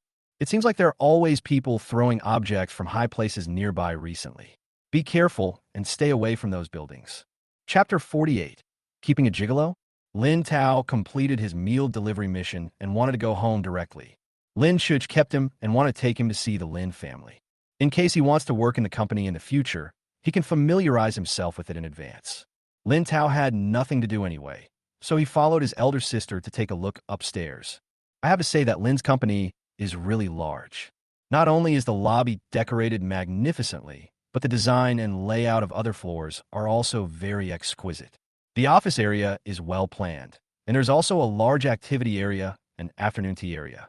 The afternoon tea here is not as simple as that of other companies. They even hire hotel chefs to prepare snacks for employees. This is the concept proposed by their grandfather. Employees must be provided with a comfortable working environment so that they can make money for the company in a down-to-earth manner. Lin Shuj was in a good mood at the moment and took Lin Tao to visit the upper floors one by one. It was lunchtime and many people were taking a nap in the rest area. Lin Shuj did not make a big fanfare, nor did he introduce Lin Tao's identity to others. But these employees are all smart people. Seeing that Lin Tao was brought by the president himself, they were very respectful, until they arrived at the sales department and passed by the sales manager's office. The manager of the sales department is named Wang. He is a middle-aged man in his 40s, short and fat, with a pair of small eyes that roll around. Looks like a little clever. Lin Shuj usually doesn't like this kind of people, but the Lin family puts strength first. As long as you don't have any major character flaws and have outstanding abilities, you will be promoted. When Lin Shuj brought Lin Tao past, they didn't want to disturb the people here. But the manager seemed to have a very sensitive sense of smell and came out just by smelling the scent. Hey, isn't this President Lin? Manager Wang looked over with a smile. His small eyes narrowed into slits. Lin Shuj didn't say much, just nodded lightly. He didn't know if it was an illusion, but Lin Tao felt that his elder sister didn't seem to like this manager very much. I couldn't help but look at it a few more times. Lin Tao soon discovered that although Manager Wang looked flattering, there was no seriousness in his eyes. Instead, a hint of disdain flashed across his eyes from time to time. It seems like he's another two-faced guy. Lin Shuj originally had no intention of staying here, but Manager Wang felt the look in Lin Tao's eyes and suddenly became angry. President Lin, I wonder who this person is. Manager Wang asked with a smile, but without waiting for Lin Shuj to answer, he continued to talk. Could it be Mr. Lin's new boyfriend? Mr. Lin, so you like this type? Such offensive words made Lin Shuj's Lin Tao frown. How dare a subordinate speak to his superior like this? Hey, do you know what you're talking about? Lin Tao couldn't help but scold. Hey, I'm just a gigolo kept by the CEO. What qualifications do you have to talk to me like that? Manager Wang glared at him and got angry. Lin Tao was so angry that he laughed. What qualifications do you have to shout here? Do you really think this place is your home? Manager Wang didn't expect that this young-looking guy would dare to confront him. Lin Tao, with disdain, then turned to look at Lin Shuj. Boss Lin, this company is good for your family. But as the president, you have to act like a president. We work like cows and horses here all day long, working hard to make money, not for you to support a gigolo. Listening to this fatherly remark, Lin Shuj suppressed his anger and said calmly, You are so good at educating people. People who know that you are the manager here. And those who don't know you think you are my father, the chairman. Manager Wang didn't know whether he was smart or stupid. I couldn't hear the sarcasm in Lin Shuj's tone at all, and I thought he was praising him. Oh, Mr. Lin, you are flattering me. Although I'm still a little bit inferior to the chairman, I can still give you more guidance. Manager Wang said arrogantly, with his big belly sticking out. Lin Tao couldn't help laughing. You really can't tell good from bad. Who gave you such a thick skin? And you're still giving me advice. Who do you think you are? You, Mr. Lin. Manager Wang felt a little embarrassed to be ridiculed so blatantly and immediately wanted to complain to Lin Shuj. But Lin Shuj said first, Don't tell me. What he said is also what I mean. Lin Shuj, are you crazy? This time, Manager Wang didn't even pretend, and the contempt on his face was clear. I'm a manager of the sales department. Do you know that at least half of the money Lin earned is due to me? If you dare to annoy me, do you believe that I will change jobs with my team? Lin Shuj's eyes were slightly cold. Is this a threat to her? Manager Wang, are you going to blatantly violate company regulations? Lin's senior management have signed relevant non-compete agreements with the company, and such a thing as changing jobs with a team is not allowed to happen. Manager Wong sneered. Do you think that crappy rule can still restrict me after I leave? I have plenty of ways to circumvent it. Lin Shuj was silent. From her personal point of view, she really hated this old thing. But for the company's interests, Manager Wong did create some value before. Just as she was hesitating, Lin Tao's voice rang out again. Chapter 49. Killing one's relatives for the sake of justice? Hey, another spy. Other people's spies are always doing things secretly. Why are the spies planted by the Lin family so arrogant and domineering? Do they really think that no one will suspect them? Oh, this Manager Wong is not only sent by the rival, but he is also colluding with Bai Feng. He took advantage of his position to embezzle public funds many times. Wow, this is really a punishment. Hearing Lin Tao's inner voice, Lin Shuj felt as if his eyes went dark. Another spy? It's another spy. She thought she was very careful in hiring people and had done very detailed background checks. How could this happen so repeatedly? At this time, Lin Shuj had already considered firing Manager Wong. But at present, she has only heard Lin Tao's thoughts and has no substantial evidence. Lin Tao is such a jerk. Why doesn't he continue talking? Lin Shuj was a little anxious. There was no other way, so she had to continue to beat around the bush with Manager Wong, hoping that Lin Tao would say more soon. Seeing that Lin Shuj was still willing to argue with him here, Manager Wong thought that Lin Shuj was scared and became even more unscrupulous. The words he spoke became more and more infuriating. Sure enough, under such stimulation, Lin Tao's inner voice sounded again. This fat guy actually dares to shout. Does he really think he can withstand a thorough investigation? What he did before should be considered as economic crime. This cannot be solved by going to the police station and making a fuss. The Public Security Bureau is responsible for it. If they find out something, I'm afraid I'll end up in jail for life. This time, Lin Tao did not directly state any evidence, but his confident tone gave Lin Shuj peace of mind. She immediately took out her cell phone and called the police. Manager Wong, I hope you can remain confident when facing the investigation. Manager Wong didn't expect Lin Shuj to really call the police. His expression suddenly changed. Are you really going to do this? Lin's is so big. Do you think it's clean everywhere? Even if you find out that I'm the one, you will definitely be in trouble. Lin Shuj raised his lips with a sneer. You don't need to worry about whether the Lin family is clean or not. You should think carefully about how to explain it to the master behind you. After saying that, he left without looking back. Lin Tao hurriedly followed, unable to resist flattering her. Big sister, you are so impressive. You should punish these servile guys. Lin Shuj smiled lightly and didn't say much.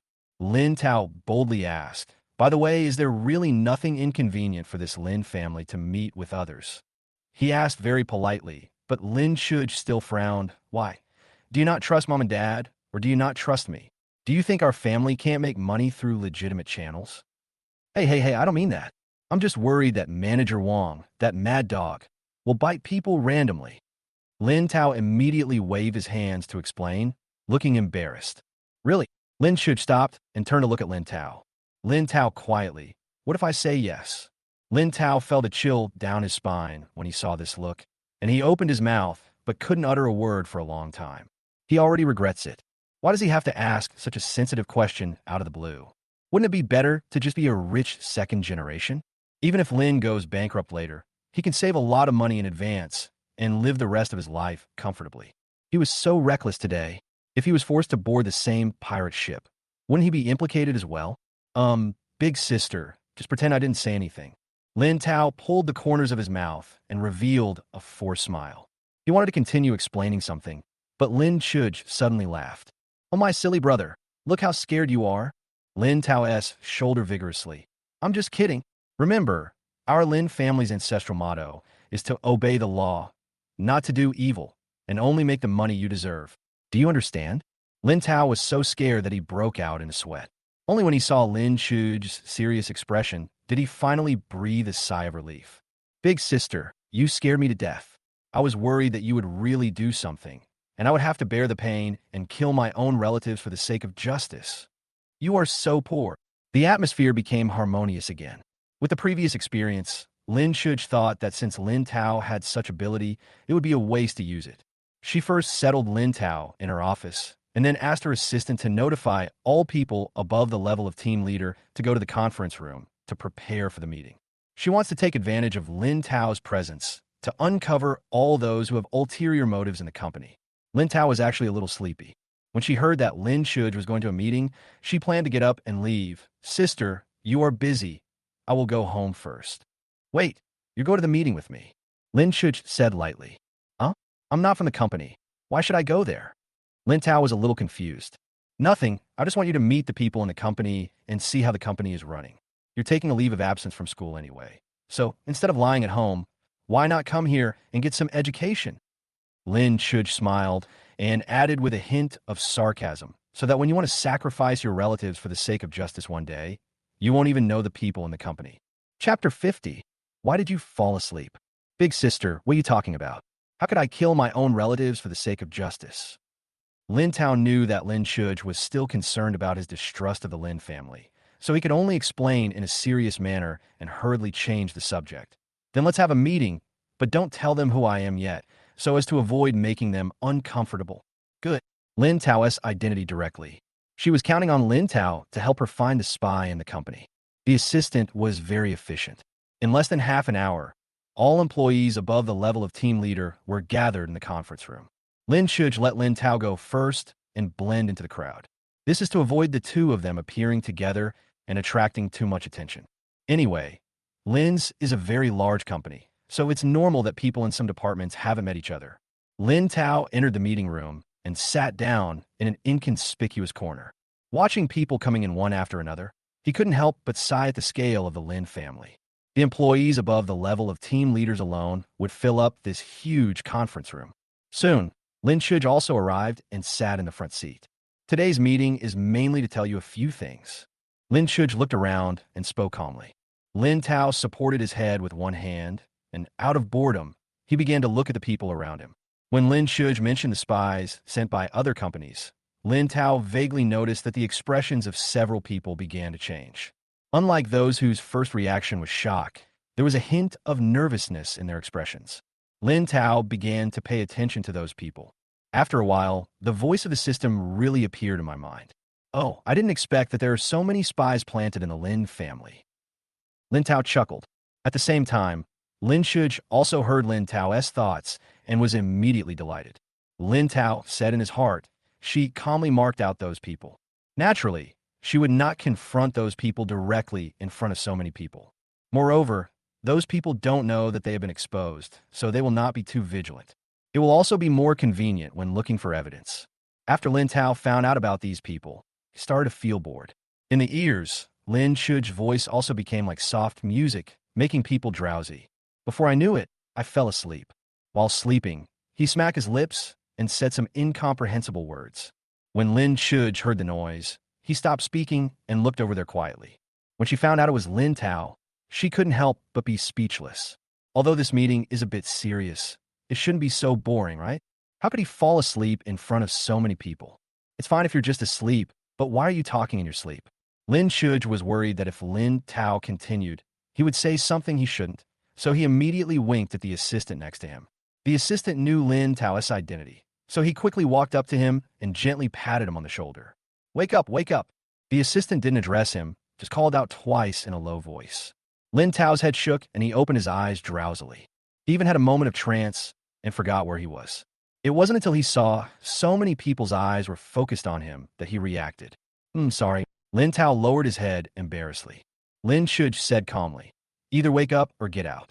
Lin Tao thought about it carefully. He was indeed still a little sleepy now, and if he continued to stay here and listen to their meeting, he would probably fall asleep. Then the only option is to go out. Thinking of this, he stood up and smiled awkwardly. "Then I'd better go out first." As soon as these words were spoken, everyone present couldn't help but gasp. They began to mourn in their hearts for this foolish young man. They didn't believe that anyone who dared to disrespect the president in front of so many people could continue to stay in the company.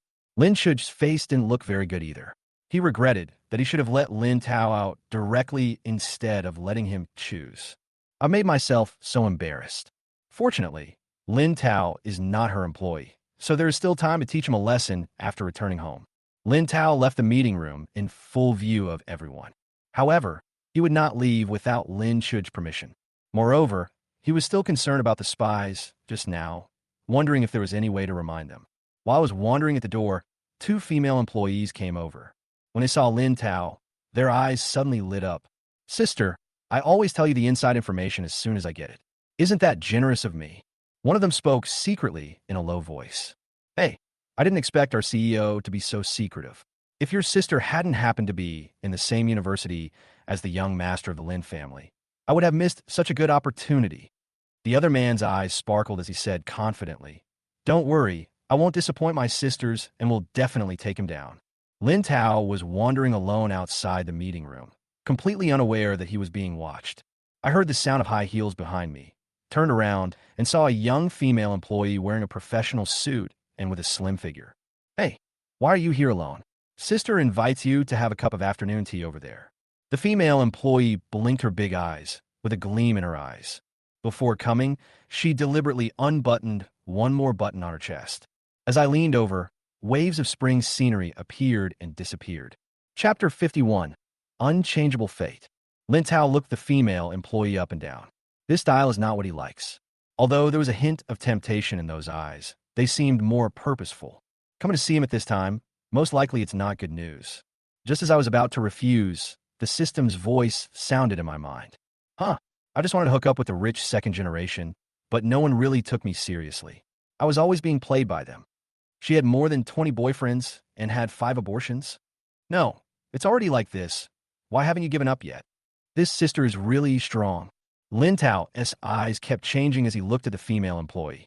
The female employee was also a little confused. She has seen a lot of rich second generations.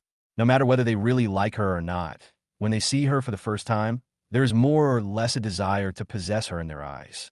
Not only did she not see a trace of such emotion in Lin Tao's eyes, but there was a strange feeling of admiration. Little did he know that Lin Tao really admired her for having a good body. Lin Shuj is in the conference room. Lin Tao's thoughts appeared in my mind. I glanced towards the door and vaguely saw the wandering figure. Why is this guy standing at the door so stubbornly after being asked to leave? Can't he go to the rest area next door and have a drink first? Lin Shuj was having a headache. If she had known this earlier, she would have arranged for an assistant to take Lin Tao away from her. After all, she is not interested in anything other than herself and the impact on the company. After finally waiting for Lin Tao to finish speaking, she continued to speak in the meeting. Lin Tao outside didn't know what was going on. Once this kind of gossip happened, there would be a second one. "Oh, I never realized that this sister is having an affair with the manager. But the manager is almost 50 years old. He could be her father. How come there are still people who take shortcuts to get close to rich women? TSK, TSK, TSK. They are really not picky. Hey, this sister had plastic surgery to the point where her own mother disowned her, all for the sake of marrying into a wealthy family. So many people admire my elder sister. She is indeed the most powerful female CEO. I will support her." Lin Shuj took a deep breath. Listening to the noisy voices in her head, she felt that this meeting might not be able to go on. Fortunately, Lin Tao found all the spies at the beginning, so there was nothing serious left. "Okay, let's adjourn the meeting." Lin Shuj waved his hand casually and held his forehead with his other hand. The assistant thought she was not feeling well and came forward to ask her a few questions out of concern.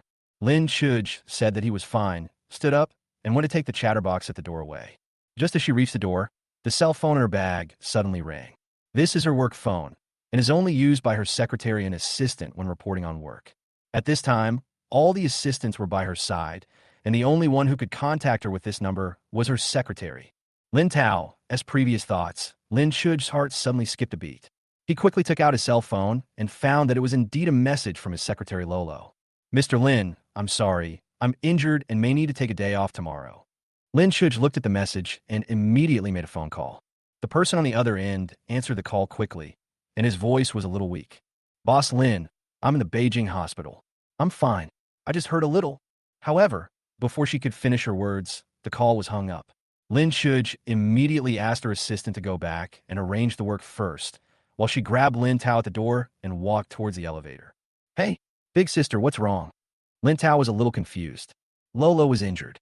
Come with me to the hospital." Lin Shuj explained briefly. Lin Tao was also a little confused. He had indeed learned from the system that the secretary would be hit by falling object from a high altitude, but he remembered that the system said it happened on the way home from get off work after working overtime. It's not even 4 o'clock yet, so it can't be considered overtime, right? Is there something wrong with the system? He was also curious, so he took Lin Shuj's car and rushed all the way to the Beijing hospital. Along the way, Lin Shuj was also very confused. She knew Lolo's character, and it was impossible for him not to take her words seriously. In other words, no matter how careful he is, Lin Tao's wish will come true. If this is the case, then the future of their Lin family.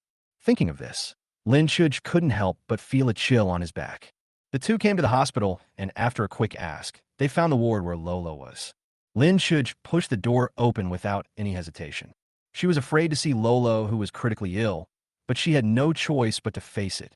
But when she entered the room, she found that Luo was leaning on the bed, holding a large cup of milk tea in her hand, sipping it leisurely. Mr. Lin, why are you here? Luo was obviously confused as well. Lin Tao even saw 2 pearls stuck in the milk tea straw, neither rising nor falling out. Neither drinking nor spitting is right. Lin Shuj looked at Luo carefully and saw that only her left shoulder was wrapped in gauze and her arm was hanging around her neck. I finally breathed a sigh of relief. Just as I was about to ask, I suddenly heard a curious voice coming from outside the ward. Huh, isn't this Dr. Lin's brother? Hey, it really is you, little brother. We meet again.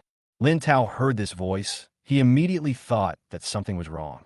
He was so embarrassed in the hospital a few days ago that he has a psychological trauma. If he hadn't wanted to confirm whether there was anything wrong with his system today, he would definitely not have set foot in this hospital. I wanted to leave as soon as possible after watching, but I didn't expect to be caught by someone. Big sister, I suddenly remembered that I have something else to do, so I won't stay here with you. I'm leaving first. Lin Tao finished speaking. He covered his face and ran away without looking back. Hearing the loud laughter behind him, he wished he could find a hole in the ground to crawl into. After Lin Tao left, Lin Shuj asked about Luo's situation today. When mentioning this, Lolo's eyes suddenly turned red. Boss Lin, you are really my lifesaver. If you hadn't reminded me to be careful of falling objects, I would have been crushed to death by now. Chapter 52, How to Distribute. Thinking back to what happened just now, Lolo is still scared. After she came out of the police station, she went straight home. She remembered Lin Chud's reminder and didn't dare to get too close to the buildings nearby. She tried to walk in the middle as much as possible and occasionally look up at the sky. If you see someone working at high altitude, you will move further away. Just when she was about to reach her home, she suddenly saw several people hanging outside a building, installing glass. She still planned not to get too close, but found that an old woman didn't notice any of this and was still passing under the building. She suddenly had a bad feeling, because if Lin Shuj hadn't reminded her today, according to her usual habit, she would have walked at the back of the road like the old woman. Maybe, when Lolo thought of this, he heard a click sound from above. Looking up, I saw that the glass exterior wall, which was supposed to be solid, actually had a crack in the middle. The rope that hangs the glass is under pressure as a whole. If the glass breaks in the middle, it will be impossible to hold it all together, and some fragments will definitely fall off. This height, this weight. If it hits someone, the consequences will be disastrous. Lolo didn't even think twice. He just rushed over and pulled the old woman backwards. The old woman was so scared that she sat down on the ground, and Lolo had to carry her up. With a loud bang, just as she was about to leave the spot, the glass fell down. Her legs were cut by several pieces of glass that flew up from the ground, but it was a blessing in disguise. So your arm is... After listening to Luo's description, Lin Shuj was still a little confused. Well, the old lady didn't cooperate at first, and when I hugged her, I accidentally twisted my arm. Luo smiled awkwardly. Lin Shuj then slowly breathed a sigh of relief. It seems that taking precautions in advance is still useful. In other words, the Lin family's future bankruptcy is not a dead end. Okay, you should take a good rest these few days. Don't rush back to work. Get well first. By the way, this accident is considered a work-related injury. In addition to the stipulated compensation, the company will also provide additional subsidies. You could just take this as a vacation. Lin Shuj would not be stingy with this secretary, who was very loyal to him. After settling everything and giving repeated instructions, he left the hospital. She didn't go back to the company, but went straight home. She knew that her parents could also hear Lin Tao's thoughts. Since Lin Tao's voice is of such great help to the company, she must discuss with her parents to see how to make good use of it in the next step to resolve the future crisis of the Lin family. Is this actually possible? After listening to Lin Xan's description, Lin Xan was shocked. Lin Tao's thoughts before, they just treated it as gossip. Even if they could know some of the more private things, it would seem that this was something that could only be encountered by chance. They never thought that they could take the initiative to use this to solve some troubles hidden in the dark. A Tao is really the lucky star of our family. Susan's face was full of love, and she wanted to give her son more and better things from the bottom of her heart. I'm afraid that even if Lin Tao wants the stars in the sky, they're planning to contact the space agency for business. How about this? When I have important projects in the future, I'll let a Tao come with me. Lin Shuj calculated with a smile. Susan rubbed her hands together, also with anticipation. I will have to bring Tao with me to important gatherings in the future. I want to see what those ladies from noble families who seem to be getting along well with me on the surface are up to. Lin Xan nodded. Yes, it would be great if we could get hold of something that could hold something against their husbands. Even if we don't deal with them, we can still protect ourselves. When Lin Baixian got home from get off work, all she heard was her parents and sister talking. After learning about the situation, she also joined in. In that case, I have to take him with me to work. I want to see who wants to harm me. After leaving the hospital, Lin Tao took the bus and subway home by himself, and his speed was much slower than Lin Shuj. As soon as he entered the door, he felt 4 burning gazes. What happened? Lin Tao was frightened by the stare and subconsciously took 2 steps back. Susan smiled gently. A Tao, come and sit down. We just thought that if you're not busy with your studies recently, you can spend more time with your family. That's right. Lin Shuj and Lin Baixian echoed. Lin Tao always felt that they were weird. Huh? How can I accompany them? Just visit the company often when you have time. Go out with mom to meet those aunts when you have time. Come to the hospital when you have time to get a physical checkup. Lin Tao. In the end, it was Lin Xan who made the final decision. No matter what Lin Tao planned to do later, he planned to hold a banquet first to officially announce Lin Tao's identity. On the one hand, it allows Lin Tao to have an additional identity outside so that he will not be bullied by ignorant people. On the other hand, gathering those people from the aristocratic families would also allow Lin Tao to distinguish whether they were sincere or not. Lin Tao himself had no opinion on this. It was only a matter of time anyway. Coincidentally, the car he had ordered had just arrived, and he planned to pick it up on the morning of the banquet and then rush to the venue himself. The Lin couple were a little worried, but seeing that Lin Tao insisted, they just let him do it. Chapter 53, You Are Still Here. Lin Tao completed the formalities quickly and successfully obtained the car keys. The clerk was kind enough to help him drive the car out of the parking lot and park on the side of the road.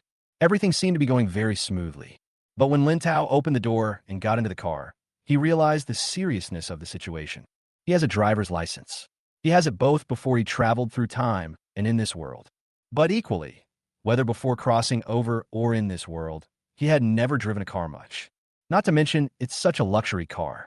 After he started the car, he felt a little at a loss. It should be no problem to drive away, but he was not willing to take the risk and become a road killer. Or call a designated driver. Thinking of this, Lin Tao immediately got out of the car and took out his mobile phone to look for the designated driver app. At this moment, he suddenly heard a sudden breaking sound not far away, followed by the sound of a collision. This place is remote, and there are not many people on the road. Lin Tao took a look and found that it was a very cute pink car that had overturned into the ditch next to it. The cars passing by just slowed down, took a look, and then drove away. Lin Tao hurried over and tried to open the car door. I saw a young girl sticking her head out in a very embarrassed manner. Can you pull me up? The girl was pale and looked frightened. Lin Tao stretched out his hand and pulled the girl out of the car with difficulty. But the girl's skirt was torn, revealing a pair of white legs. Oh, why am I so unlucky? The girl grabbed her hair, looking upset. I just put a film on my pink car, and it broke after less than an hour of driving. Lin Tao leaned over to take a look at the car. This is a Mercedes-Benz Smart, which is relatively light. It must have been during a sharp turn that one of the wheels got stuck in the ditch, and then the whole car flipped over. But the ditch is not very deep, so it is probably not a big problem.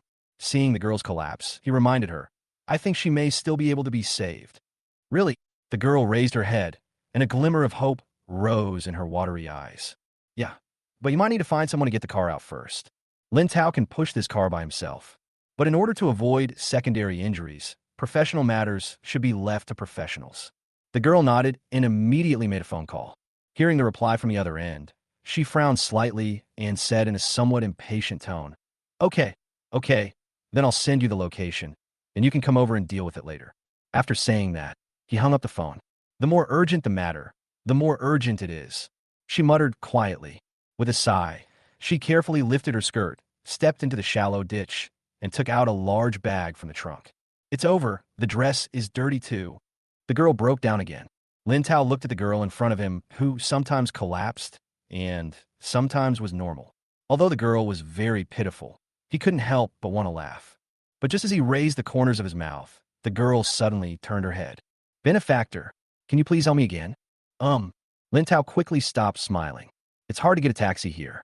Can you take me downtown, please?" The girl clasped her hands together with a pious look on her face. Lin Tao took a look at the car he had just picked up. He originally wanted to call a designated driver. Logically speaking, now that he has someone with him, it would be best if someone could help drive him. But the girl just drove her car into a ditch, which is really unreliable. But it is just as she said, this place is too remote and it is hard to find taxis or designated drivers. After thinking for a moment, he reminded, "I'm a novice. Do you dare to ride in my car?" "You dare. I have something urgent to do today, so I leave my life in your hands." The girl looked as if she was ready to die heroically. Lin Tao was trusted so much, he no longer refused. He drove the girl all the way to the city. However, when the 20th bicycle overtook her, the girl became a little overwhelmed. "Brother, how about we not drive anymore?" This speed was not much faster than she could walk. "How about you come?" Lin Tao was also a little embarrassed. The girl nodded. "Okay, let me do it. Don't worry, I'll be careful." After that, the two exchanged positions. It has to be said that although the girl drove her own car into the ditch, she drove Lin Tao's car quickly and steadily. We drove all the way to the parking lot of a luxury shopping mall. "Okay, I'll get off here. Thank you so much." Lin Tao solemnly again and hurried away. Lin Tao sat back in the driver's seat. Soon, a more serious problem was discovered. This parking lot seems to be more difficult to drive in than the road outside. He suddenly felt a little regretful. Why'd he buy such a big car? I should have bought a smart car earlier to travel freely. After an unknown amount of time, he finally drove out of the parking lot. When he got to the roadside, he decided he had to call a designated driver. But just as I took out my phone, a familiar voice came from behind me. "Huh, why haven't you left yet?" Lin Tao looked back and saw that the girl had changed into a new dress and a windbreaker on the outside, and walked out of the mall. The girl saw Lin Tao standing next to the car, fiddling with his cell phone, and suddenly thought of something. You didn't just drive out of the parking lot?" Chapter 54, Not Allowed in Again. Lin Tao held his forehead, feeling a little embarrassed. The girl chuckled. "I just happen to have some time. Since you helped me, I'll be your driver for free. Where are you going?" "I'll take you there." Lin Tao thought that this place didn't seem far from the hotel where the banquet was held, so he told the location. When the girl heard this, she exclaimed, "You're also going to the Lin family banquet?" Yes, you too."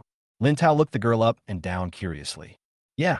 Hey, I didn't want to go, but my parents insisted that I go. It's on our way. I'll drive you there."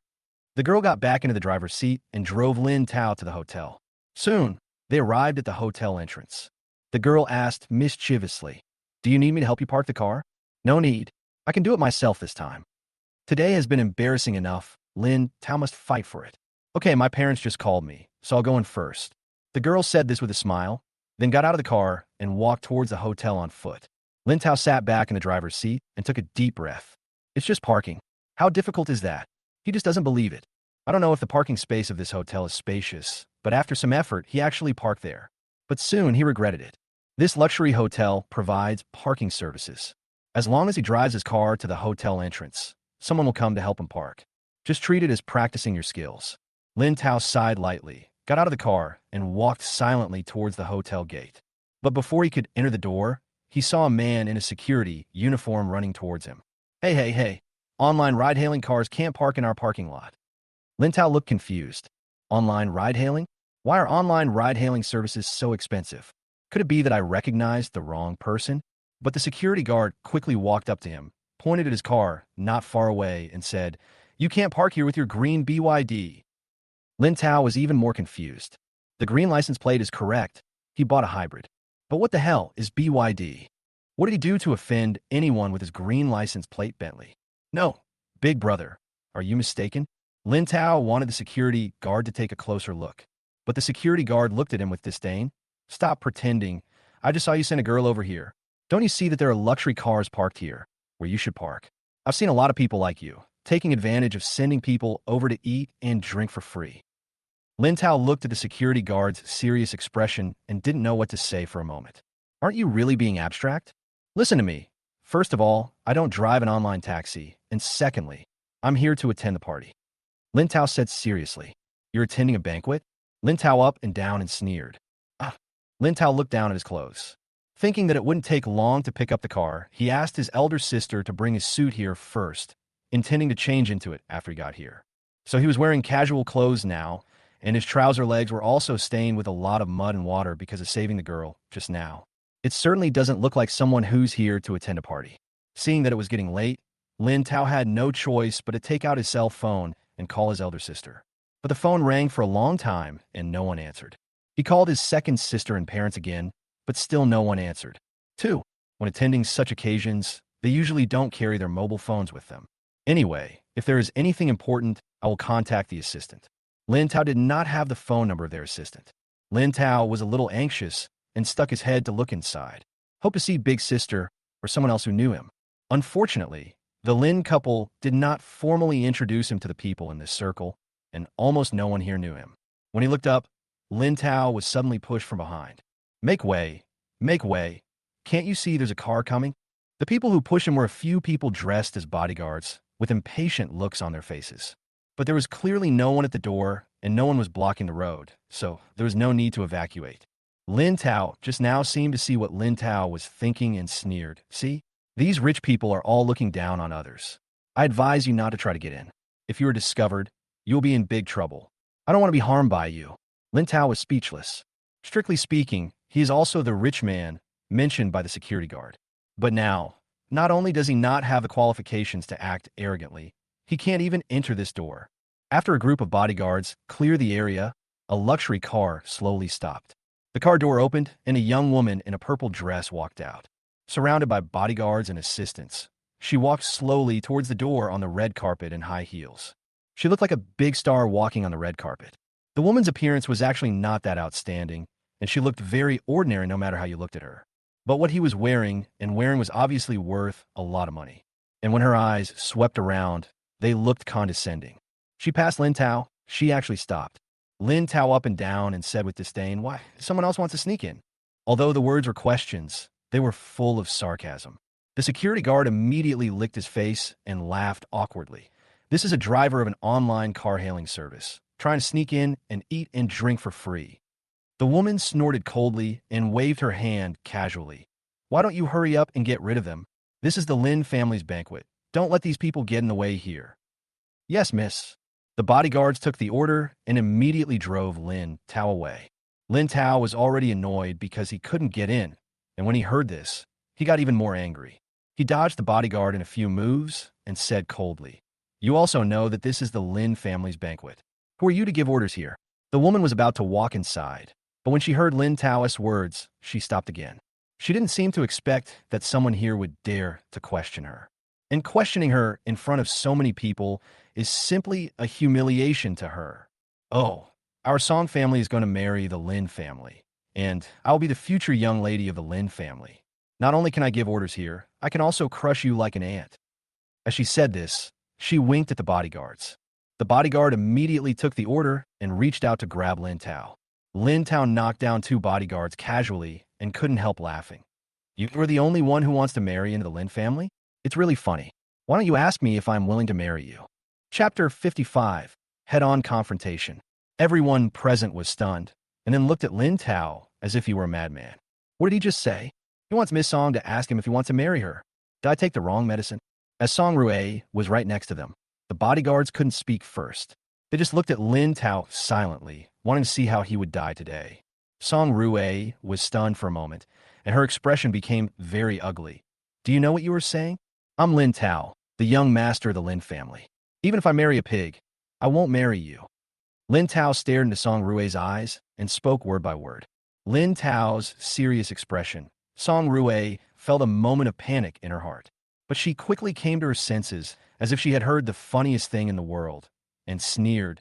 "Did you all hear it? This guy who drives an online car-hailing service actually said that he is the young master of the Lin family. So, did the Lin family change their business or go bankrupt? Lin Tao found that no one around him believed him, and finally realized that he could not explain it clearly just by talking. He still had to wait for the Lin couple and his elder and second sisters to find him. Just as he was about to continue his call, another voice came from behind him. Hey, it's been such a long time since we last met. Why are you still speaking so harshly, you ugly bastard? What's wrong with driving an online ride-hailing car? I earn money through my own labor, so what did that do to you? The voice is very clear, also very familiar. Lin Tao turned his head and saw the girl walking out of the banquet hall. When she saw him, the girl was also surprised. Why were you stopped? Lin Tao twitched his lips, pointed at the security guard, and said, He said I was driving an online car-hailing service. The girl was stunned, seemingly unable to react. Lin Tao explained helplessly. He said I drive a BYD. The girl looked at the green licensed Bentley not far away, glanced at the security guard in surprise, and pursed her lips tightly. It was obvious that she was trying to hold back her laughter. You can't laugh in this kind of situation. She tried her best to hold it in and try to change the subject. Well, I forgot to introduce myself just now. I'm Bai Yueling from the Bai Group. Bai Group? Lin Tao had some impression of the Bai family. Previously, when Lin Ze'an was kicked out of the Lin family and had to borrow money everywhere, the first person who came to explain the situation to Lin Xan was the head of the Bai family. I heard that the Bai family has always been upright and honest. The cooperation between the Lin family and the Bai family is also the longest. But Lin Tao never expected that the girl in front of him who drove the car into the ditch would be the daughter of the Bai family. And it looked like Miss Bai knew the annoying woman in front of her. Song Rue was watching from the side and couldn't help but sneered. I was wondering who's here. It turns out it's you, a woman who can't stand up to the stage. I think you two are a good match. Since you like to defend these lowly things so much, why don't you marry him? Oh, what kind of filthy thing is yelling in broad daylight? Bai Yueling fanned herself in disgust, as if she smelled something bad. His eyes suddenly turned to Song Rue, pretending to be surprised. Why is it you, an ugly thing? What bad luck? Song Rue had an injury on her face when she was young. Although she spent a lot of money to hire someone to do reconstructive surgery and constantly maintain it on a daily basis, as long as she didn't wear makeup, you could still see the shallow scars. The scar was not big originally, and after so many years, it did not play any decisive role in her appearance. But the psychological trauma this injury brought to her is indelible. The young sisters around her never dare to mention this matter in front of her. I didn't expect Bai Yueling to be so outspoken in front of so many people. Song Rue was so angry that she couldn't speak. Hey, don't get angry. It was ugly to begin with, and now it's even more abstract.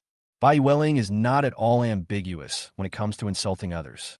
He also didn't give Song Rue any face at all. Seeing that it was getting late, she was too lazy to stay here, so she took Lin Tao's arm and walked into the banquet hall. Others may not know, but she is not stupid.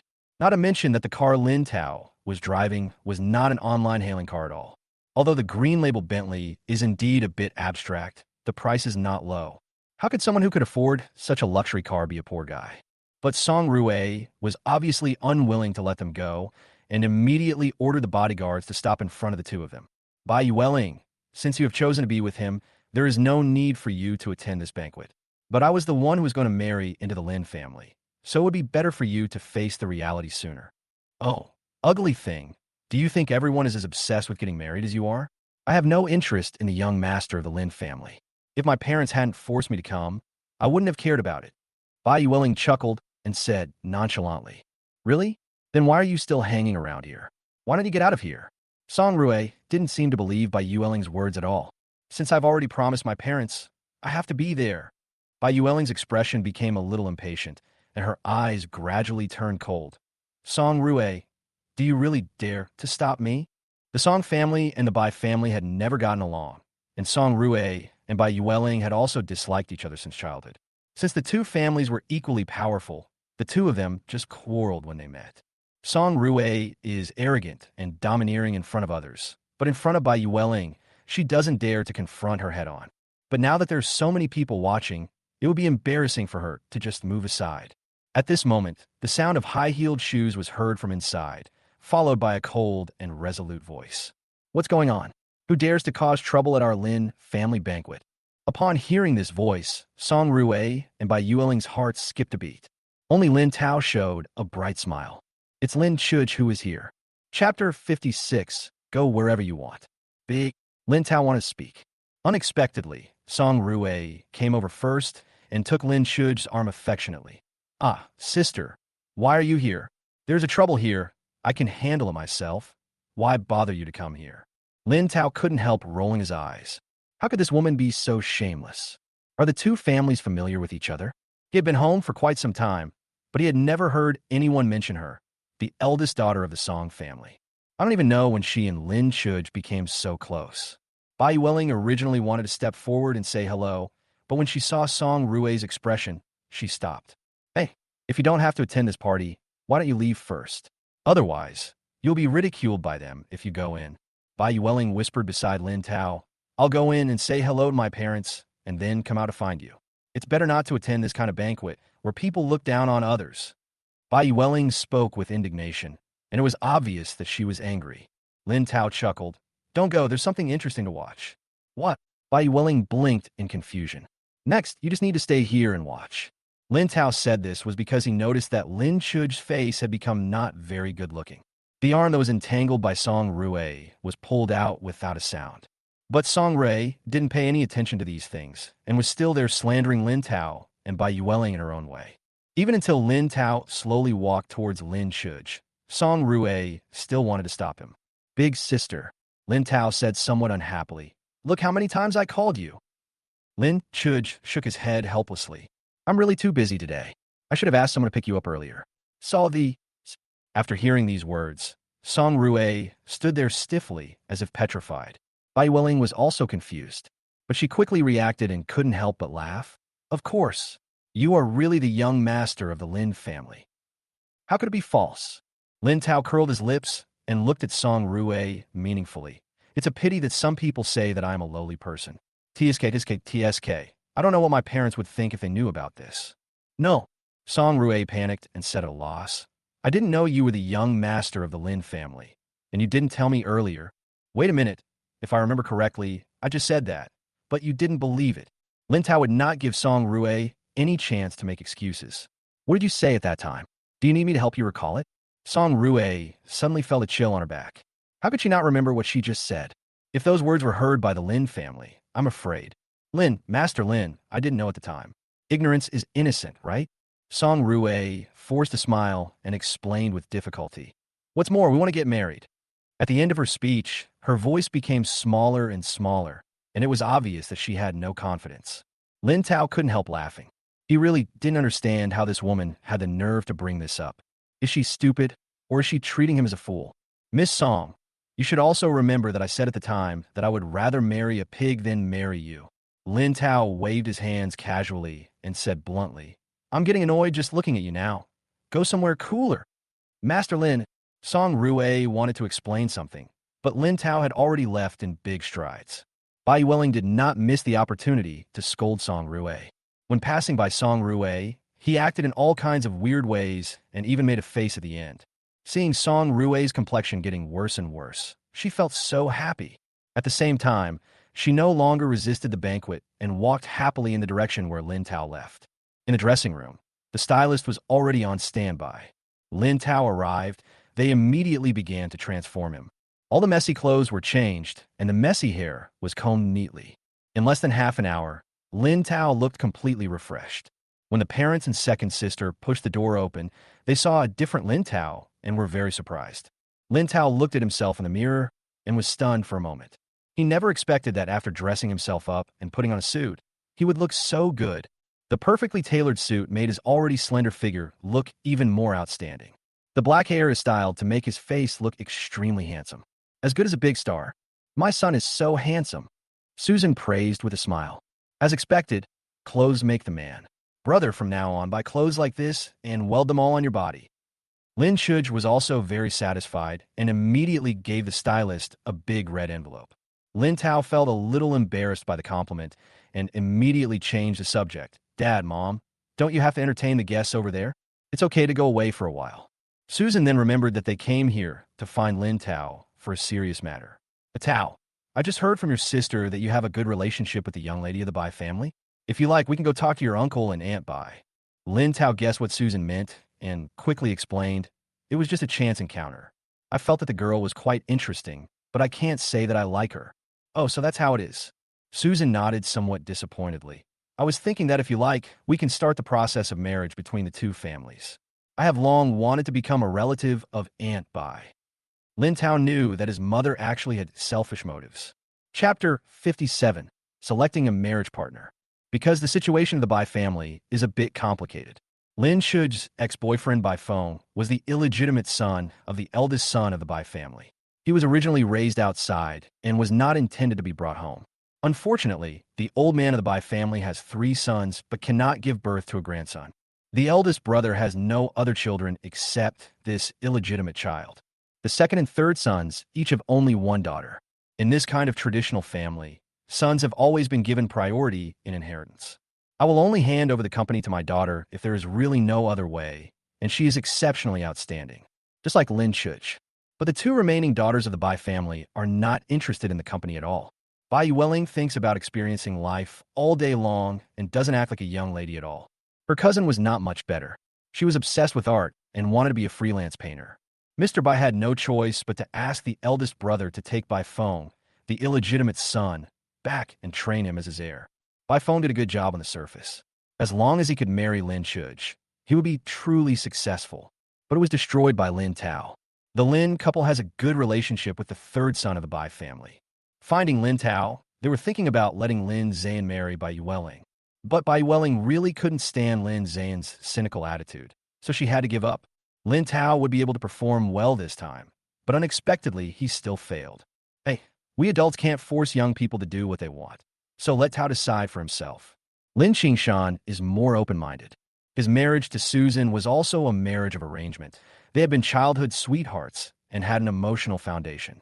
Naturally, we also hope that our children's marriages, even if they are arranged marriages, are based on mutual love.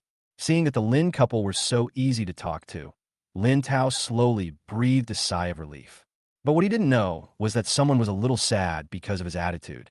At the door of the dressing room, Bai Yueling had a little disappointment in her eyes. She wanted to say hello to her parents first, and then wanted to come here to find Lin Tao. Unexpectedly, as soon as she arrived at the door of the dressing room, she heard Lin Tao refuse the marriage proposal and say that he didn't like her. Although they had just met, she thought Lin Tao was quite interesting. If possible, it is not impossible to develop it. But why did Lin Tao refuse so thoroughly? Didn't she leave a good impression in his heart? This shouldn't be the case. Unconsciously, Bai Yueling felt a little bit of strong will in her heart. The banquet officially begins. Lin Xan took Lin Tao to the front of the stage and solemnly introduced Lin Tao's identity to everyone. Although these people have high status in the capital, not many of their children are successful. Many people still envy top students like Lin Tao, who was admitted to the finance department of University A on an exceptional basis. Hearing that he grew up in the countryside made them look at him with even greater respect. Most of the people present were adults, so they wouldn't play kids' tricks and think that Lin Tao's growing up in the countryside was something shameful. On the contrary, people would think that the fact that Lin Tao grew up in such difficult conditions and was able to be so outstanding shows that he has extremely strong personal abilities. With the training of the Lin family, he will definitely become a great man. In the following period of time, many people brought their children to introduce themselves to Lin Tao, hoping to establish better relationships with the Lin family. A large number of them came with their daughters. People here basically assume that children need to be arranged into marriages. The Lin family has only one son, so those families with daughters have to seize the opportunity. Lin Xan and Susan also accepted all the offers. Anyway, it's not a bad thing to get to know a few more girls. What if you find one you like? Tao, this is your Uncle Lu and his little daughter. Lin Xan introduced with a smile. Lin Tao just took a glance and shook his head silently. The girl is very beautiful and has a good figure. From the appearance, there's almost no flaw to be found in her. But as he observed, the melon-eating system in his mind started to ring again. Lin Tao's voice also echoed in the ears of the Lin family members present. She looks so dignified, but in private she is the queen of nightclubs. Last year, she saw a handsome male college student in a nightclub, and she forcibly took him away to sleep with him, and even got pregnant with his child. Too domineering, I can't afford to offend you." In an instant, the expressions of the other four members of the Lin family changed. Lin Shuj and Lin Baixian were chatting with their friends. When they heard the voice, they looked towards their parents with amusement in their eyes. Of course, they knew what their parents were thinking and wanted to take advantage of the opportunity to choose a suitable partner for their younger brother. Seeing those people queuing up to meet Lin Tao, it seems that today's gossip will be heard to your heart's content.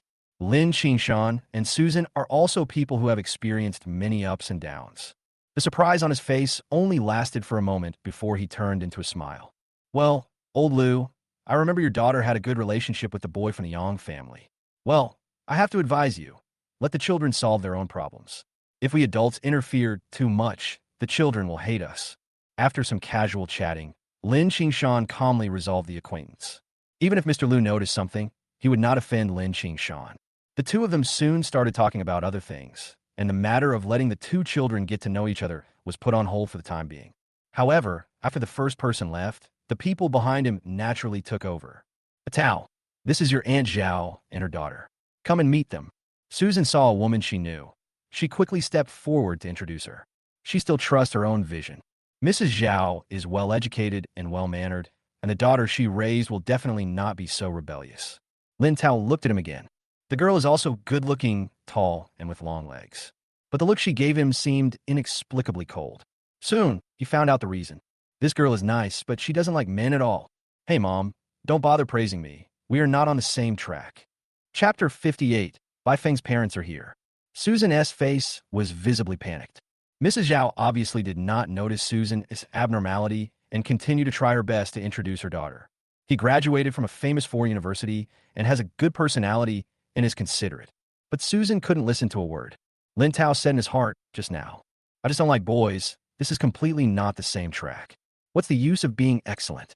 Seeing his mother's embarrassment, Lin Shuj held back his laughter and walked forward. He made up an excuse and helped take Mrs. Zhao and her daughter away. She didn't go far. There were still many people queuing up behind her, and she wanted to see how many shameful secrets these girls from big families had. Lin Xan and Susan took a deep breath and regained hope.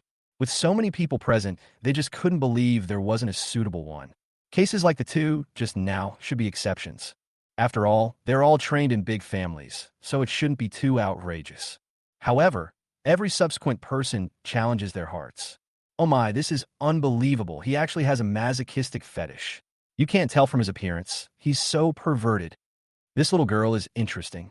She lacked fatherly love since she was young, so she only likes men over 40 years old. Hey, this girl actually likes others to nibble on her toes. It just so happens that she can form a pair with the guy in front." Gradually, the light in Lin Xan and Susan's eyes faded. There was helplessness and also a bit of anger. They just don't believe that these people really don't understand their children at all.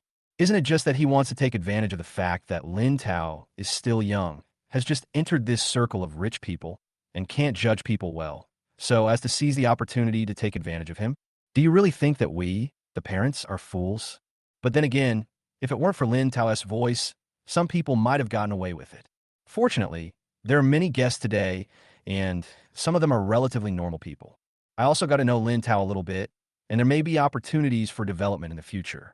The introduction was almost finished, and Lin Tao was about to leave when he heard the sound of a cup breaking not far away. Turning around, I saw Lin Shuj standing in front of the table with an unhappy look on his face, and a couple was sitting in front of him. The wine glass on the ground seemed to have been broken by Lin Shuj. Lin Xan and Susan also noticed the situation over there, and their faces darkened. "Why are they here? I don't remember sending them an invitation," Susan said coldly. "Hey, after all, he is a well-known person in the capital, so it doesn't matter if he just comes to attend the banquet. But now it seems that it is not that simple." Lin Xan thought for a moment and walked over there. Lin Tao hurriedly followed. Lin Xan is indeed an old man in the mall. His face was so bad just now, but when he walked in front of the couple, he put on a smile and said, "Brother Bai, sister Bai, what are you doing?" Another member of the Bai family? And he came directly to Lin Shuj. Could it be the eldest couple of the Bai family, Bai Feng's parents? The man's name was Bai Yuan, and he looked about the same age as Lin Xan. He immediately stood up and said politely, "Hey, Lao Lin, you know that there were some misunderstandings between a Feng and Chugu before. We are here to apologize to Chugu on behalf of the Feng." Yeah. We mean no harm. The woman's name was Lu Qing. She looked quite young, probably in her early 40s. Like Bai Yuan, his face was full of guilt. When Lin Xan heard that the two of them were indeed here for Bai Feng's matter, he hesitated for a moment and said calmly, "Since you want to clear up the misunderstanding, let's go to the back and talk slowly." Before, Bai Feng wanted to drug Lin Shuj and force himself on her. Although he failed, Lin Shuj did not give up and called the police after leaving.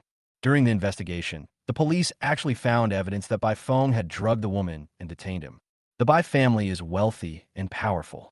If they had encountered such a thing in the past, they could have solved it with money.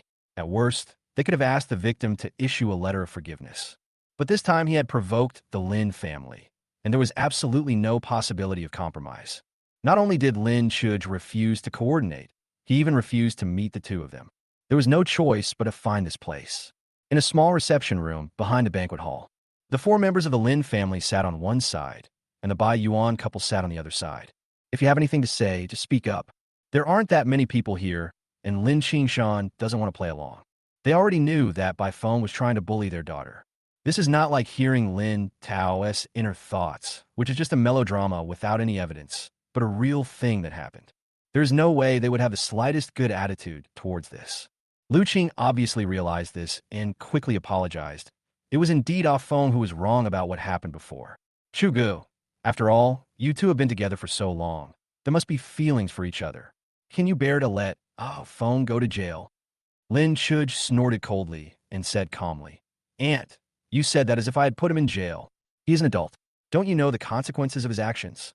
Lu Qing frowned, but he...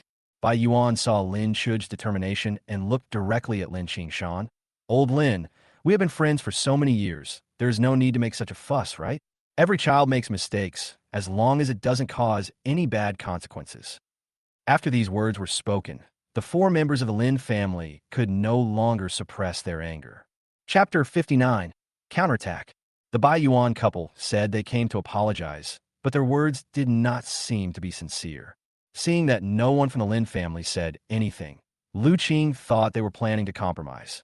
Then he added shamelessly, "Yeah, nothing happened, and even if it did, it wouldn't matter, since you were planning to get married anyway." Finally, the Lin family could no longer tolerate it. Lin Shuj spoke first. "Wait a minute, did you misunderstand something? Do you really think that your son is so popular that I would rush to marry him?" Lin Tao also mocked. "It's so funny, these two don't seem to understand the situation. Even in the past, your son was marrying up to my eldest sister. Now that it's so ugly, how can you still have the nerve to say these things?" Lu Qing obviously didn't expect that the younger generation of the Lin family would be so disrespectful. She immediately looked at Lin Xan and Susan and said coldly, "Is this how you, the Lin family, educate your children?" Susan wanted to curse just now, and now she retorted without any hesitation, "How our Lin family educates our children is not your turn as the parents of a rapist to comment." You. Lu Qing's face turned red, and he was so angry that he couldn't utter a word. Bai Yuan, who had been silent for a long time, suddenly looked at Lin Xan sinisterly.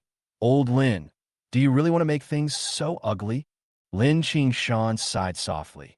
"Actually, I didn't expect that the two families would quarrel like this, but shouldn't you ask your son about this issue? Our daughter did nothing wrong from beginning to end." Bai Yuan's expression became even uglier. They obviously hadn't thought before they came that the situation was totally beyond redemption. Even if the relationship between the two families was used as a threat, the Lin family would not compromise at all. Lin Tao really didn't want to listen to these two shameless guys anymore, so he threatened directly. "To tell you the truth, we have found out all the dirty things your son did secretly. Considering the friendship between our two families, we will just call the police now. If you continue to make trouble, we don't mind letting him spend the rest of his life in jail." When Lu Qing heard this, his face turned pale instantly. Of course, she knew what kind of person her son was and what he had done secretly. Now Bai Feng is facing a criminal record, which is hard for her to accept. If I really let those things out, I would probably be very hurt, and the rest of my life would probably be ruined. Okay, since you're so heartless, don't blame us for being rude." Bai Yuan looked fierce and took out his cell phone and clicked a few times. Just a few seconds later, 3 men in black rushed in from outside, holding knives in their hands, and went straight to Lin Tao. "Since you want to destroy my son, I will destroy your son too." Bai Yuan smiled cruelly. The Lin family obviously didn't expect things to turn out like this. Lin Xan and Susan almost subconsciously stood in front of Lin Tao to prevent the men in black from getting close. Bai Yuan, are you crazy? There are people everywhere outside. Do you think you can really leave after hurting someone? Lin Xan shouted angrily. Oh, those people outside? They won't mind their own business. Bai Yuan's eyes were full of madness, and he raised his hand to signal those people to take action. Seeing the sharp knife waving towards Lin Xan, Lin Tao reacted quickly. He jumped directly onto the table, went around to the front of his parents from the side, and kicked the leading black-clad man in the face. Bang! The man in black groaned, covered his nose, and fell backwards. Blood oozed from between his fingers. Lin Tao didn't give the two people behind him any chance. He rushed forward to attack, snatched the knife, and knocked them out. The whole movement was very smooth, without any drag. He flicked his fingers, spinning the two knives casually, and looked at Bai Yuan and Lu Qing with cold eyes. The couple had already been frightened, and their faces were extremely stiff. You only found a few such losers. You really looked down on me. Lin Tao snorted coldly, raised his hand, and waved it, and two knives flew towards the two of them. At this moment, not only were they scared silly, but even the Lin family members went crazy. It was too late to stop it, and I could only watch the knife fly past. The Lin family had even imagined the scene of Bai Yuan and his wife being covered in blood. Fortunately, the two knives only scratched the cheeks of Bai Yuan and Lu Qing, leaving a shallow blood mark, and then stabbed into the wall behind them. Bai Yuan and Lu Qing both had their eyes wide open, frightened to the point of almost leaving their souls. That is to say, I went to the toilet in advance and did not become incontinent on the spot. Murder, murder! Lu Qing raised his hand tremblingly and touched his stinging cheek. Looking at the blood on his fingers, he muttered to himself. Lin Tao laughed disdainfully and said, Hey, you only have this much courage. Don't do anything like hiring someone to kill someone in the future. Hey, Uncle Bai, come back to your senses. Lin Tao raised his hand and waved it in front of Bai Yuan. What do you want? Bai Yuan was startled and quickly stepped back. He leaned against the wall behind him and almost touched the knife stuck in it, and shuddered again. Lin Tao sat at the table in front of Bai Yuan, still with a gentle smile on his face, as if nothing that had just happened had happened. Uncle Bai, I'm sorry to scare you. As compensation, I can tell you a secret. Lin Tao lowered his voice, looking mysterious. Bai Yuan's brain was a little slow to react, but he still asked subconsciously, What secret? Lin Tao raised his lips in a mischievous smile. Bai Feng was born prematurely, right? In all these years, have you never doubted this? Bai Yuan was stunned for a moment, and finally came to his senses. What do you mean by that? Lin Tao laughed loudly. You are already so old, and you still ask me what I mean? What you mean is that Bai Feng is not your child. Ha ha ha. Chapter 60, Eating Melons. Everyone present was a little confused by Lin Tao's laughter. What did you say? Bai Yuan even thought he had heard it wrong. Even if the assassination fails, just send them to the police station. It's really strange to say something like this suddenly. At this time, footsteps were heard at the door again. Dad, Mom, what's going on? Lin Baixian looked at the situation in the room and the person lying on the ground with a look of surprise. She originally wanted to come with them, but there were so many guests outside who needed someone to take care of them, so she had to stay in the banquet hall. The waiter who just passed by hurriedly found her and said that she had hurried over because she heard that something seemed to be wrong here. Some guests outside noticed what was happening here and gathered around curiously.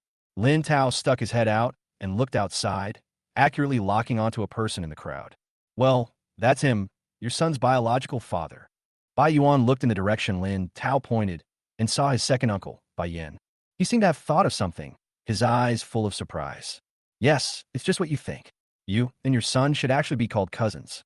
Lin Tao looked like he was just enjoying the fun, and turned to look at Lu Qing. Do you think I'm right? After saying that, he smiled to himself and said, It doesn't matter if you don't admit it. It's not difficult to do a paternity test these days. It will be clear with just a simple check. Although there is no way to prove anything now, Bai Yuan is not a fool at his age. Since the other party can say it so confidently, he must have something to rely on. And since just now, his wife hasn't even said a word of rebuttal. He just looked terrified, and I didn't know what he was afraid of. Lu Qing, what on earth is going on? Bai Yuan asked, suppressing his anger. This is not what you think. Faced with the questioning, Lu Qing had no idea how to explain. Or in other words, The facts are before our eyes, and any explanation is useless. When the onlookers heard these words, they suddenly realized that they seemed to have discovered some incredible secret. They stopped cautiously, not daring to make any sound, for fear that they would be driven away before they could finish eating the melon. Lin Tao continued to kindly help explain. More than 20 years ago, your wife was the nanny of your second uncle's family. She was pregnant with your second uncle's child before she came of age. At that time, your second aunt was strict, and your second uncle did not dare to let the child be born in public, but he was unwilling to give up the child, so he contacted your girlfriend at the time. Although I don't know what kind of handle that woman had in your second uncle's hand, she agreed to help pretend to be pregnant and left the capital. After Bai Feng was born, he was returned to you as her child. Later, your second uncle found a way to marry Lu Qing to you so that you could raise their biological son well. As Lin Tao explained, Bai Yuan's expression changed again and again. Many things vaguely popped up in his mind. Many years ago, he seemed to have heard some rumors that his second uncle liked to mess around outside and even got someone pregnant. He didn't take it seriously at the time. After all, he was a playboy from a wealthy family. It was normal for him to like playing no matter how old he was. Unexpectedly, they'd been plotting against him for so many years.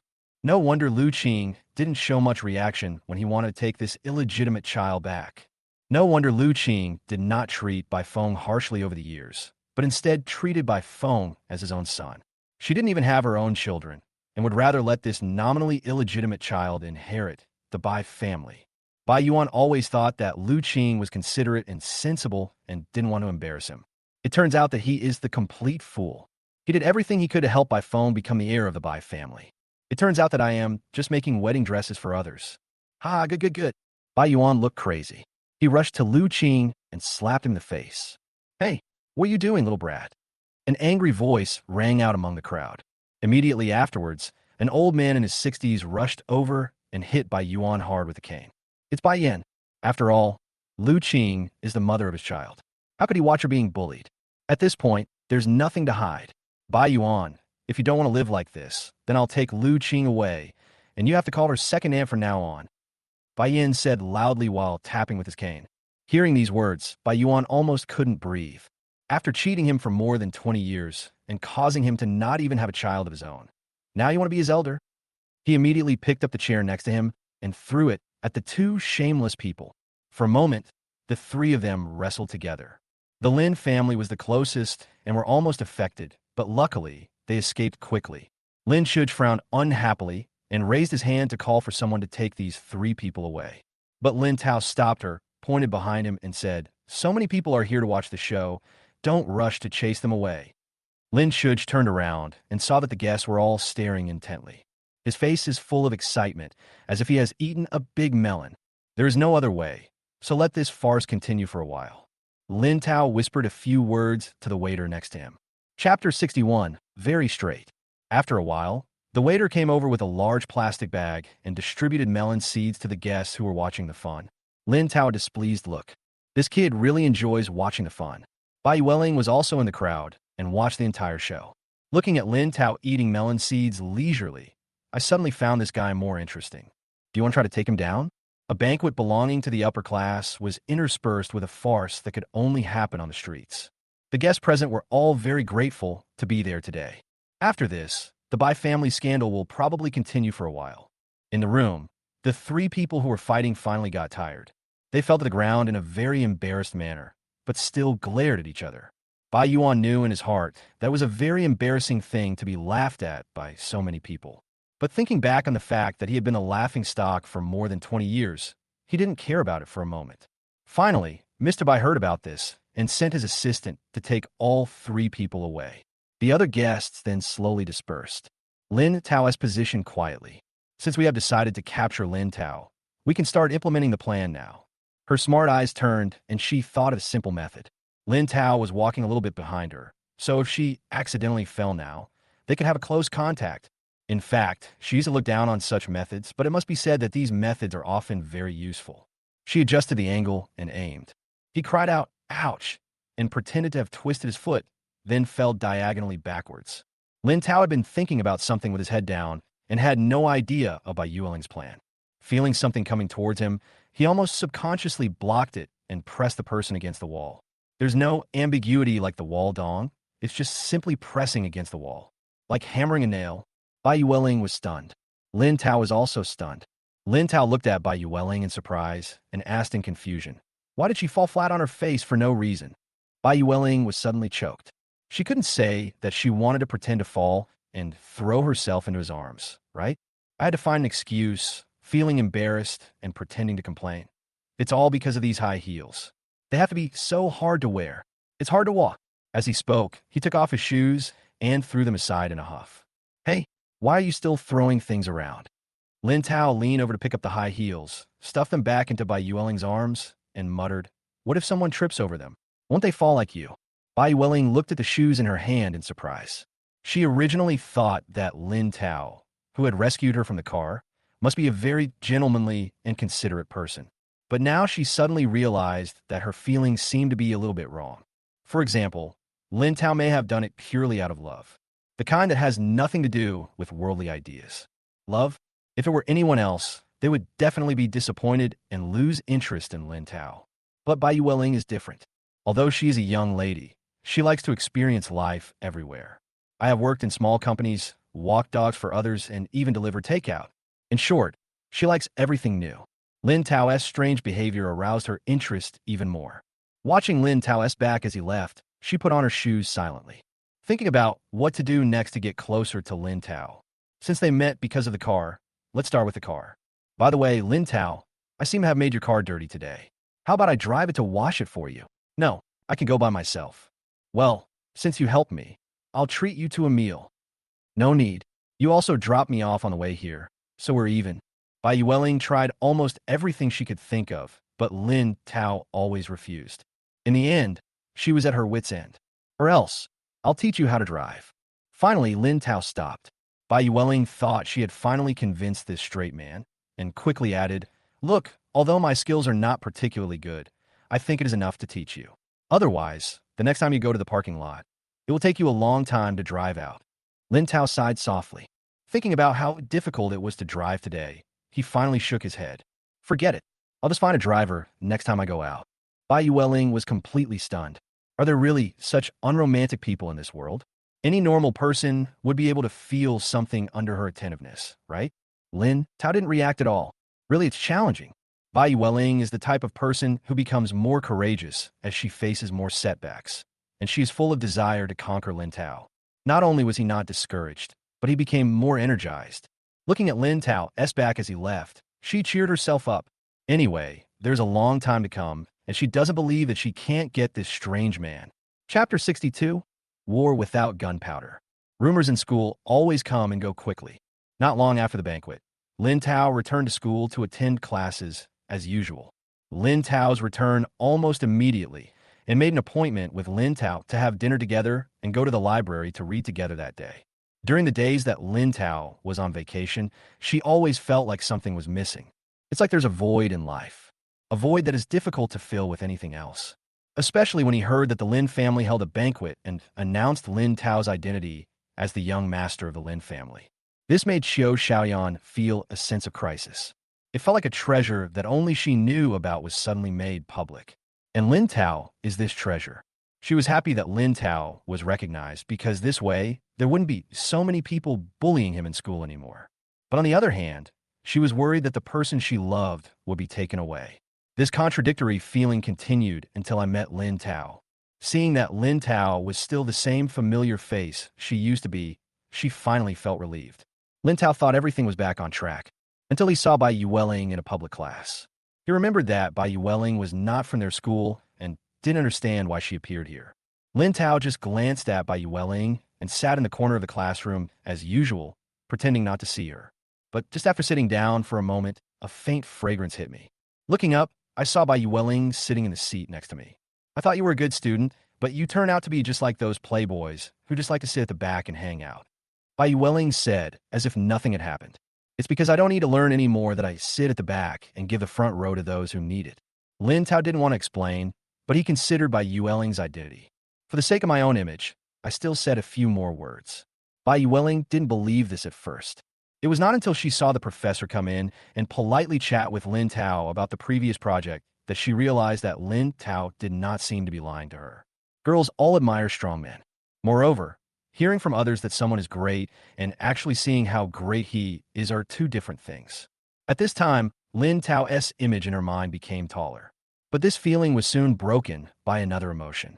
When class was about to start, a beautiful figure appeared at the classroom door. That was a very beautiful girl. As soon as it appeared, it attracted a lot of people's attention. The girl leaned her head out, as if looking for someone. When he saw them, his gaze seemed to pause for a moment. Then, under the gazes of many people, he sat on the other side of Lin Tao. "Xiaoyan, I didn't expect you to really come." Lin Tao smiled and said, "Generally speaking, girls who study liberal arts don't seem to be very interested in finance-related subjects. That means I'm not an ordinary person." Xiaoyan also smiled. "That's right. I brought you the book you mentioned last time." Lin Tao took out 2 books on finance from his backpack and handed them to Xiaoyan. Xiaoyan took it happily and said thank you sweetly. She had actually seen Bai Yueling a long time ago. The girl's intuition told her that this girl was not simple. Next to Lin Tao on purpose. Although she didn't know what the relationship between them was, she planned to remain unchanged in the face of change. Lin Tao normally without revealing any flaws. Whoever loses patience first loses. Bai Yueling seemed to understand this as well and did not react too exaggeratedly. During class, he just listened with his chin supported by one hand and asked Lin Tao a few questions from time to time. She is not a student of this school, but she also studies finance. So many times I could have an organized discussion with Lin Tao about the questions raised by the professor. Lin Tao for the entire class. It looks calm, but in fact it feels like a war. Lin Tao didn't notice anything unusual at first, but gradually he also felt that the atmosphere was not right. As he was still in class, he didn't say much. After finally waiting for the get out of class to be over, he wanted to leave this place of trouble immediately. But the 2 girls stood up together. "Lin Tao, this is my first time at your school. Why don't you take me around?" Bai Yueling asked with a smile.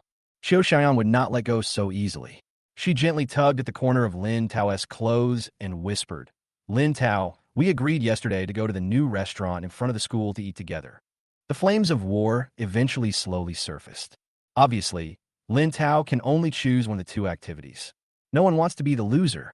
Lin Tao was also overwhelmed. He and Bai Yueling were not very familiar with each other, and he had no desire or reason to take her for a walk around the school. As for Xiaoyan, he had previously agreed to go to the new restaurant to dine together, but not today. Maybe it was this weird atmosphere that made him rebellious. Lin Tao just wants to be alone today and doesn't want anyone to accompany him. Chapter 63. Be a pig in the next life. Xiaoyan knows Lin Tao quite well. Seeing that Lin Tao's face didn't look good, I knew he might be angry. If it had been before, she would definitely not have been so persistent. But today, with such a beautiful rival in love here, she dared not take it lightly at all.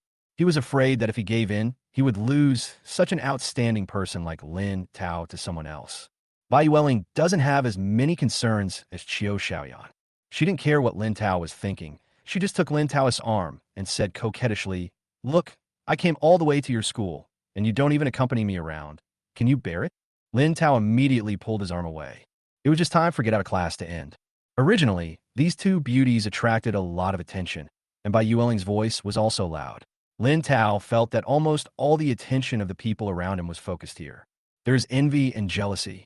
There were also those who didn't know Lin Tao. Their eyes were filled with confusion, not knowing where they were lacking. Some brave ones even wanted to come over and chat with us. But before they could get close, Bai Yueling glared back at them. Lin Tao has always wanted to keep a low profile, but he didn't expect to become the target of public criticism again. He suddenly felt a headache and waved his hand casually. "Xiaoyan, I have something else to do today, so I won't accompany you for dinner. And Bai Yueling, if you want to go around our school, you can see if Xiaoyan is willing to accompany you. I'm leaving first." After saying that, he left the classroom without waiting for the 2 girls to answer. I was thinking of going straight back to the dormitory when I suddenly received a message from Lin Baixian. Lin Baixian had a day off today and planned to come to the school hospital of a university to visit an old friend and bring him some soup from home. Since his second sister personally sent him there, Lin Tao felt embarrassed to refuse. So he turned around and walked towards the school hospital. Lin Tao also knew Lin Baixian's school doctor friend. He went straight to the doctor's office, watched the doctor busy in the treatment room, and then sat in the office waiting for Lin Baixian. At this time, a yellow-haired boy dressed sloppily came over apparently to see a doctor. When he didn't see the doctor, he asked rudely, "Hey, are you the doctor?" Lin Tao felt annoyed when he saw such people. He didn't even raise his head and pretended not to hear anything. The yellow-haired man walked up to Lin Tao and continued, "I'm talking to you. Are you deaf?" Lin Tao still didn't respond. A yellow-haired melon had already appeared in the system in his mind. Huang Mao's family is in the gambling stone business, and they are uneducated nouveau riche. He himself was a playboy who was a philanderer and spent his time in extravagant pursuits, and even contracted a dirty disease that was too shameful to be seen. The reason I was able to come to this school was that my family spent a lot of money to arrange for me to attend the adult education college. He seldom comes to school, and when he does, it's only to pick up girls. Oh, Dad is right. Nowadays, doctors don't even know how to serve patients. Huang Mao sat beside him and threw the registration form on the table. I paid for it. If you don't want to be complained, just show it to me honestly. Lin Tao then slowly raised his head and chuckled. See a doctor? What's wrong with your body? Since this yellow-haired guy thinks he is a doctor, then he'll take a good look at him. Hey, you're a doctor, and I'm a doctor. If I want to know what's wrong, do I need to ask you? Huang Mao said rudely. Obviously, this is the kind of person who thinks doctors are fortune tellers. Coincidentally, although Lin Tao has no medical skills, he happens to know a little about fortune telling. He mobilized the Bagua technique and easily saw the yellow-haired man's fortune. No need to treat it, you will not live long. Choose a cemetery in the southwest direction as soon as possible. You can be a pig in your next life. Otherwise, you can only be a rat in a stinky ditch in your next life. Lin Tao told the truth. You, what the hell are you talking about? The yellow-haired man was angry. He stood up suddenly and grabbed Lin Tao's collar. Lin Tao was not panicked. He just looked at the yellow-haired man quietly with a smile on his face. If you can't listen to the truth, don't come to the hospital to cause trouble. I'm going to beat you to death. The yellow-haired man was furious and raised his hand to punch him. Stop. At this moment, a voice suddenly came from behind. I saw Lin Baixian standing at the door of the office with a grim look on her face. Who is this blind person again? Huang Mao turned around impatiently, but the moment he saw Lin Baixian, his expression changed 180 degrees. He immediately let go of her hand and walked towards Lin Baixian happily. Hey, beautiful sister, we are just joking. The yellow-haired man smiled ingratiatingly, but his eyes were full of aggression. Beautiful sister, would you like to add your contact information so that we can have dinner together when we are free? Lin Baixian ignored him and looked at Lin Tao. Are you okay? Fine. Lin Tao straightened his clothes. Seeing that he was in trouble again, Huang Mao's face darkened again. Oh, so you two are in the same group. I want to see him just now, and he said something so offensive. You have to apologize to me on his behalf. Oh, then how do you want me to make amends? When Lin Baixian heard that it was Lin Tao who was pretending to be a doctor here, she became curious. Of course it's a treat me. Huang Mao raised his face and pointed at Lin Baixian provocatively. You must treat me personally. Lin Baixian thought that if she let this yellow-haired guy continue to make trouble, her friends would probably have to clean it up soon. In order to make her friend worry less, she doesn't mind working a little longer here. Okay, I'll show you. Lin Baixian walked into the office. Lin Tao immediately stood up and moved his chair away. Tell me, what's wrong with you? Lin Baixian asked casually while playing with a pen with her fingers. Lin Tao thought that Huang Mao would continue to make trouble, but who knew that this time the yellow-haired man was very direct and pointed at his crotch. Right here, it's uncomfortable. Chapter 64, Lin Baixian's Crisis. Lin Tao immediately realized what Huang Mao meant and his face darkened. He had known for a long time that there was something wrong with Huang Mao, and this time he came to see the doctor probably to see this. But Huang Mao's current attitude clearly shows that he has ulterior motives. Lin Baixian frowned slightly and glanced in the direction the yellow-haired man pointed, but her expression did not change. This scared Lin Tao. He always knew that Lin Baixian's previous dream was to become an andrologist. He was worried that Lin Baixian would suffer from occupational disease again, so he really showed it to Huang Mao. He quickly reminded her, second sister, this person has that disease. Don't dirty your eyes. Lin Baixian glared at the yellow-haired man with disdain. Just now she was busy helping Lin Tao, but now looking carefully, she found that there were red ulcer marks on several exposed skin areas on the yellow-haired man's body. It is indeed a reaction to being sick. Even though Lin Baixian was interested in andrology, she was still disgusted by such dirty people. He immediately raised his hand to drive him away. Go, go, go. We need to go to a big hospital for this. Don't embarrass the school, doctor here. Okay, just wait for me. Huang Mao was about to say something when a lot of students suddenly passed by outside.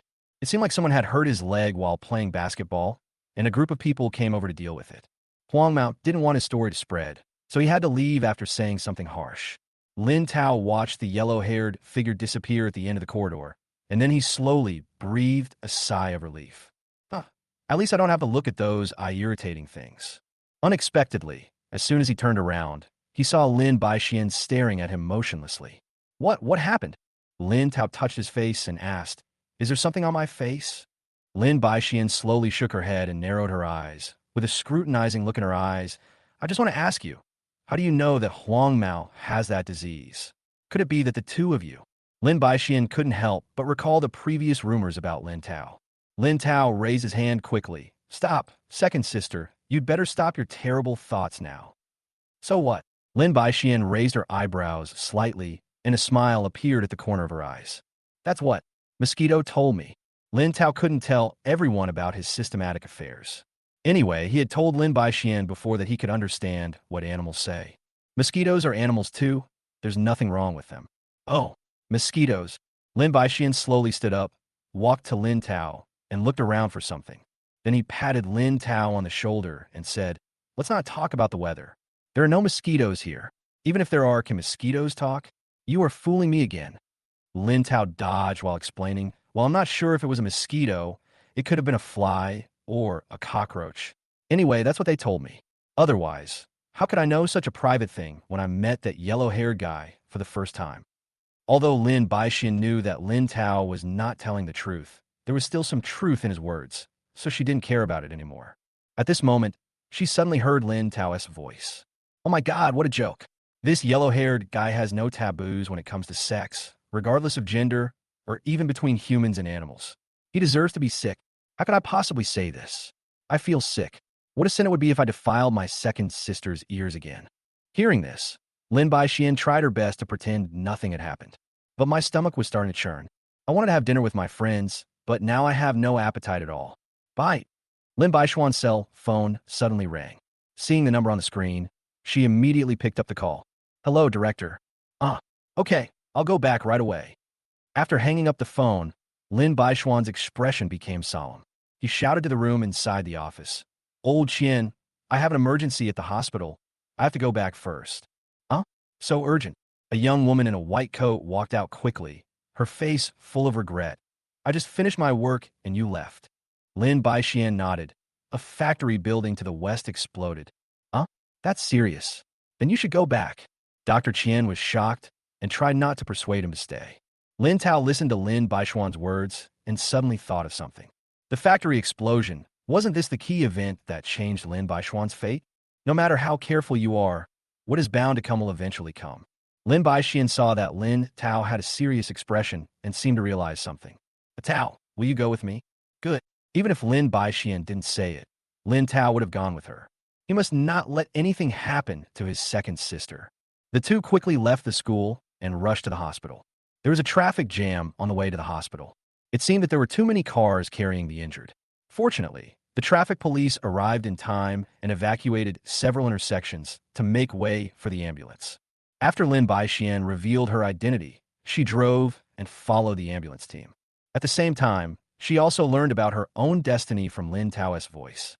She never expected that this seemingly ordinary overtime work would bring about a drastic change in her future destiny. Chapter 65, The Pervert Around You. Based on Lin Tao's thoughts, Lin Baixian understood the general situation. Depending on how things develop, she will go to the hospital to rescue the injured.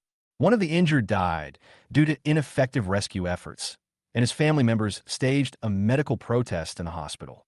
She was murdered by a colleague and became the victim of those crazy people. Lin Baixian knew that she was in imminent danger, but as a doctor, she could not just watch the injured die in such a major accident. The resources of their hospital alone are definitely not enough, and it will take some time to transfer people from other hospitals. If she hesitated for a moment longer, another injured person might die due to ineffective rescue. "Wait for me here. I'm going to get busy now." Lin Baixian first settled Lin Tao on the bench in the emergency room. She didn't want to be too far away from Lin Tao, for she was worried that if something changed, she wouldn't be able to hear Lin Tao's thoughts. Lin Tao didn't dare to go far. He had to observe the surrounding situation at all times to avoid any unexpected situations involving Lin Baixian. Lin Baixian put on a white coat and started saving people. The situation here is worse than she imagined. The huge emergency department was packed with people, and there were sounds of wailing and crying everywhere.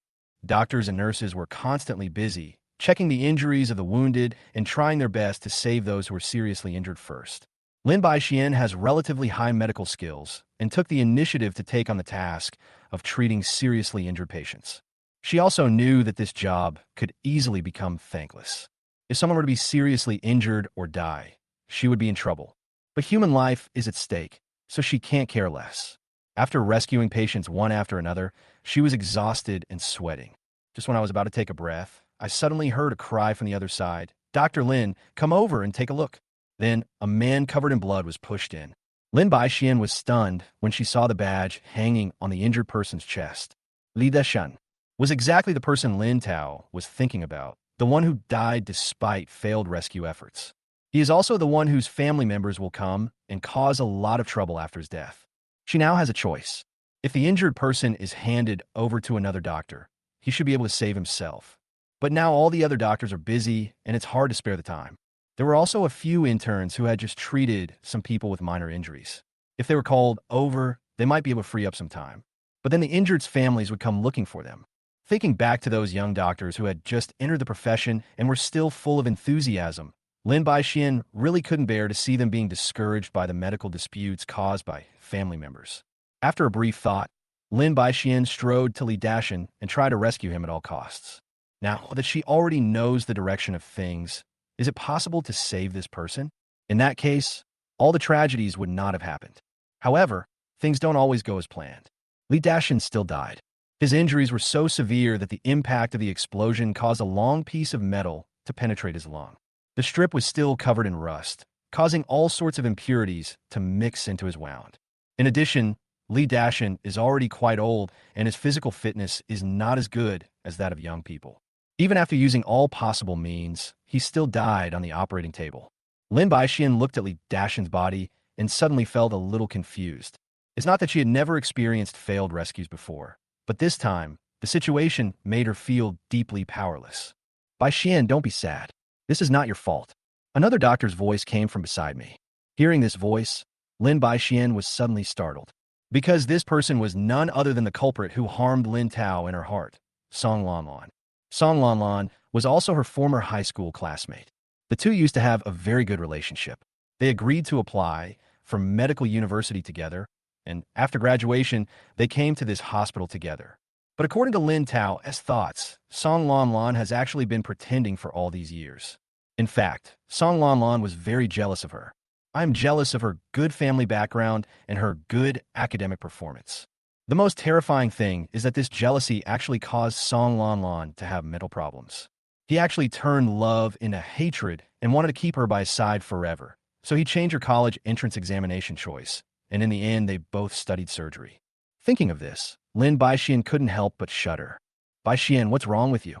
Seeing that Lin Baixian looked unhappy, Song Lanlan walked forward and raised her hand to pat Lin Baixian's shoulder gently to comfort her. But Lin Baixian dodged it in time. Looking at Song Lanlan's hand frozen in midair, Lin Baixian recalled Lin Tao's thoughts and mentioned another thing. Lin Tao said in his heart that the reason why Song Lanlan did not let her apply for the andrology major as she wished was that she was actually mentally perverted. Song Lanlan had a perverted feeling for her, so she didn't want her to study andrology and come into contact with men's organs. "Although I am a girl, I start to imagine myself as a boy." He always takes pictures of her secretly. When Lin Baixian first heard this, she felt physically uncomfortable. She didn't want to believe that her former friend had such perverted thoughts about her. But when she thought about it carefully, Song Lanlan was indeed the only person who knew that she had filled out her application form. Under the influence of these things, Lin Baixian no longer knew how to face Song Lanlan. Fortunately, there were still many injured people around, so Lin Baixian just responded and continued to work.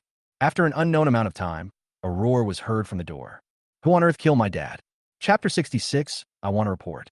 Lin Baixian's heart sank, and she looked towards the door. I saw several men walking towards this side, and the man leading them looked extremely furious. walked straight to the emergency room. The young nurse beside Lin Xan whispered, "Oh no, no wonder that old man looked so familiar to me just now. He is indeed the father of this Chao Xiong. Huh? Is it the one who caused trouble in the internal medicine department earlier?" Yes, at that time. Mr. Lee took the medicine prescribed by the doctor, but he didn't get better after more than a week, so his family came to make a fuss. I also remembered that the head nurse there used to work at a nearby county hospital.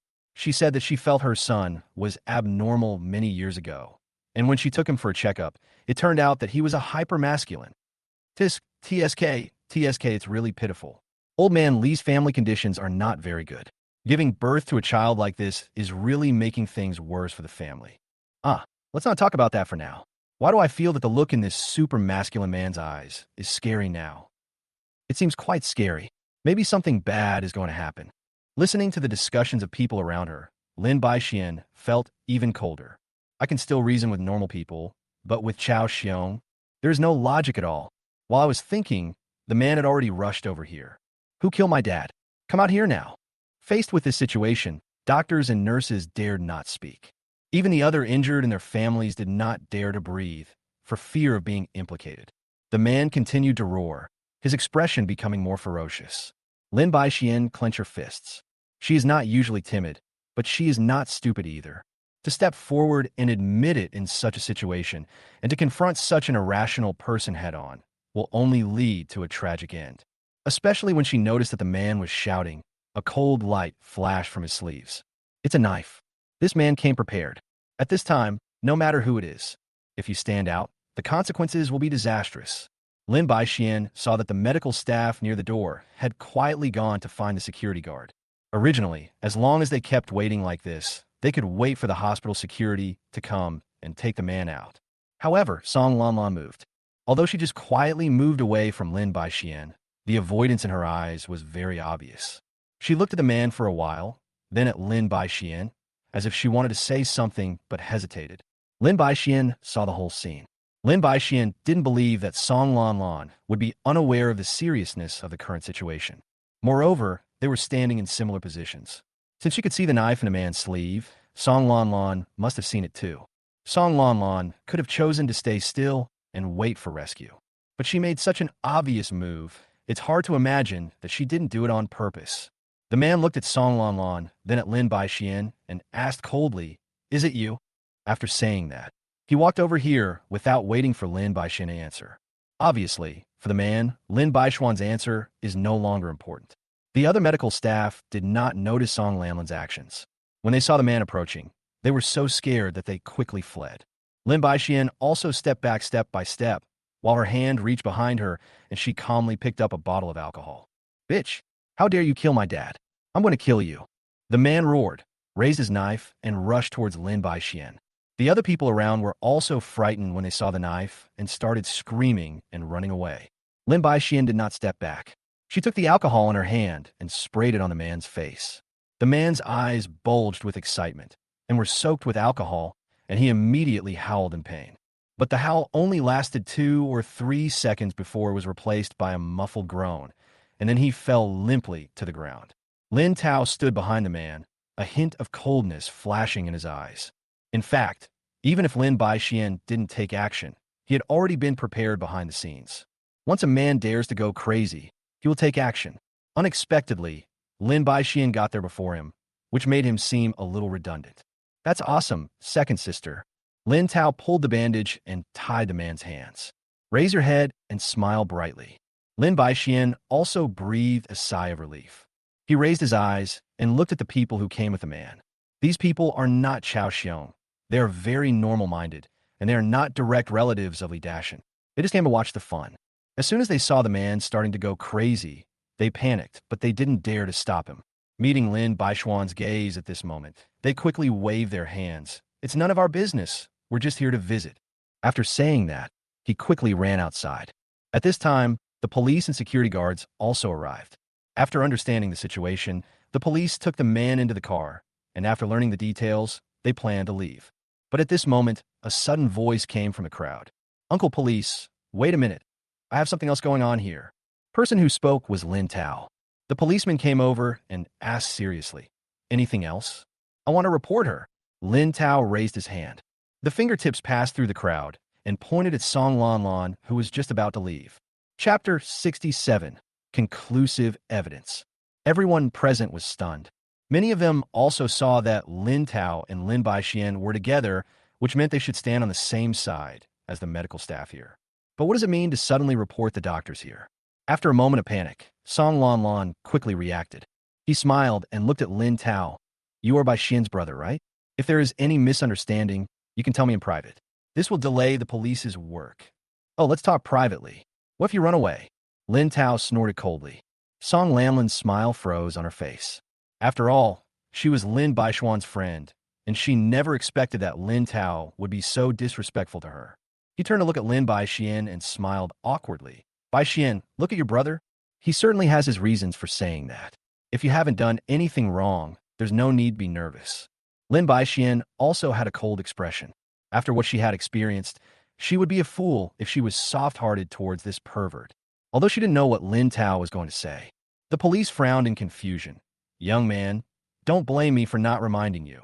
If you have a dispute with the hospital, you still need to provide evidence and not make trouble. I know. Of course I have evidence. Lin Tao smiled faintly and said loudly for everyone to hear, I want to report this Dr. Song Lan Lan for abusing and damaging the bodies in the hospital morgue. As soon as these words were spoken, the scene fell into an eerie silence. The people present even doubted their own ears. Doctors in the hospital, abusing corpses in the hospital? This is too perverted. And looking at the person involved, Song Lan Lan, she is young and good-looking. How could they do such a thing? Lin Baixian was also a little confused. These were things she had not heard in Lin Tao's heart, and they were really shocking. But she definitely believed in Lin Tao unconditionally. The police were also shocked. They had indeed received several reports of bodies being damaged in the hospital morgue. But because no clues were found, the case was shelved for a while. Could it be that there is finally a clue to this unsolved case today? When Song Lan Lan heard Lin Tao's words, her expression changed for a moment. But she thought that everything she did was very covert and no one would be able to find out. So she quickly adjusted her expression. Young Master Lin, do you know what you're talking about? Song Lan Lan pretended to be surprised and said, It's illegal to spread rumors. There's so many people here. You're joking too much. You know whether I am joking or not. Lin Tao's tone was very firm. A hint of excitement and hope rose in Lin Baishuan's heart. She was very angry that Song Lan Lan had deliberately harmed her, but she had no evidence and could only suffer in silence. If Lin Tao could really produce evidence for what he said and send Song Lan Lan to prison, it would be a great relief to everyone. She also pretended to persuade him. Tao, if you have evidence, please tell the police immediately. This is a big deal after all, and it would be bad if anyone was misunderstood. Lin Tao said casually, It's easy to get evidence, the surveillance in the security room. Having said that, he deliberately looked at Song Lan Lan. Seeing that Song Lan Lan was still calm and composed, he knew that this guy must have tampered with the surveillance to be so unscrupulous. The security cameras definitely can't detect anything. After all, no one would commit a crime against the law. But because she tampered with all the surveillance, she thought she was foolproof, so she definitely wouldn't care that much about other things, such as her backpack. Lin Tao spoke. He looked at Song Lanlin's expression and said, Dr. Song, do you dare to let the police take your backpack for inspection? Lin Baixian added, Lan Lan, the big canvas bag you carry every day should be in the cabinet in your office now, right? In an instant, Song Lanlin's face turned pale. Today, don't make excuses. When I came here today, I saw that you were still carrying that bag. Song Lan Lan wanted to explain something, but Lin Baixian interrupted her without any hesitation. The police were very observant and found Song Lanlin's unnatural appearance very suspicious. Dr. Song, your bag should be convenient for us to take back for examination, right? Although the police's words were inquiries, there was a tone that brooked no refusal. As he said that, he motioned to Song Lan Lan to take them to the office. Under the gaze of so many people, Song Lan Lan couldn't refuse. I had no choice but to go back to the office and take out the big canvas bag from the cabinet. The policeman took it, examined it carefully, then picked it up again and put it to his nose. Soon he frowned slightly. Song Lan Lan continued to explain, I often take this bag to the market to buy meat. It is normal for it to smell bloody. The smell in the bag is very faint, and it is covered by the smell of cosmetics. You can't smell it at all if you hold it far away. But the police have seen many injured people and dead bodies. Where's the bloody smell in this bag? It should be said that it smells like rot. The policeman immediately handed the bag to his companion and said coldly, "Take it back for inspection." After saying that, he looked at Song Lan Lan with a serious look. "Dr. Song Lan Lan, the public has reported that we suspect you are involved in multiple cases of damaging corpses. Please come with us." Song Lan Lan looked as pale as death, unable to argue. She knew very well that her bag was the evidence of her crime. If tested, the DNA of those damaged bodies would be found. The reason why she still carries this bag every day is to give herself some stimulation. Especially when she got close and smelled that faint scent, she would remember the pleasure she felt when fiddling with those corpses. This abnormal mentality made her unable to extricate herself. What she didn't expect was that the police found her bag without any clues. She looked up at Lin Tao, her eyes full of unwillingness. But soon, she shook off the police and rushed straight towards Lin Baixian. Chapter 68. Escape from the bitterness of fate. No one present had expected that Song Lan Lan, a mere female doctor, would dare to escape from the police's control. Lin Tao was worried that Song Lan Lan would go crazy and do something to hurt Lin Baixian, so he resolutely stood in front of Lin Baixian. With Song Lan Lan's strength, there was no way she could break through Lin Tao's obstruction. With the police pulling her from behind, she was quickly controlled again. But her eyes were always fixed on Lin Baixian, and her expression was extremely excited. "Baixian, I love you. Baixian, everything I did was for you. I have loved you deeply for so many years. Why are you not willing to take a serious look at me?" "Baixian." Song Lamlin's face was ferocious, and she was screaming miserably. Hearing these quite explosive words, the people around were very shocked. Lin Tao interrupted immediately. Hey, stop talking nonsense. You insulted those corpses. It's your own psychopath. It has nothing to do with my sister." After that, he went to explain to the police. "Uncle Police, don't listen to her nonsense." Naturally, the police will not easily believe what the suspect says. Moreover, this is a suspect who is already a psychopath and is now obviously crazy. They said they would conduct a detailed investigation and then took Song Lan Lan away. Song Lan Lan was shouting as she walked. However, the police had already handcuffed her, leaving her no chance of escape. Only when he was taken to the police car did the surroundings finally quiet down. Lin Baixian watched them leave and sighed quietly. "It's finally over. Dr. Lin, we're almost done here. Why don't you go back and rest first?" The other doctors in the department seemed to notice Lin Baixian's fatigue and try to persuade her. Lin Baixian nodded and went home with Lin Tao. She looked tired, but she was actually very happy. The matter of changing my destiny was finally resolved. She won't get hurt, and her career won't be ruined. She was so happy that she even felt like crying. When I got home, my family was there. Lin Baixian briefly recounted what happened in the hospital today. The family members were worried at first, but then they all reacted quickly. They had also heard Lin Tao's thoughts a long time ago and knew that Lin Baixian would encounter a disaster. Now that the disaster has been averted, they are also very excited. "Tao, it's all thanks to you." Susan's eyes were red with excitement, and she couldn't continue speaking because her nose felt sore. He raised his hand and wiped the corners of his eyes, trying not to cry on such a happy day. Everyone present except Lin Tao understood her excitement. Ever since they knew something might happen to Lin Baixian, they have been living in fear. Now they can finally put their minds at ease. Lin Shuj gently held her mother's hand and comforted her. "Mom, Tao is the lucky star of our family. Think about how to reward him this time." Lin Qingshan also quickly agreed. Yes, we must reward him. Tao, whatever gift you want, just tell me, as long as Dad can give you. I will give you everything." "Well," Lin Tao touched his head embarrassedly. He didn't know that his family could hear his thoughts, so he didn't quite understand why his family was so happy today. He had helped solve some problems before, but they were not as excited as they were today. What's more, the reason why Lin Baixian was not injured today was mainly because of her quick reaction. It doesn't have much to do with him. But since his family wanted to reward him, he wouldn't hesitate. "Ahem. Actually, I don't really want anything. I just don't want to go to work in the company anymore. God knows how tired he has been during this period. I have to go to school from Monday to Friday and go to work on Saturdays and Sundays." Although this so-called work means just staying in Lin Chuj's office, eating, drinking, and playing as you please, and sleeping in a lounge next to it if you want to. But he always felt something strange, as if Lin Chuj wanted to tie him up by his side. He suspected that Lin Shuj was tired of sitting in the position of CEO and wanted to be a hands-off boss, so he trained him in advance and would hand over the company to him after he graduated. This won't do. You're already the second generation of rich people. Isn't it good to have money and free time? He doesn't want to manage all that mess in the company. However, as soon as he said this, he was rejected by Lin Shuj. No, you're the only boy in the Lin family. Mom and Dad will give you the company's shares in the future. You must learn management skills. Otherwise, how can you take over the company in the future? Lin Shuj said this in a serious tone. The other members of the Lin family remained silent. They all knew that Lin Tao was not interested in the company, and they also knew that Lin Shuj just wanted to use Lin Tao's feelings to solve some of the company's problems. However, in order to prevent the company from going bankrupt in the future, they still chose to stand on Lin Shuj's side at this time. Tao, your sister is doing this for your own good. As long as you go to the company, Dad will pay you a salary of $500,000 a month.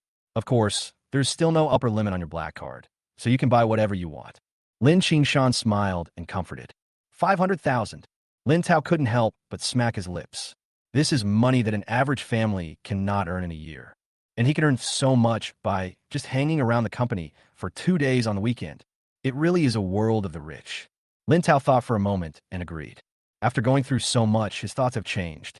When he first came here, he knew in advance that the Lin family company would go bankrupt, and he only wanted to save money so that he could run away when the time comes. And now, facing these family members who are truly good to him, he can't bear to abandon them. 500,000 a month, just consider it as saving for them. Even if the Lin family ran out of money in the future, they would not end up living on the streets. However, in such a happy atmosphere, no one expected that after Lin Baishuan's problem was solved, another trouble arose. Chapter 69. Lin Tao's little sister. The next day was the weekend, and the sixth daughter of the Lin family, who had not been home for a long time, came back. Lin Tao's sixth sister is only less than half a year older than him and is not Susan's biological daughter. It is said that this was a very good friend of Susan. The couple were in a car accident while they were out, and the whole family died unexpectedly, leaving behind only a little daughter. The Lin family took the child back and raised her as their own daughter, naming her Lin Wanwan. Lin Wanwan is an introvert, gentle, and kind person. Studied at the Jiangxiang Women's College. This school is different from other universities and is more closed. In addition, Lin Wanwan wanted to finish her homework ahead of time, so she didn't come back for 3 consecutive months. When they heard that Lin Wanwan was coming back, everyone in the Lin family was very happy. Susan prepared a variety of dishes that Lin Wanwan liked, and Lin Shuj and Lin Baixian also prepared gifts. Lin Tao also went to buy a bracelet for the sixth sister, who was of similar age. Although they have never had the chance to meet, occasionally when the parents video chat with Lin Wanwan, they will also let Lin Tao appear and chat with Lin Wanwan. It's not that unfamiliar. In the evening, the driver picked up Lin Wanwan. As soon as I entered the door, the whole family surrounded me and asked me all kinds of questions. Lin Wanwan responded one by one with a smile. Lin Tao was also very happy because it was his first time to see Lin Wanwan in person. But in such an environment, there was no room for him to speak. Lin Wanwan is not tall, about 1.6 meters, and is petite. Wearing a girls' school uniform, she looks quite graceful. Just by observing quietly, Lin Tao found that there seemed to be something wrong with Lin Wanwan's expression. Although he was smiling, the smile did not reach his eyes and looked a little forced. And she seemed a little unsteady when she walked. Others also noticed this and asked about it. Wanwan, what happened to your foot? I sprained my ankle. I came back this time just to rest at home. Lin Wanwan waved her hands as if nothing had happened and said casually, It's nothing. I just twisted it a little. I didn't tell you on the phone because I was afraid you would worry. Hey, come in quickly and let your second sister take a look. Susan panicked and hurriedly helped Lin Wanwan into the house. After Lin Wanwan sat on the sofa, Lin Baixian began to check her ankle. Looking at the swollen, snow-white ankle, Susan felt extremely distressed. Baixian, is this serious? Do you want me to take him to your hospital? Not very serious. After Lin Baixian checked, she slowly breathed a sigh of relief. Fortunately, it's just a soft tissue contusion, no fracture. Apply ice today and tomorrow, and switch to hot compress the day after tomorrow. Thank you, second sister. Lin Wanwan thanked him obediently. Lin Tao stood aside, his brows furrowed more and more. Just now, he heard the voice of the system. Fuck, it's actually school bullying? who is so blind as to dare to bully the little daughter of the Lin family. He was trying to save another girl who was being bullied but was stabbed in the back by that girl. Is there any justice left? Hearing this voice, the whole family fell into deathly silence. The teacup that Lin Xan had just picked up froze in midair, with flames rising in his eyes. Susan looked at others in panic, as if trying to confirm whether she was hallucinating. Lin Shuj and Lin Baixian also clenched their fists. The most confused one among them was Lin Wanwan. She also heard Lin Tao's thoughts, but she didn't know what was going on. And what the voice was talking about was exactly what happened to her. This matter is very secret. How can anyone know about it? Or is it that she has been under too much stress recently and is suffering from hallucinations? Tao, I forgot to buy your six sisters' favorite Sparks cake today. Why don't you go buy it? Lin Shuj, as expected of someone who had been a female CEO for many years, quickly reacted and said with a smile, I can eat the cake or not, or I can order takeout. Lin Wanwan didn't want to trouble her brother who had just returned home, so she tried to stop him. But Lin Shuj put his hand on her shoulder and insisted, have you forgotten that your favorite restaurant doesn't have takeout? It's a rare trip back, so you must eat there. Tao, what do you think? No problem. I'll go buy it right away. Lin Tao also vaguely realized that his elder sister seemed to want to send him away. He thought that perhaps they had also noticed that something was wrong with Lin Wanwan and wanted to ask her something, which might be a topic that a boy like him would not be comfortable hearing. It doesn't matter. Anyway, his melon-eating system has already told him the general idea of the matter. Lin Wanwan has suffered such a great injustice. She really deserves to eat some of her favorite cakes. As for those who bullied her, as long as she spoke out, the Lin family would never let them go. After Lin Tao left, the house became quiet again. Everyone's eyes turned to Lin Wanwan. The anger from before had been slightly suppressed, and they were all thinking about how to start the conversation without hurting her. Finally, it was Lin Shuj who spoke first. Wanwan, did you hear that voice just now? Lin Wanwan looked up in surprise. You can all hear it? What is that? That's Tao's voice. Susan sighed softly, her eyes slightly reddened. Daughter, why didn't you tell Mom and Dad about such a big thing? Lin Wanwan originally wanted to hide the fact of being bullied, but she didn't expect that the younger brother she met for the first time would find out. And the whole family could hear my brother's thoughts. This made it impossible for her to hide it. Chapter 70, A Brilliant Plan. Lin Wanwan is introverted and even a little timid, but she is very kind. A month ago, I ran into a girl being bullied at school. She mustered up the courage to step forward to stop them, but was threatened and warned by those people. Later, the girl thanked her and became friends with her. Unexpectedly, just last night, a group of people blocked the way she had to take to return to the dormitory. She helps the teacher organize materials every Friday, and only people who are familiar with her know about this. Recalling what had happened recently, she immediately realized that it was the girl she rescued who betrayed her. The bullies punched and kicked her and filmed the incident. He threatened her that if she dared to tell anyone, he would exaggerate the video and publish it online. She was worried that this incident would affect the Lin family, so she had to endure it. After hearing Lin Wanwan's description, the Lin family was very angry. How can this be possible? How can this be possible? Lin Xan slammed the table loudly. Susan gently pulled up Lin Wanwan's sleeves. Looking at the bruises on her body, she felt extremely distressed. Wanwan, you should have told us about this. We will protect you. Since coming to the Lin family, Lin Wanwan has been very obedient and well-behaved. This overly sensible look would only make her appear distant. In her heart, even if she was close to the Lin family, she was not a real member of the Lin family. She worried that she would be abandoned and become homeless again. The Lin family naturally saw what Lin Wanwan was thinking, which made them feel even more distressed. Wanwan, do you still remember what those people looked like? Lin Shuj asked with a cold face. They were wearing masks, and I didn't see their faces. Lin Wanwan bit her lip and shook her head silently. Lin Shuj frowned slightly. With the methods those people used, they must have avoided surveillance at the time. It seems that this matter is more troublesome than she imagined. When Lin Wanwan saw Lin Shuj's solemn expression, tears immediately started to flow again.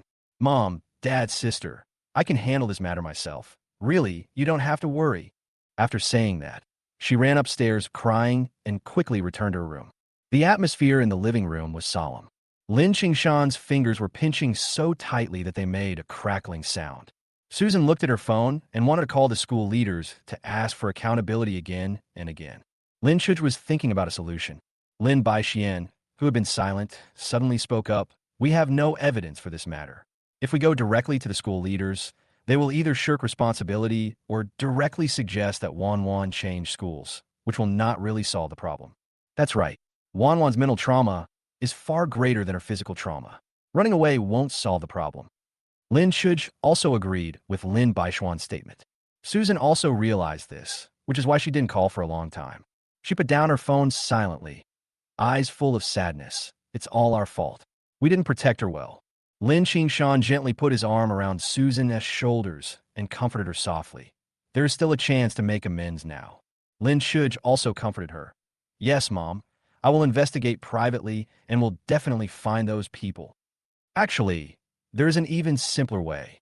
Lin Baixian stroked her chin, a smile on her lips. I guess those people won't just give up like that.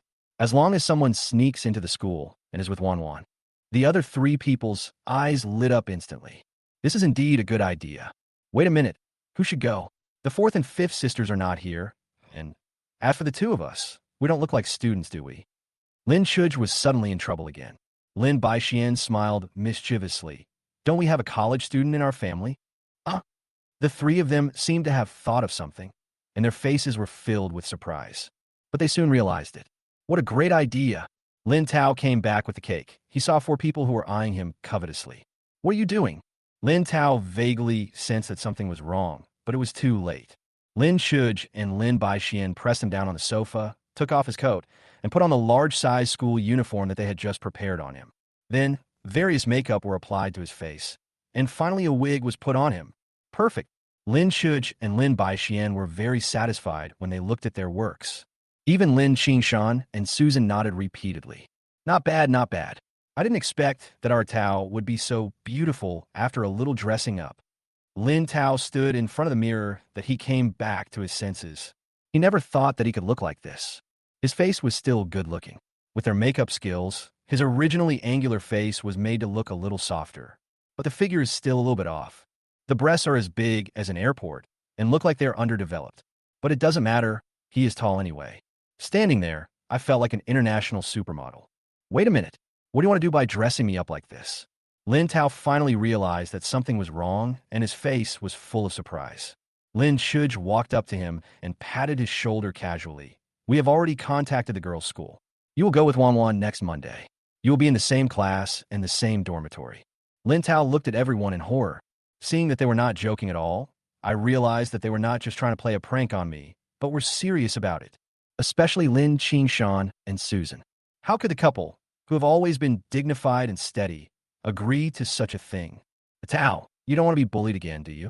Susan looked at Lin Tao expectantly. I am, but can... Lin Tao struggled for a long time, but couldn't think of a better solution. I don't know if it's because of the distance, but the melon eating system didn't tell him who the bully was. It seems that the only way to find out is to really sneak in. Don't worry, we've already asked for leave from your school. You can go to the girls' school this week. I believe those people won't stay quiet for long. Lin Shuj took out a bracelet and put it on Lin Tao's wrist. With the decoration, he looks more like a girl. Chapter 71, Senior Xiaohei. Sunday evening. Lin Tao, dressed in women's clothes, got into the car with Lin Wanwan. The Lin family's driver took them to the gate of the girls' school. As soon as the car stopped, Lin Wanwan was about to get off, but Lin Tao grabbed her arm. Wait a minute. Let me get ready. Lin Tao was still a little nervous. You have to know that there is not a single male student here. He felt like a lamb walking into a tiger's mouth. But then he thought again. He was here to investigate and deal with those bullies and avenge his sick sister, and he felt a little more confident. Seeing Lin Tao's expression constantly changing, Lin Wanwan said, Tao, why don't you go back? I'm always a little unsure about this kind of thing. Logically speaking, Lin Wanwan is the older sister. Due to her personality, she doesn't have the temperament to be an older sister like Lin Baixian and Lin Shuj in front of Lin Tao. But as an older sister, she didn't want to put Lin Tao in danger or trouble. Lin Tao seemed to see what Lin Wanwan was thinking.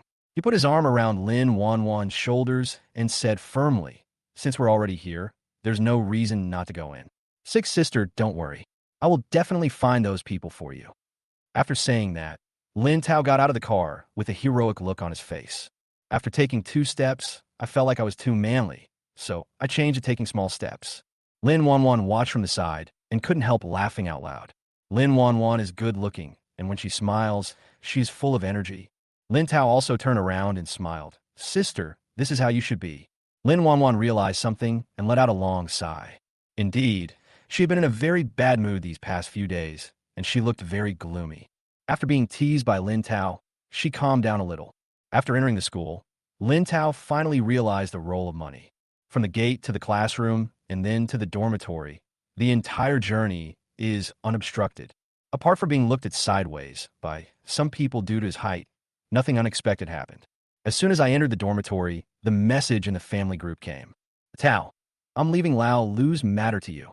Lin Tao, you must protect your sick sister and find out the bully. Tao, we believe in you. If you can't find that bastard and avenge your sick sister, don't come back. Looking at the messages constantly jumping in the group, Lin Tao silently held his forehead. This is a death order.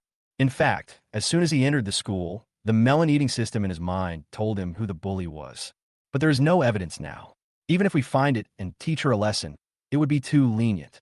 People who are so bad at such a young age must pay the price. Wanwan, this is... Suddenly, a weak voice came from behind.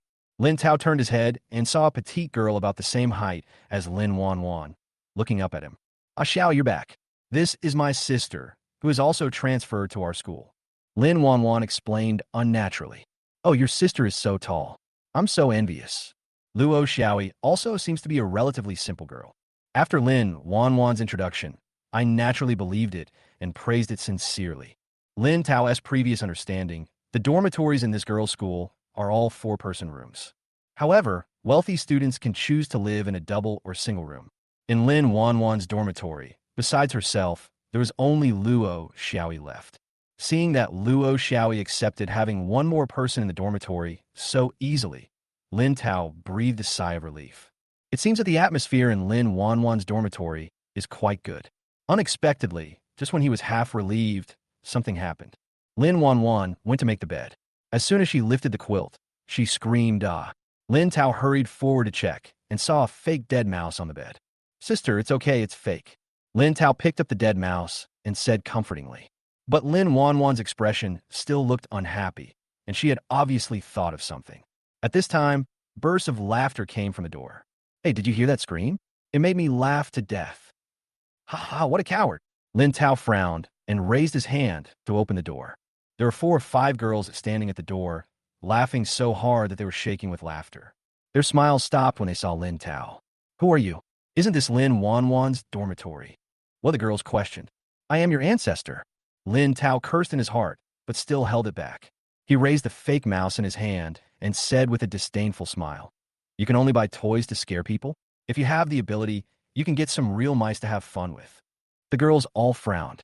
They realized that this strange tall girl didn't seem as easy to bully as Lin Wanwan. It's just that they're used to being domineering in their daily lives. So even if it's a tough guy, they won't take him seriously. Oh, you think we don't want to? Were there any real rats in this school? Another girl scoffed. Really? Lin Tao chuckled, put his index finger and thumb in his mouth, and blew a loud whistle. After a while, a black stray cat came running over in small steps. Lin Tao discovered the body parts in the park.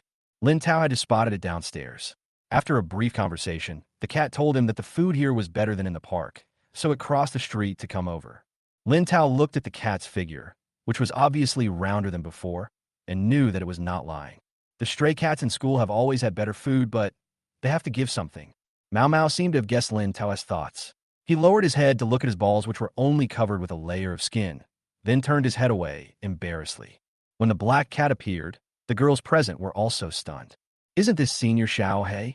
He usually ignores us. Why is he here now? Luo Xiaoi said doubtfully. Lin Tao chuckled. Of course I'm here to find mice for me, so that some people won't be so stubborn. The girls were stunned for a moment, then burst into laughter. No, did I hear correctly? She wants the cat to help her catch mice. It's so funny. Who does she think she is? Do you really think you're Disney princess? You can communicate with animals? What a hole in the brain. Lin Tao ignored their ridicule and picked up the black cat. He said calmly, Then do you dare to make a bet? Chapter 72, Smart Senior Xiao He. Bet. The girls laughed even harder, as if they had heard some huge joke. Even Lin Wanwan thought that Lin Tao was just being stubborn, So she gently tugged at his sleeve and whispered, "A Tao, don't be impulsive." Lin Tao gently patted Lin Wanwan's shoulder to comfort her and asked again, "Why? Are you afraid?" The girl sneered, "Why are you afraid? Since you want to die, it's up to you." Another asked, "What's the bet?" "You tell me." Lin Tao was equally disdainful. The girls looked at each other, as if they had thought of something, and raised a malicious smile. "Well, if this cat can really deliver the mouse to us, then we lose, and we kneel down and sing conquer for you. If it doesn't, you have to run naked on the playground." Lin Tao rolled his eyes in annoyance. "How dare you say such an unfair bet? So what do you want?" The girls were a little annoyed. Lin Tao said calmly, "I want fairness. Since I have to run naked if I lose, you should also run naked on the playground if you lose." Good. The girls actually didn't take the bet seriously at all. To be precise, they didn't think they would lose at all. What a joke, not to mention that they have never seen a mouse in the school. Even if there was, they didn't believe that the cat would really listen to Lin Tao and catch the mouse obediently. Seeing that the bet was settled, Lin Tao squatted down and gently touched the black cat's head. "You better show some courage and catch all the mice for me, or else I'll tell your friends in the park that your balls are gone." When the black cat heard this, he was startled. "What a shame. It's really a great shame." Lin Tao reluctantly, then twisted its butt and walked outside. "Don't worry, I don't want the mice I caught. They will all be yours from now on." Lin Tao waved at the black cats, departing back. The black cat finally felt a little more motivated, and its steps became faster. Everyone was surprised when they saw this scene. But Lin Wanwan still didn't have the confidence. Seeing that things have developed to this point, it is probably useless to stop it. In her heart, Lin Tao had no chance of winning. Lin Wanwan pursed her lips and clenched her fists tightly. Isn't it just a university? If she doesn't want to go, then don't go. Even if she had to drop out of school, she couldn't let her brother get hurt. Time passes by every second. The girls seemed very patient, leaning against the wall in the corridor, chatting while waiting. They also discussed that when Lin Tao went streaking, they would find the best angle and take pictures of the whole scene. Lin Wanwan became more and more uneasy. There was no way she would let Lin Tao run naked. She had even thought about how to confront these girls and how to ask the counselor and the dean for his expulsion. But not long after, there was a rustling sound coming from the corridor. Everyone looked and saw the black cat coming back in small steps with an empty mouth. "Huh, it's so funny. Did you see that?" Even the cat. However, before the girls could finish their ridicule, they saw several cats coming in one after another. These cats have different colors and are not very clean. They are obviously stray cats in the school. The cats all had mice in their mouths, some big and some small. There are even cats that hold two in their mouths. Lin Tao looked at the black cat's cocky look and rubbed its furry head vigorously. "Not bad. You've only been here for a short time, and you've become the big brother." Meow. The black cat looked proud, squatting aside with its head held high, and signaled the cat behind it to put the mouse down. The cats were all very obedient, but they were also a little reluctant to leave. After all, this was the food they had managed to capture. Lin Tao couldn't help but laugh and said, "I don't eat these, so I'll just leave them here for you to watch, and you can take them away later." When the cats heard this, they felt relieved. Everyone present was stunned by this scene. Especially when I saw the cats obediently lining up to put the mice down, I was so shocked that I couldn't speak. There were still a few mice that were not dead yet and were struggling to escape, but were slapped back by the cat that was nearby. "How is it? Do you like this gift? Do you want them to help put it on your bed?" Lin Tao looked at the girls with a smile. The girls were so frightened that they quickly closed the doors of their dormitories. "Come on, isn't this what you like?" Lin Tao kicked a half-dead rat and sent it flying towards a group of girls. For a moment, screams were heard in the corridor. While running away and hiding, they shouted for help and tried their best to get the dead rat taken away. "Oh, you have such little courage, yet you imitate others and harm others." Lin Tao snorted coldly. When the cats saw those people avoiding the mice, they all looked distressed. It's obviously such a delicious thing. These humans are really like wild boars who can't eat fine bran. Seeing that everything was almost done, Lin Tao signaled to the cats to take the mouse away. The cats were very happy, and each took one and left. There are still a few left, all of which are offered to Black Cat. Seeing the Black Cat looking anxious because it couldn't finish the food and couldn't take it away, Luo Xiaoyi kindly handed it a plastic bag. The Black Cat was very smart. It put the mouse in the bag and ran away while biting the bag. Senior Xiaohei is really smart. Luo Xiaoyi couldn't help but sigh. After seeing off the Black Cat, Lin Tao discovered that those girls were trying to leave quietly. He asked calmly, "Hey, why do you want to leave after losing the bet? Where's the stake?" As he spoke, he took out his phone and said, "I'm ready to record it." You. The girls glared at him. "Just wait for us. You'll be in trouble later." After saying that, they returned to their dormitory and slammed the door. Lin Tao had anticipated this result. He didn't expect to get them to run naked on the playground just by making a bet. He just wanted to show off their power. This revenge has just begun. Chapter 73: Troubles in the Girls' Dormitory. Lin Tao won this time, but after a brief moment of happiness, Luo Xiaoyi and Lin Wanwan still looked worried. "Hey, they will never let it go. Lin Tao, you really offended someone you shouldn't have offended." Luo Xiaoyi lay weakly on the table, looking melancholy. Lin Tao noticed that Luo Xiaoyi seemed to know something, so he said with disdain, "There are just a few students. Why can't you offend them? It's normal that you don't know since you just came to this school." The girl in the pink dress is the leader. Her name is Lu Fei. She is the daughter of the vice principal.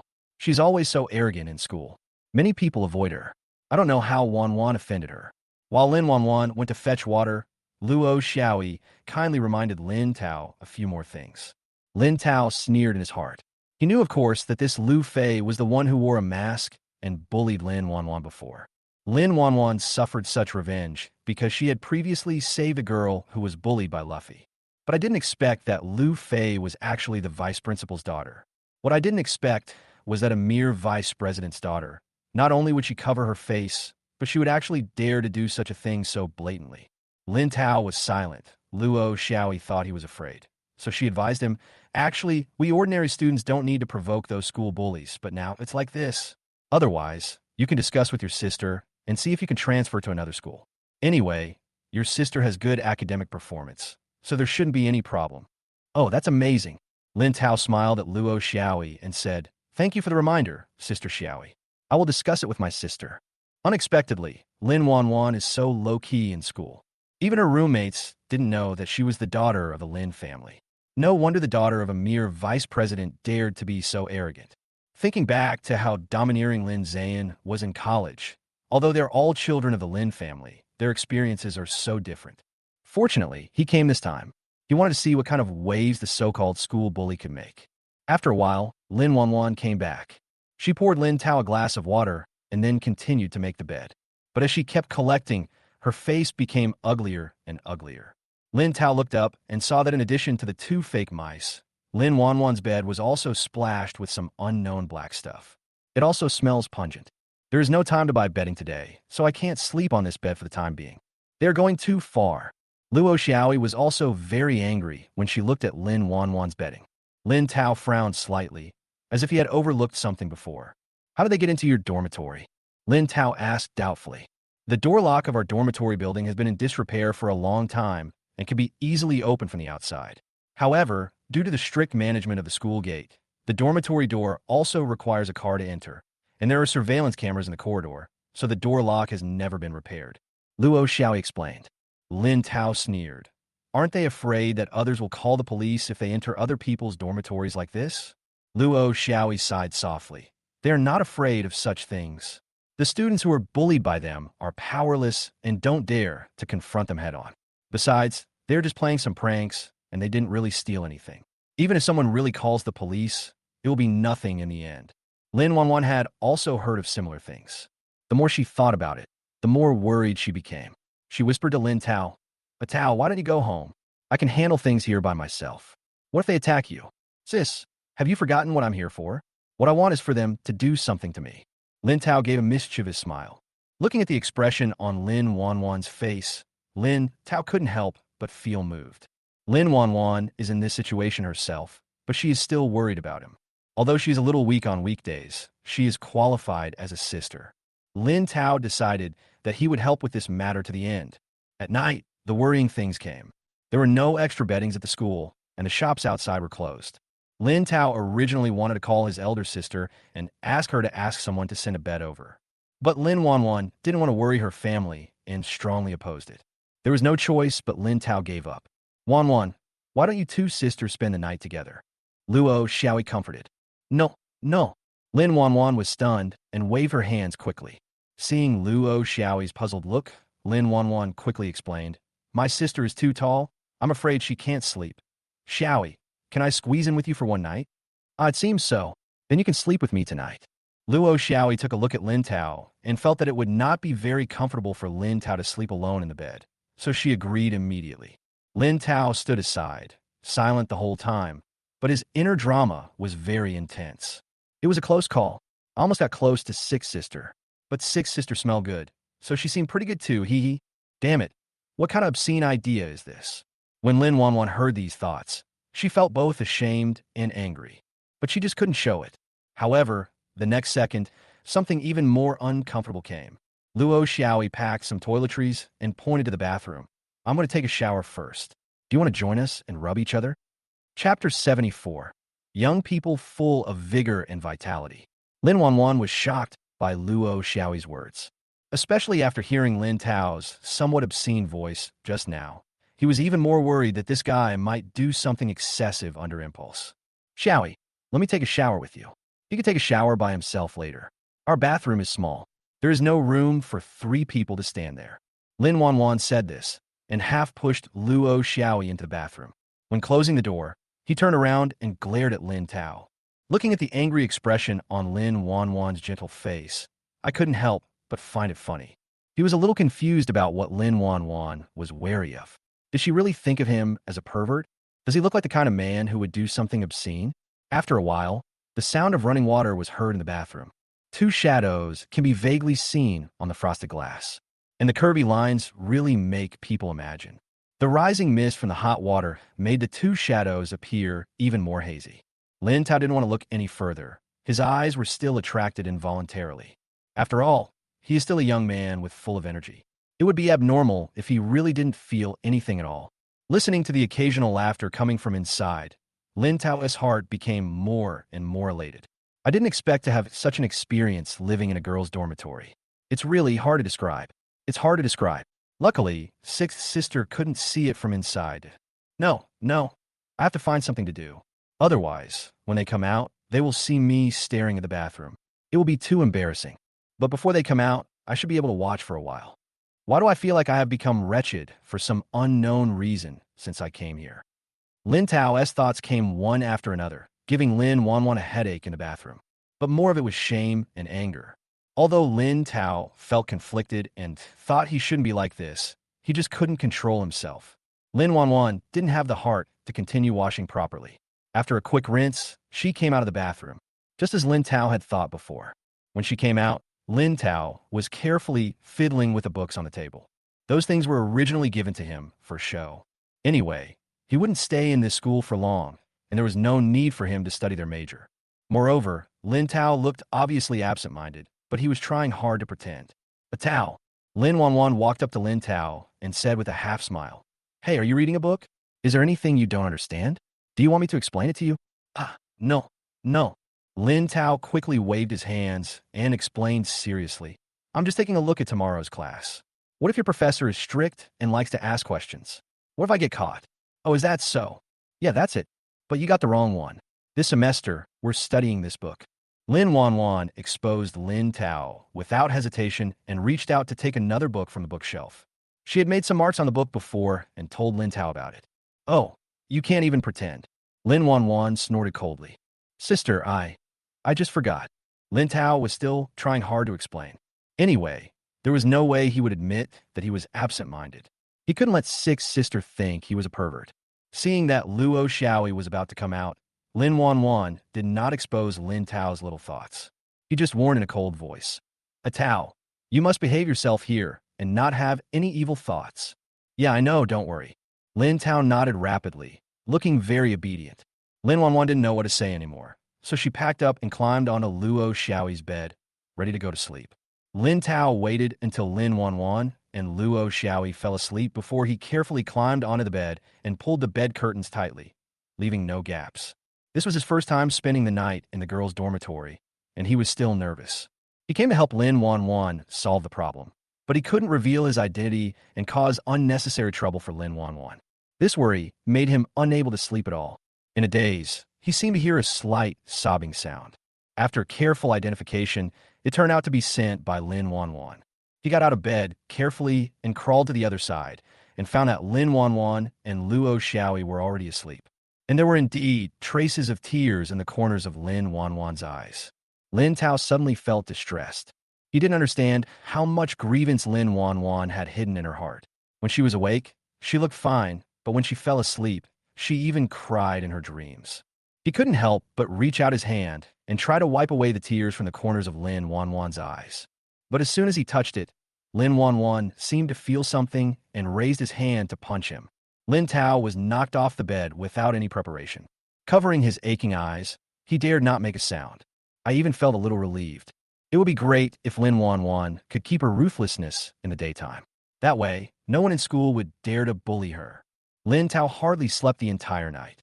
Early the next morning, he went to wash and pack before Lin Wanwan and Luo Xiaoyi got up. When Lin Wanwan got up, Lin Tao was already sitting there reading a book. This time, Lin Tao was serious. Clear your mind of distracting thoughts and look carefully at their professional course materials. But when he turned around, Lin Wanwan was stunned. Because Lin Tao actually has panda eyes. Chapter 75, please start your performance. What's wrong with you?